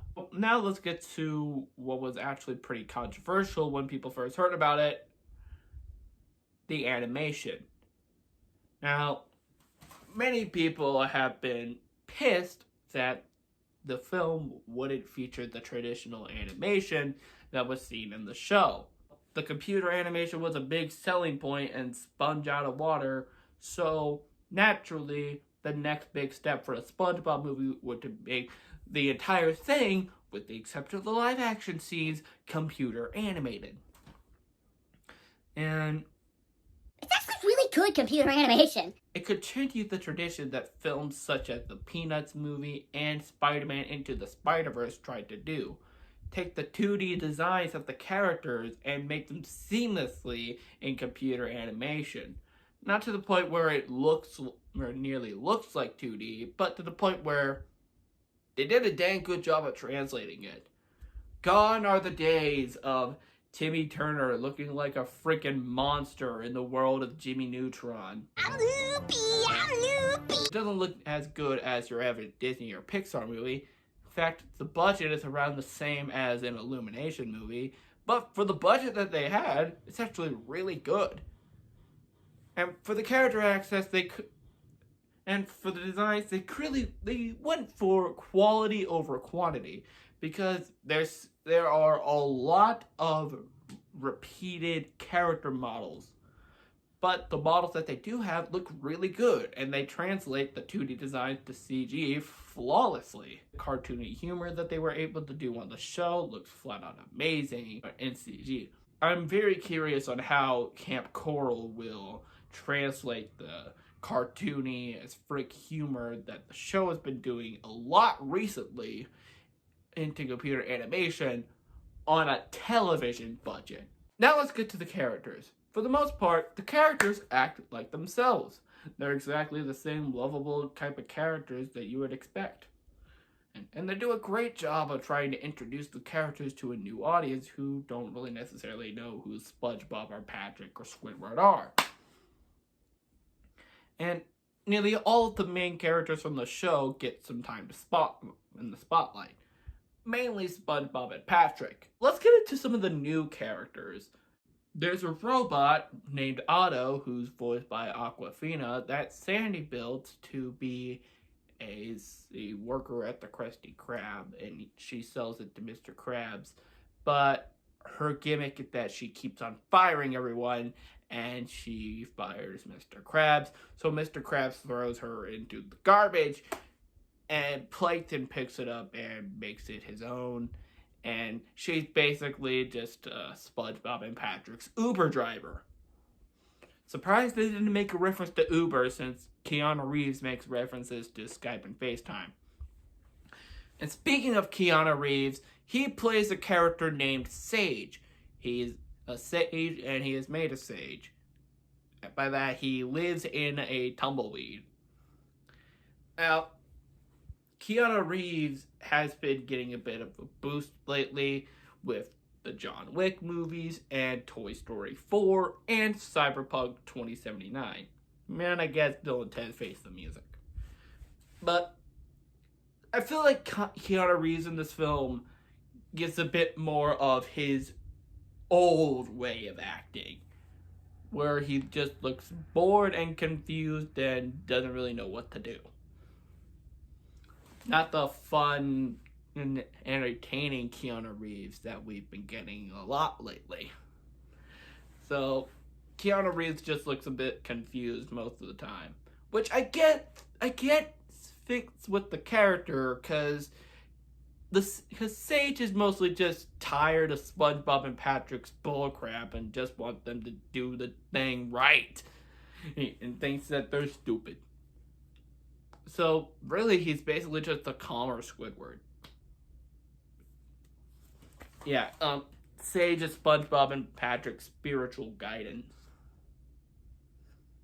Now, let's go ahead and get to some of the other live-action characters. Now, Danny Trejo plays the leader of a gang of zombie cowboy pirates. This stuff is only in one scene in the movie. It's arguably pointless, but it introduces Sage, so it's kinda necessary. Not really. And it leads to a musical number with Snoop Dogg in it. Snoop Dogg leads a bunch of dancing zombie pirate cowboys. I don't know. Yeah. Snoop Dogg is fine, I guess. And Danny Trejo was fine, I guess. Like, wow. I get that SpongeBob has his weird and nonsensical moments a lot, but zombie cowboy pirates with Snoop Dogg and Danny Trejo, that's a bit much, don't you think? Even for SpongeBob. And now we have the villain of the film, King Poseidon, who is exactly the same as King Neptune from the first movie. We have 3 versions of this character in this universe. There's King Neptune from the show, King Neptune from the movie, and King Poseidon. And according to this marvelous piece of artwork, the 2 versions of King Neptune are canonically different characters. I guess Poseidon is his own separate character as well. I wonder if they'll make an episode explaining that. Please, can that be an episode? So, yeah. His personality is exactly the same as King Neptune from the first movie. But throughout the entire movie, I was thinking, this guy's voice sounds familiar. I don't know the actor's name, but who was he? Well, I then figured out that this guy voiced the pig in Disenchantment, and he did Bubbles, the talking dolphin, from Sponge on the Run. You had the same actor who isn't really a voice actor, so he can't disguise it very well like Tom Kenny or Doug Lawrence do. And you have him play a different character in another movie. I don't know why they did that, but I guess they did. And further proof that King Neptune and King Poseidon are the same character. King Poseidon's also bald. And lastly, I would like to get into the songs, the few that there are. First, let's talk about the cowboy song, the one with the zombies and stuff. Yeah. Moving on. I'm not that big of a fan of Snoop Dogg, so moving on. We have The Secret to the Formula is You, which I actually really like that song. I think it's kind of beautiful, really. We had Squidward, Mr. Krabs, Sandy, and Plankton sing about how great of a friend SpongeBob can be. I guess Patrick doesn't really get to join into the fun because even though he's his best friend, I don't freaking know, man. But yeah, it's a nice song, and you can tell that the voice actors put a lot of love and effort into the song. And then we have the closing song, which was written exclusively for the film, Agua. Which, if you want to know my thoughts on, I'll leave a link in the description for my reaction to the music video. So, and at the very end, in the end credits, there's a jazz version of Have You Seen This Snail? Or Gary Come Home, from the episode Have You Seen the Snail? Presumably done by the jazz performer Kelby G, which is really the only reason Squidward went on the journey, not to save SpongeBob, but to see Kelby G in action. That's in character. That's funny. I like that. And I guess Plankton just went because he was bored. So, what are my overall thoughts of this movie? It's okay. Definitely the weakest of all of the SpongeBob movies. And I watched the Nintendo video before I started filming this, and he brought up an interesting point. This film is the truth or square of the SpongeBob movies. And that makes way too much sense not to be true. Because just think about it. It feels a lot more like it was executively ordered and not like not a creative decision. It has no idea what it wants to be half the time, and it has a bunch of pointless celebrities and flashbacks. Now, obviously, I think that this is better than Truth or Square. Truth or Square is an awful episode, and we'll get to that soon in the movie Marathon Madness on the SpongeBob specials. That's going to get its own video, mainly because of how long it is. But it definitely is the weaker of the trilogy. Who would I recommend this movie to? Well, if you enjoy SpongeBob, then you might get a kick out of it. Now, I could only really recommend this to die-hard SpongeBob fans, like casual SpongeBob fans who are a genuine film audience might not enjoy it as much, but I definitely would not call it a bad movie. I'd say it's okay. Not great, not bad. It's okay. It's definitely not as good as most, if not everything else that this franchise has been popping out lately. Seriously, I mean, the newer seasons, the second movie, the musical, and the remake of Battle for Bikini Bottom have all been fantastic in my opinion. And so, it's surprising that this movie is the odd one out on just being okay. And if that is the worst that this franchise can offer lately, then I'm just going to say, I have high hopes for Camp Coral. I mean, if Camp Coral would continue to have the same art style from the movie, and it would have the same writing staff from the show, then I'd say we could be in the works for a decent show. Maybe not great or fantastic or worth getting like a second season or anything, but definitely goes above the lines of watchable. But as for the movie, I would recommend it for a visual experience alone. If you just want to have some SpongeBob fun, give it a look. Definitely not classics, in my opinion, as the first two, but a decent waste of time. I don't know if it will be worth getting a VPN service just to watch this freaking movie, but I'd say just wait till it comes out in CBS All Access next year, which will most likely be renamed to Paramount Plus. by the time it comes out. And yes, SpongeBob Month 3 will be happening the month Sponge on the Run comes out in America. The only problem is nobody knows when that will be, so I can't schedule anything yet. Thanks, Viacom! But anyway, that is my thoughts on the SpongeBob movie, Sponge on the Run. What did you guys think of this movie if you were managed to see it? Please let me know down in the comments below.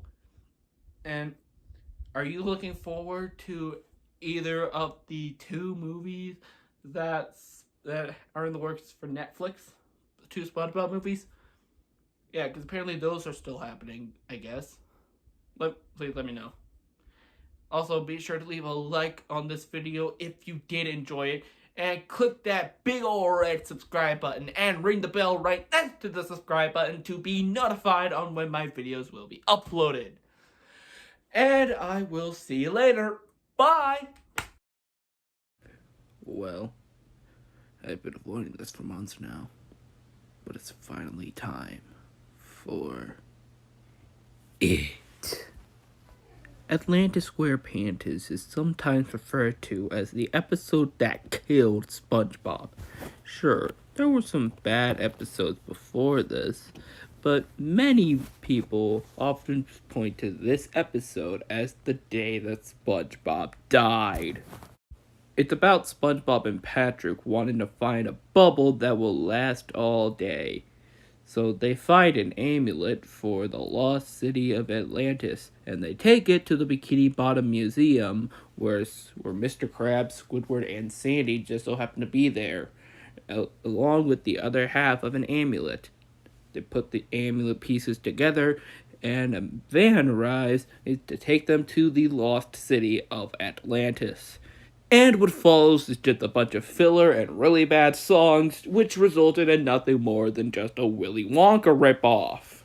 This episode feels like dead air. They barely had enough story material to cram them into an 11-minute episode, let alone an hour-long special like this. And one of those ways of filler are the musical numbers. Now, here's the thing.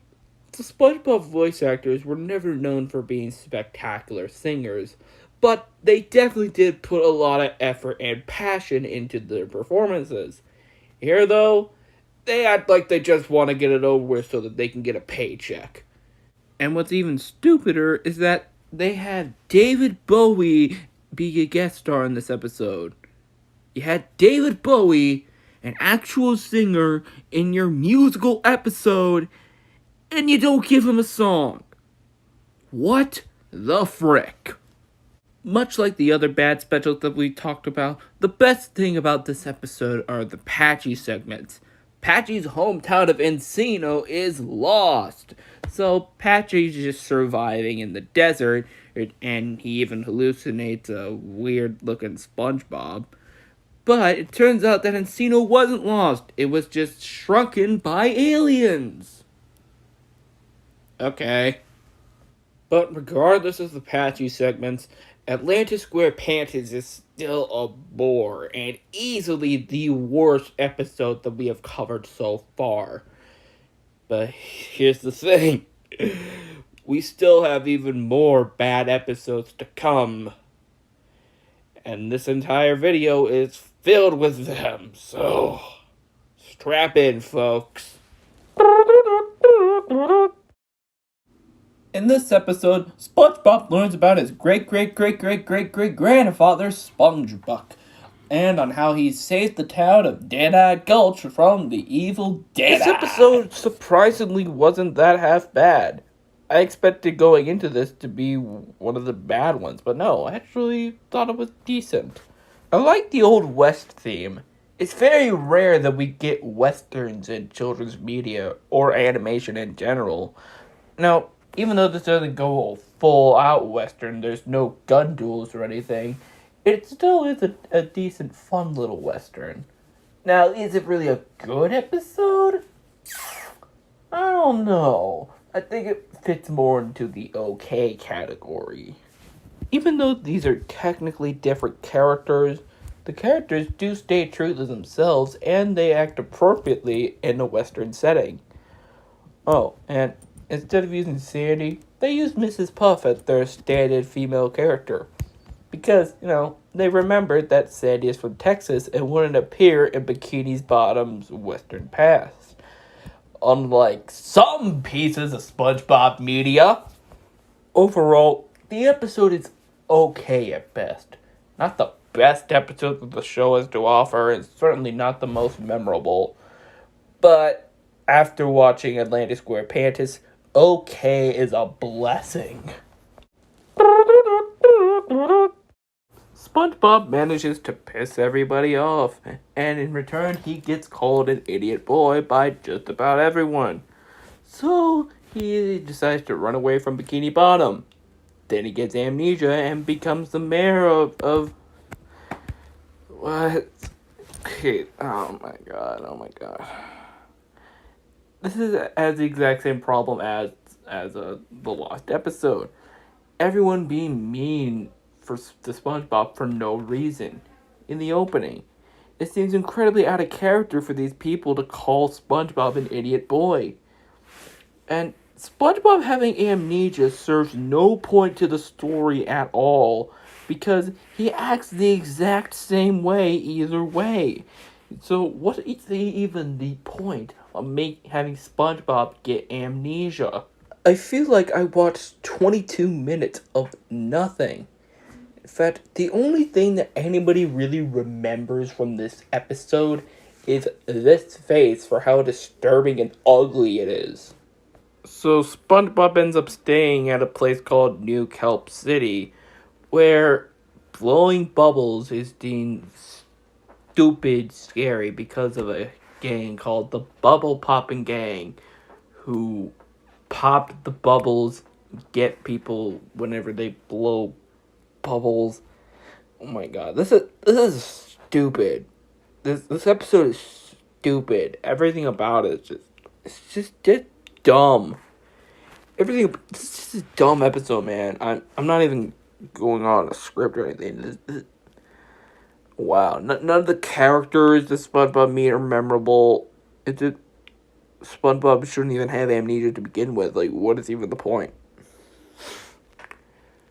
Oh god.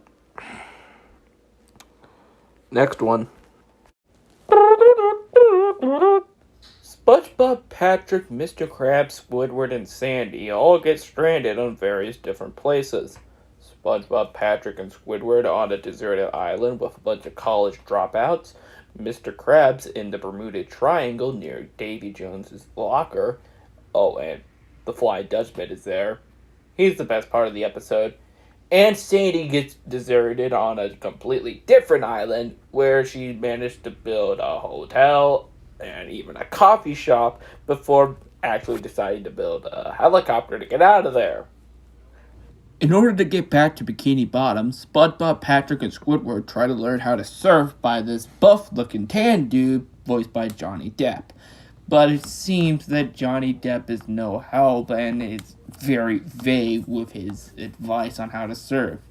Although SpongeBob and Patrick get it down quite well. But their training comes to an end when it turns out that SpongeBob, Patrick, and Squidward have to ride an enormous wave known as the Big One in order to get home. Which is just a normal tidal wave with a face. This episode is packed to the brim with filler. And really, Sandy has no point being here at all. Her plot doesn't really add much to the episode. Although Mr. Krabs and the Flying Dutchman arguing is still a little fun, if not necessary at all. But here's the thing, the episode is boring. There's a completely pointless montage of just SpongeBob, Patrick, and Squidward just rowing the surfboards over stream.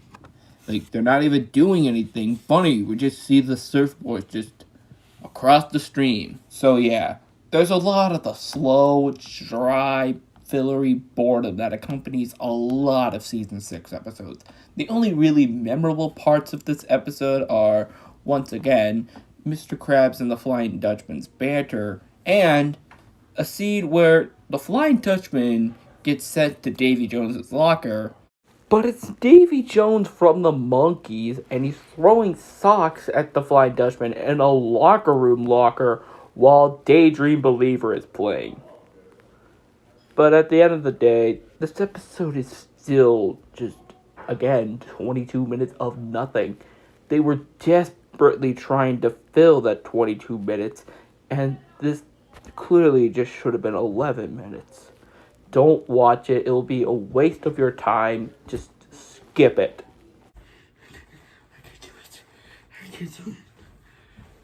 I don't know if you guys have noticed, but we're in season 6 now. Do you know what is in season 6 of SpongeBob? One of, if not, the worst episode in the show's history. I know I had this nervous of a breakdown back in part 2. But seriously, guys, we are getting to the unholy little brother of Atlantis SquarePantis. And I did not like that episode.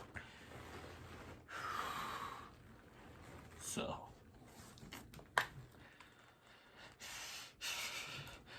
I guess we're gonna have to up in the DVD player soon.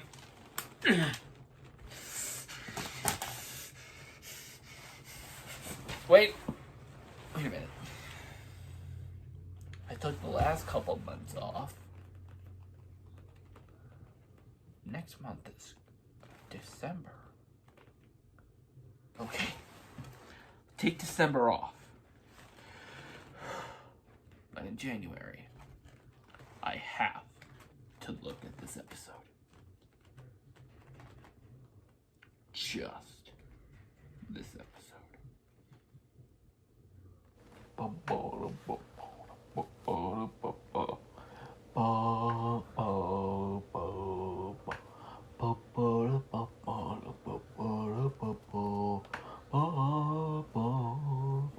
Merry Christmas, my beautiful people.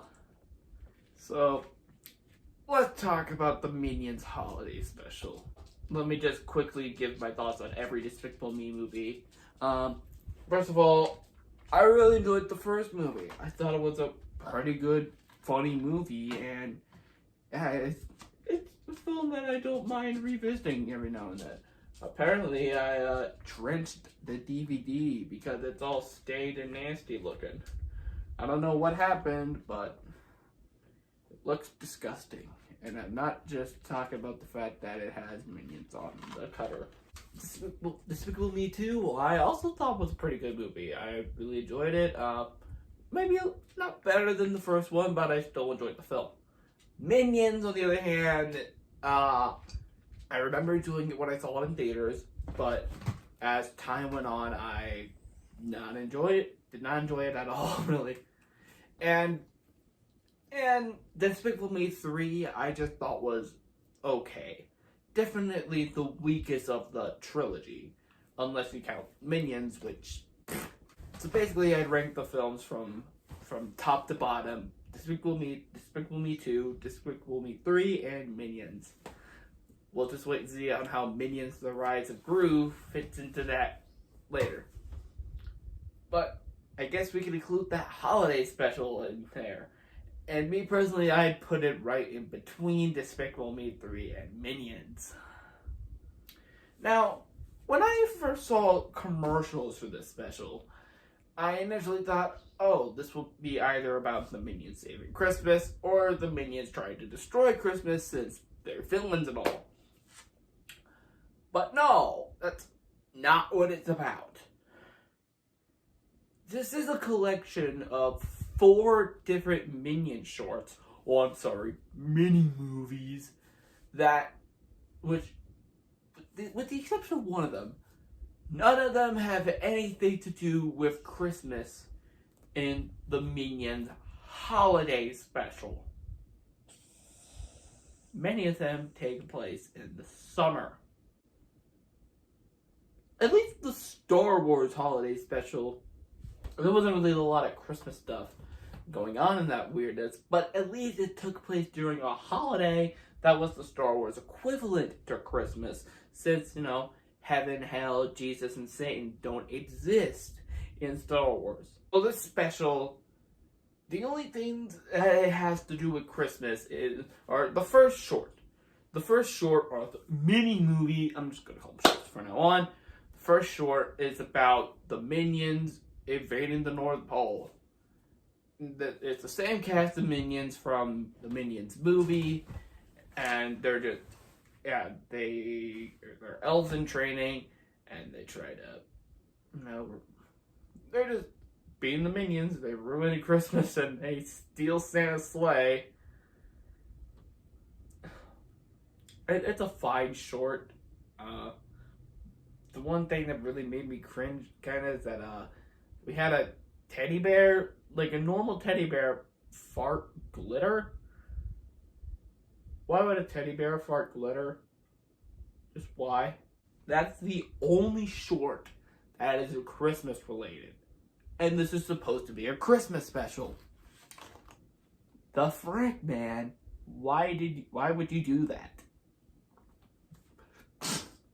So, what happens next is that the other three shorts are, one is about Agnes trying to build her bike up so that she can catch the ice cream truck.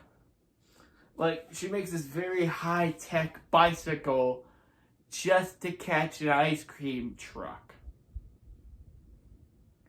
And the truck gets taken, and like, we see how high-tech it is. And she even ends up building like an Astro Boy or Mega Man type suit. And I'm just like, the Minions helped you make all of that just to catch an ice cream truck? This is stupid fun. It's just a stupid thing. It's one of the stupidest things I've ever heard. Stupid! The next one is about a Minion having a UFO as a pet. The dog, Minion just wants to take an animal out for a walk and gets a relationship with a UFO.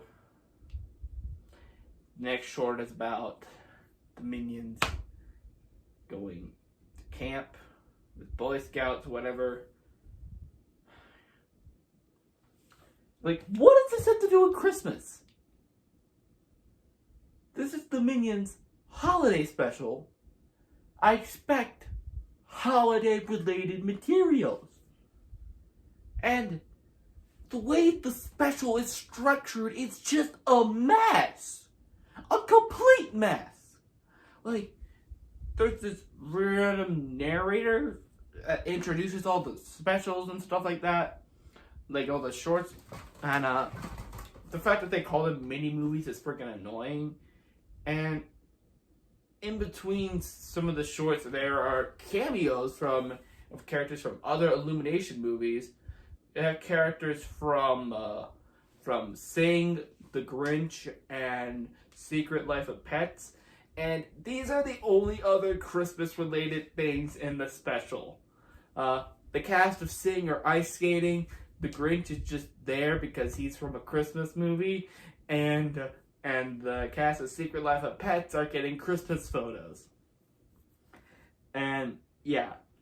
The Minions shorts and the cameos from other Illumination characters, those are the only things that have to do with Christmas in this Christmas special.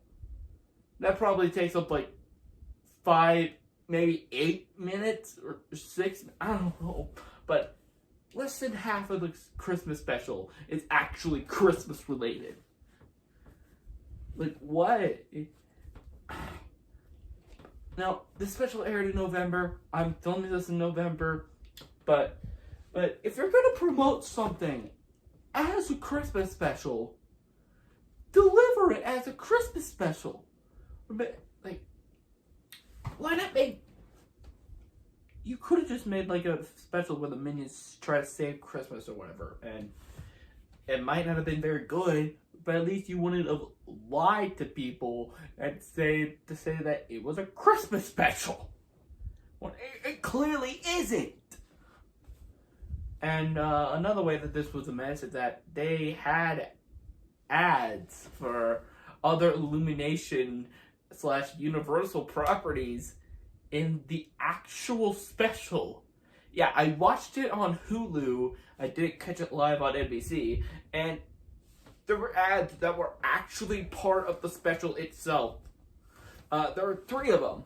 One of them was an ad for Minions: The Rise of Gru, which the Minions from the first Minions movie slept with Gru in bed because they had nightmares.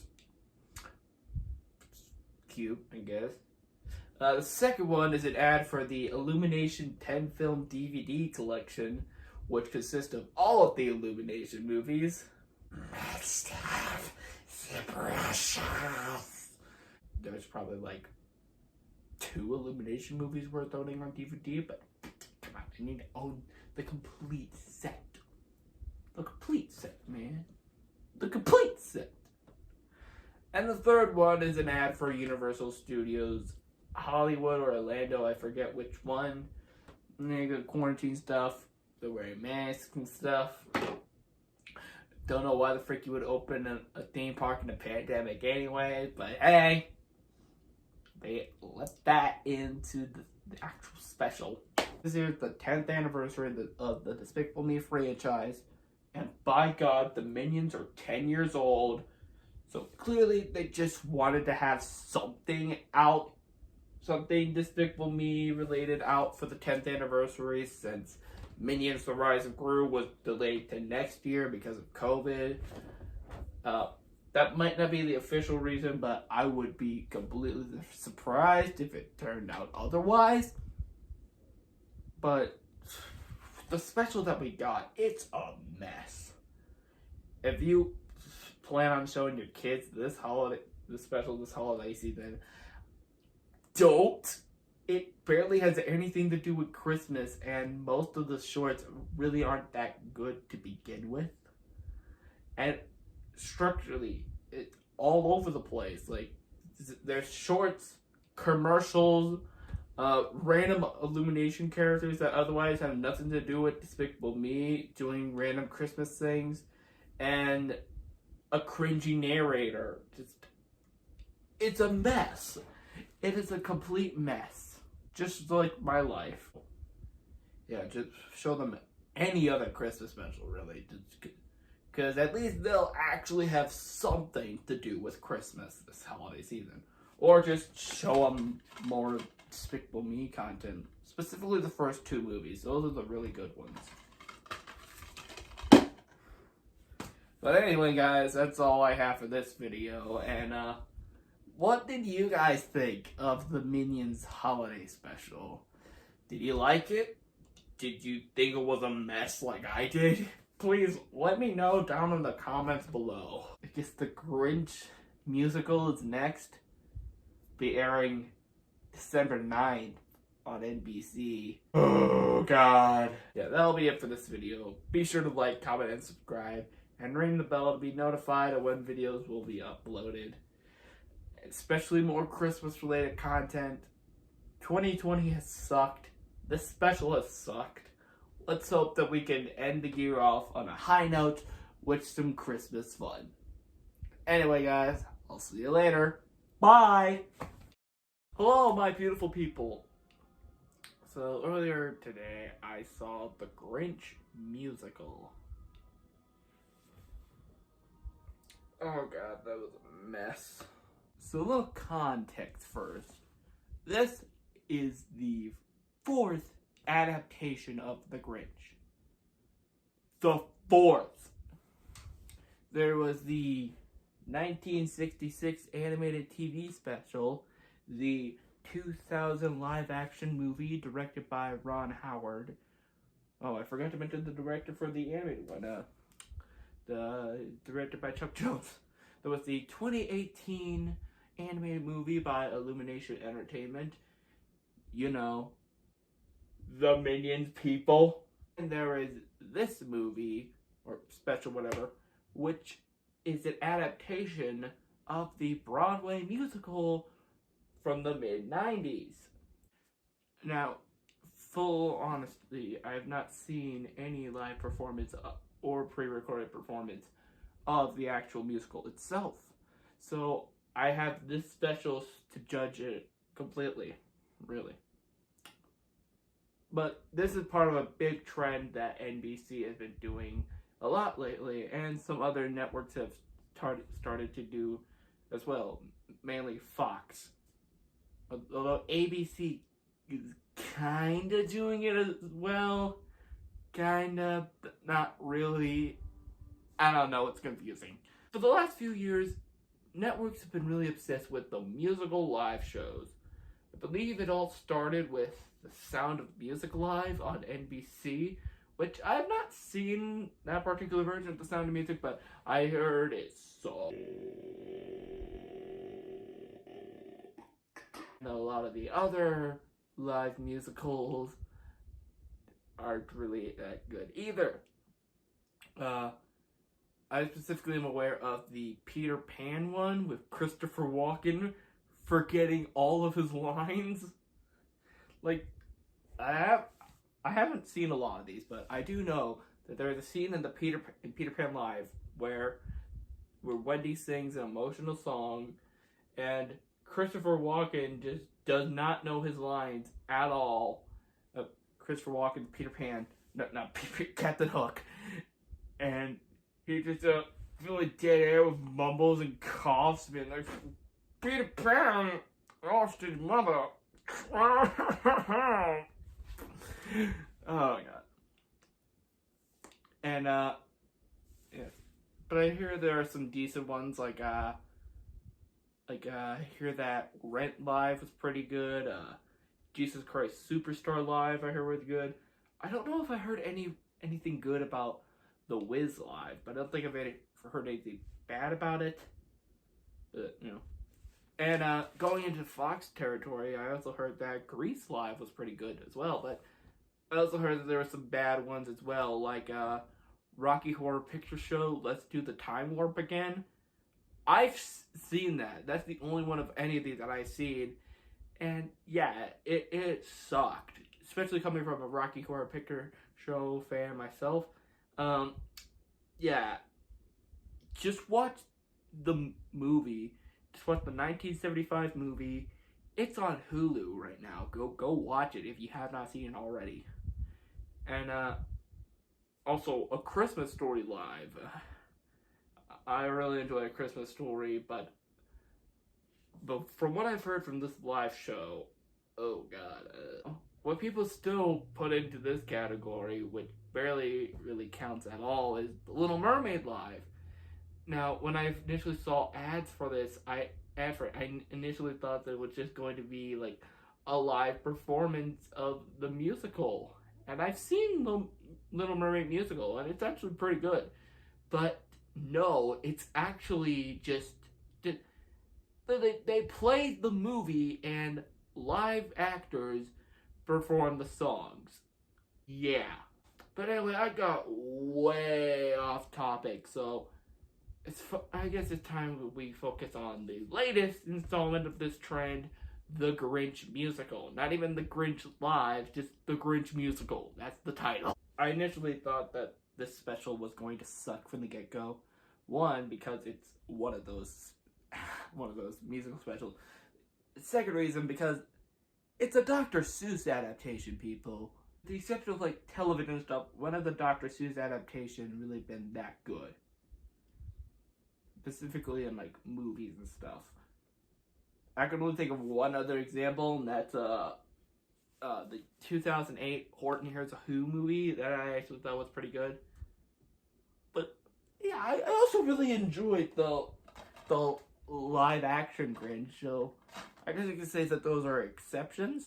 But what really got to me is that after The Cat in the Hat became a bomb, basically, Dr. Seuss's widow basically forbid there to be any other live-action adaptations. Well, 17 years later comes The Grinch musical, a live-action adaptation.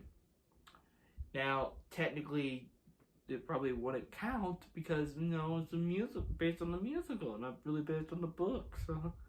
But it is still technically a live-action Dr. Seuss adaptation, so... Shut up. They broke the rules from Ted's Widow, and... I don't know why they would do that, and I don't know why no one's talking about this. And also, I guess the reason because, well, she's dead, so we can break her rules. Which, that is just horrible if that's the case. I don't like that. That is stupid. Very stupid. Enough is enough. Now that I finally got all the introductions out of the way, what is this special actually about? Well, it's the story of the Grinch. If you read the book or seen any other adaptation, you know this story by far. Like, the Grinch hates Christmas, and he tries to steal everything that he thinks makes Christmas so special for people, only to realize that Christmas doesn't come from a store. Maybe Christmas, perhaps, means a little bit more. Let's talk about the elephant in the room. Matthew Morrison as the Grinch. Now, to be honest, most people know Matthew Morrison for Glee. I've never watched Glee. I don't plan to watch Glee. I don't know if I'm really interested in Glee because I don't know if it's really a good show to watch. I don't know, really. I don't know, but some people online say it's good, but other people out there hear it sucks. I don't know. I don't know. I guess really the only way to really know is to watch it for yourself. I feel like I'll enjoy it because it has a bunch of musical stuff, but stuff that Dan Harmon keeps putting out in Community is that, like, why don't they just write their own songs? But I'm just going to judge Matthew Morrison's performance at the Grinch as any other performance. He's fine, I guess. I still think that Boris Karloff is the best Grinch, in my opinion. Don't get me wrong, I enjoyed Jim Carrey's performance in the live-action movie just as much as anyone else does, but I think that Boris Karloff brings a nice, suave, sophisticated, devilish delight that I think is very appropriate for the Grinch. Benedict Cumberbatch was just meh. So if I was to rate the Grinch performances, I put Matthew Morrison right in between Jim Carrey and Benedict Cumberbatch. Yeah, Boris Karloff is still on the top. I like Boris Karloff, if you can't tell from this. But that's not what you guys are really interested in terms of the Grinch character. You're interested in the costume. Oh god, that costume. It is not a good costume. No. If you thought that Cats looked bad, it still does, but this is pretty disgusting too. Like, it doesn't even look like the Grinch, really. It looks like someone tried to make a homemade DIY cosplay of the Grinch. Badly. But basically what I'm trying to say is that this does not look like it should have come out of an official Dr. Seuss product. Like, Mike Myers in The Cat in the Hat looked better than this. Yeah, I said it. I mean, compare that to the Grinch in the live action movie. I mean, just look at this. Look at it. This looks freaking amazing. And Jim Carrey was very wild and animated with the character under all that makeup. And he needed a freaking Navy SEAL so that Carrey could get through the day after sitting in the makeup chair for hours and hours on end. I'm not making this up. This is a real thing that happened during the production of that movie. And it probably looked like it took... Probably looked that it took more than like an hour tops in the makeup chair for this. Why does the Grinch wear shoes? He wears shoes. Is that your Grinch doesn't wear shoes? He only wears shoes when he's Santa. He only wears shoes when he's Santa.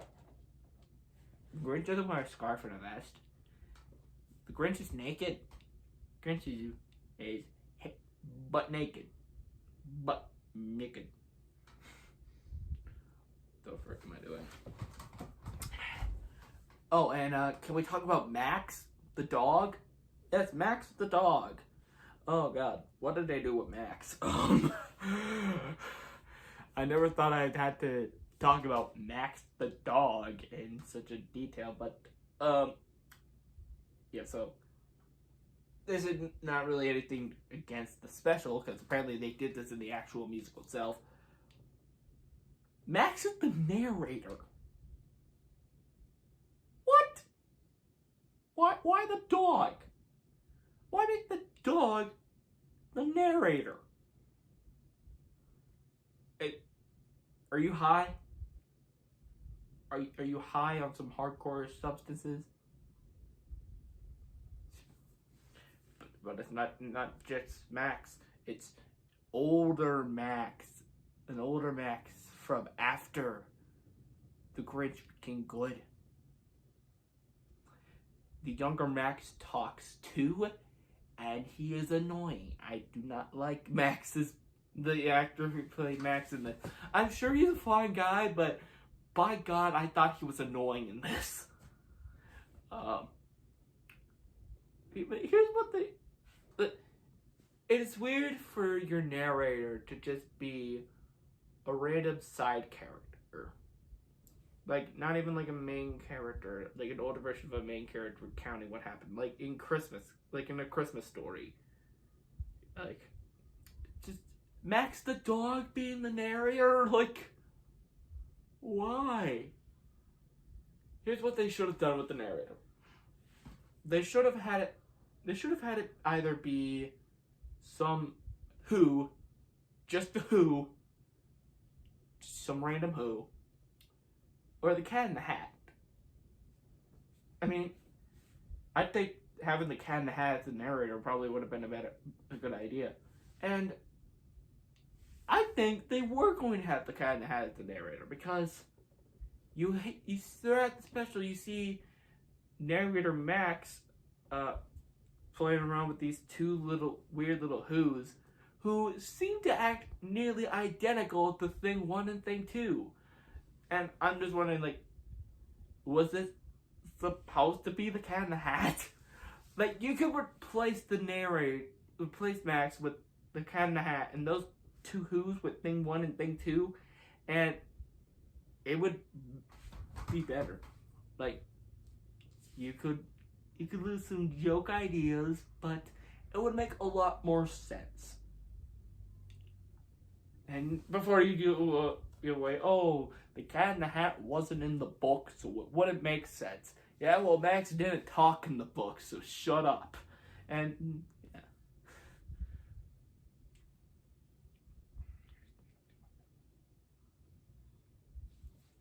So, I've been going on for like 15 minutes or whatever on stuff I don't like about this special. What do I do like about this special?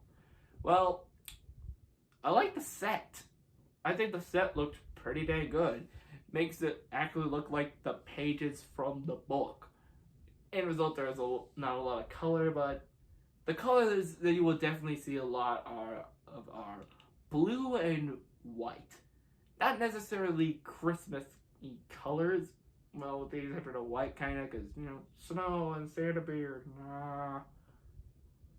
But, it definitely looks nice. Looks like a Dr. Seuss book come to life. And, yeah, I think it looks pretty good. The set. And some of the singing and dancing, I think it's actually very well done. They definitely did get some talented singers and dancers for this production. Although with the exception of the guy who played the narrator, Max, he's a little iffy on his singing. Not the best. And of course, you're probably wondering, what dumb side plot with the Who's did they add this time around? Not really. It's not really much of a plot. It's kind of resembles Cindy Lou Who's plot from the live action movie, but again, not really. But it's mainly just this family of Who's just preparing for Christmas. Yeah, that's it. Yeah, there's a bit where Cindy Lou Who tries to understand why the Grinch is so hated, and he tries to like she tries to like befriend the Grinch. Like, her and her siblings make a sign called Merry Christmas Friend or something like that, but the R falls up and it says Merry Christmas Fiend, and the Grinch sees that and he's like, the Who's hate me! So, which I thought he hated the Who's to begin with, because he was a grump. So why would the Grinch be infuriated by that fact that the Who's hate him? So what about the songs? What are the songs like? I barely remember most of these songs. Most of the songs that don't come from the original animated special, I forgot about them. I do remember the opening song, mainly because they repeated a lot. Who's Like Christmas? They also played this during the Thanksgiving Day Parade. Which, yeah.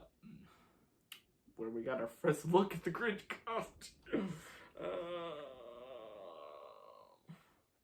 My head hurts. My head doesn't actually hurt. I'm just saying that. Oh god. I've been recording for like 20 minutes now on this freaking special.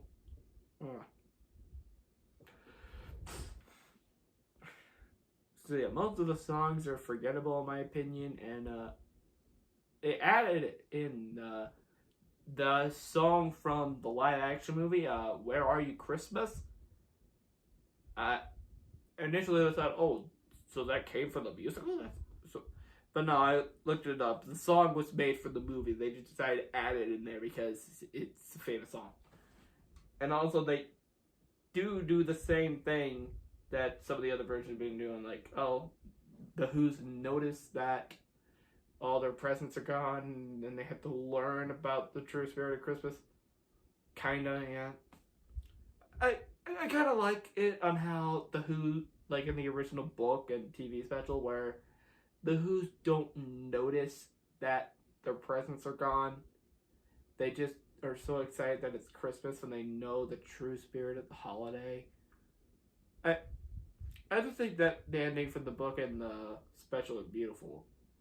Specifically from the original anime special because of the beautiful song and the music. So, and speaking of the song, Where Are You Christmas? They add that. If they can add that, why can't they add the Cat in the Hat as the narrator instead of freaking Max? Why Max? So, overall, what do I think about this? It sucks. It seems that every single Grinch adaptation keeps on getting worse and worse as time goes on. I really enjoy the first two. The original animated special is a classic. The Jim Carrey, Ron Howard movie, despite its flaws, I still love it, and I watch it every single year. The Illumination one with Benedict Cumberbatch, I did not like that. I saw it in the theaters. I believe it was opening day, but I can't really remember. Did not like that one bit. I actually kind of forgot about most of the stuff that happened. But then again, I haven't seen it since I saw it in theaters. And this musical adaptation, it's bad. My opinion, just stick with these two. Forget the other two. I'm done. And basically, if they try to adapt The Grinch again in a few years, then come on, dude. We have 4 Grinch adaptations now. 4 of them! Then again, we also have like 30 plus Christmas carols, so I guess it's not that big a deal, but the Christmas Carol, I could see there being a lot of different versions of, because you could do a lot with the source material, but the Grinch, there's only so much you can do. It's only so much. What's left? What left can you do? Are we gonna have a 5th Grinch in like a decade or so?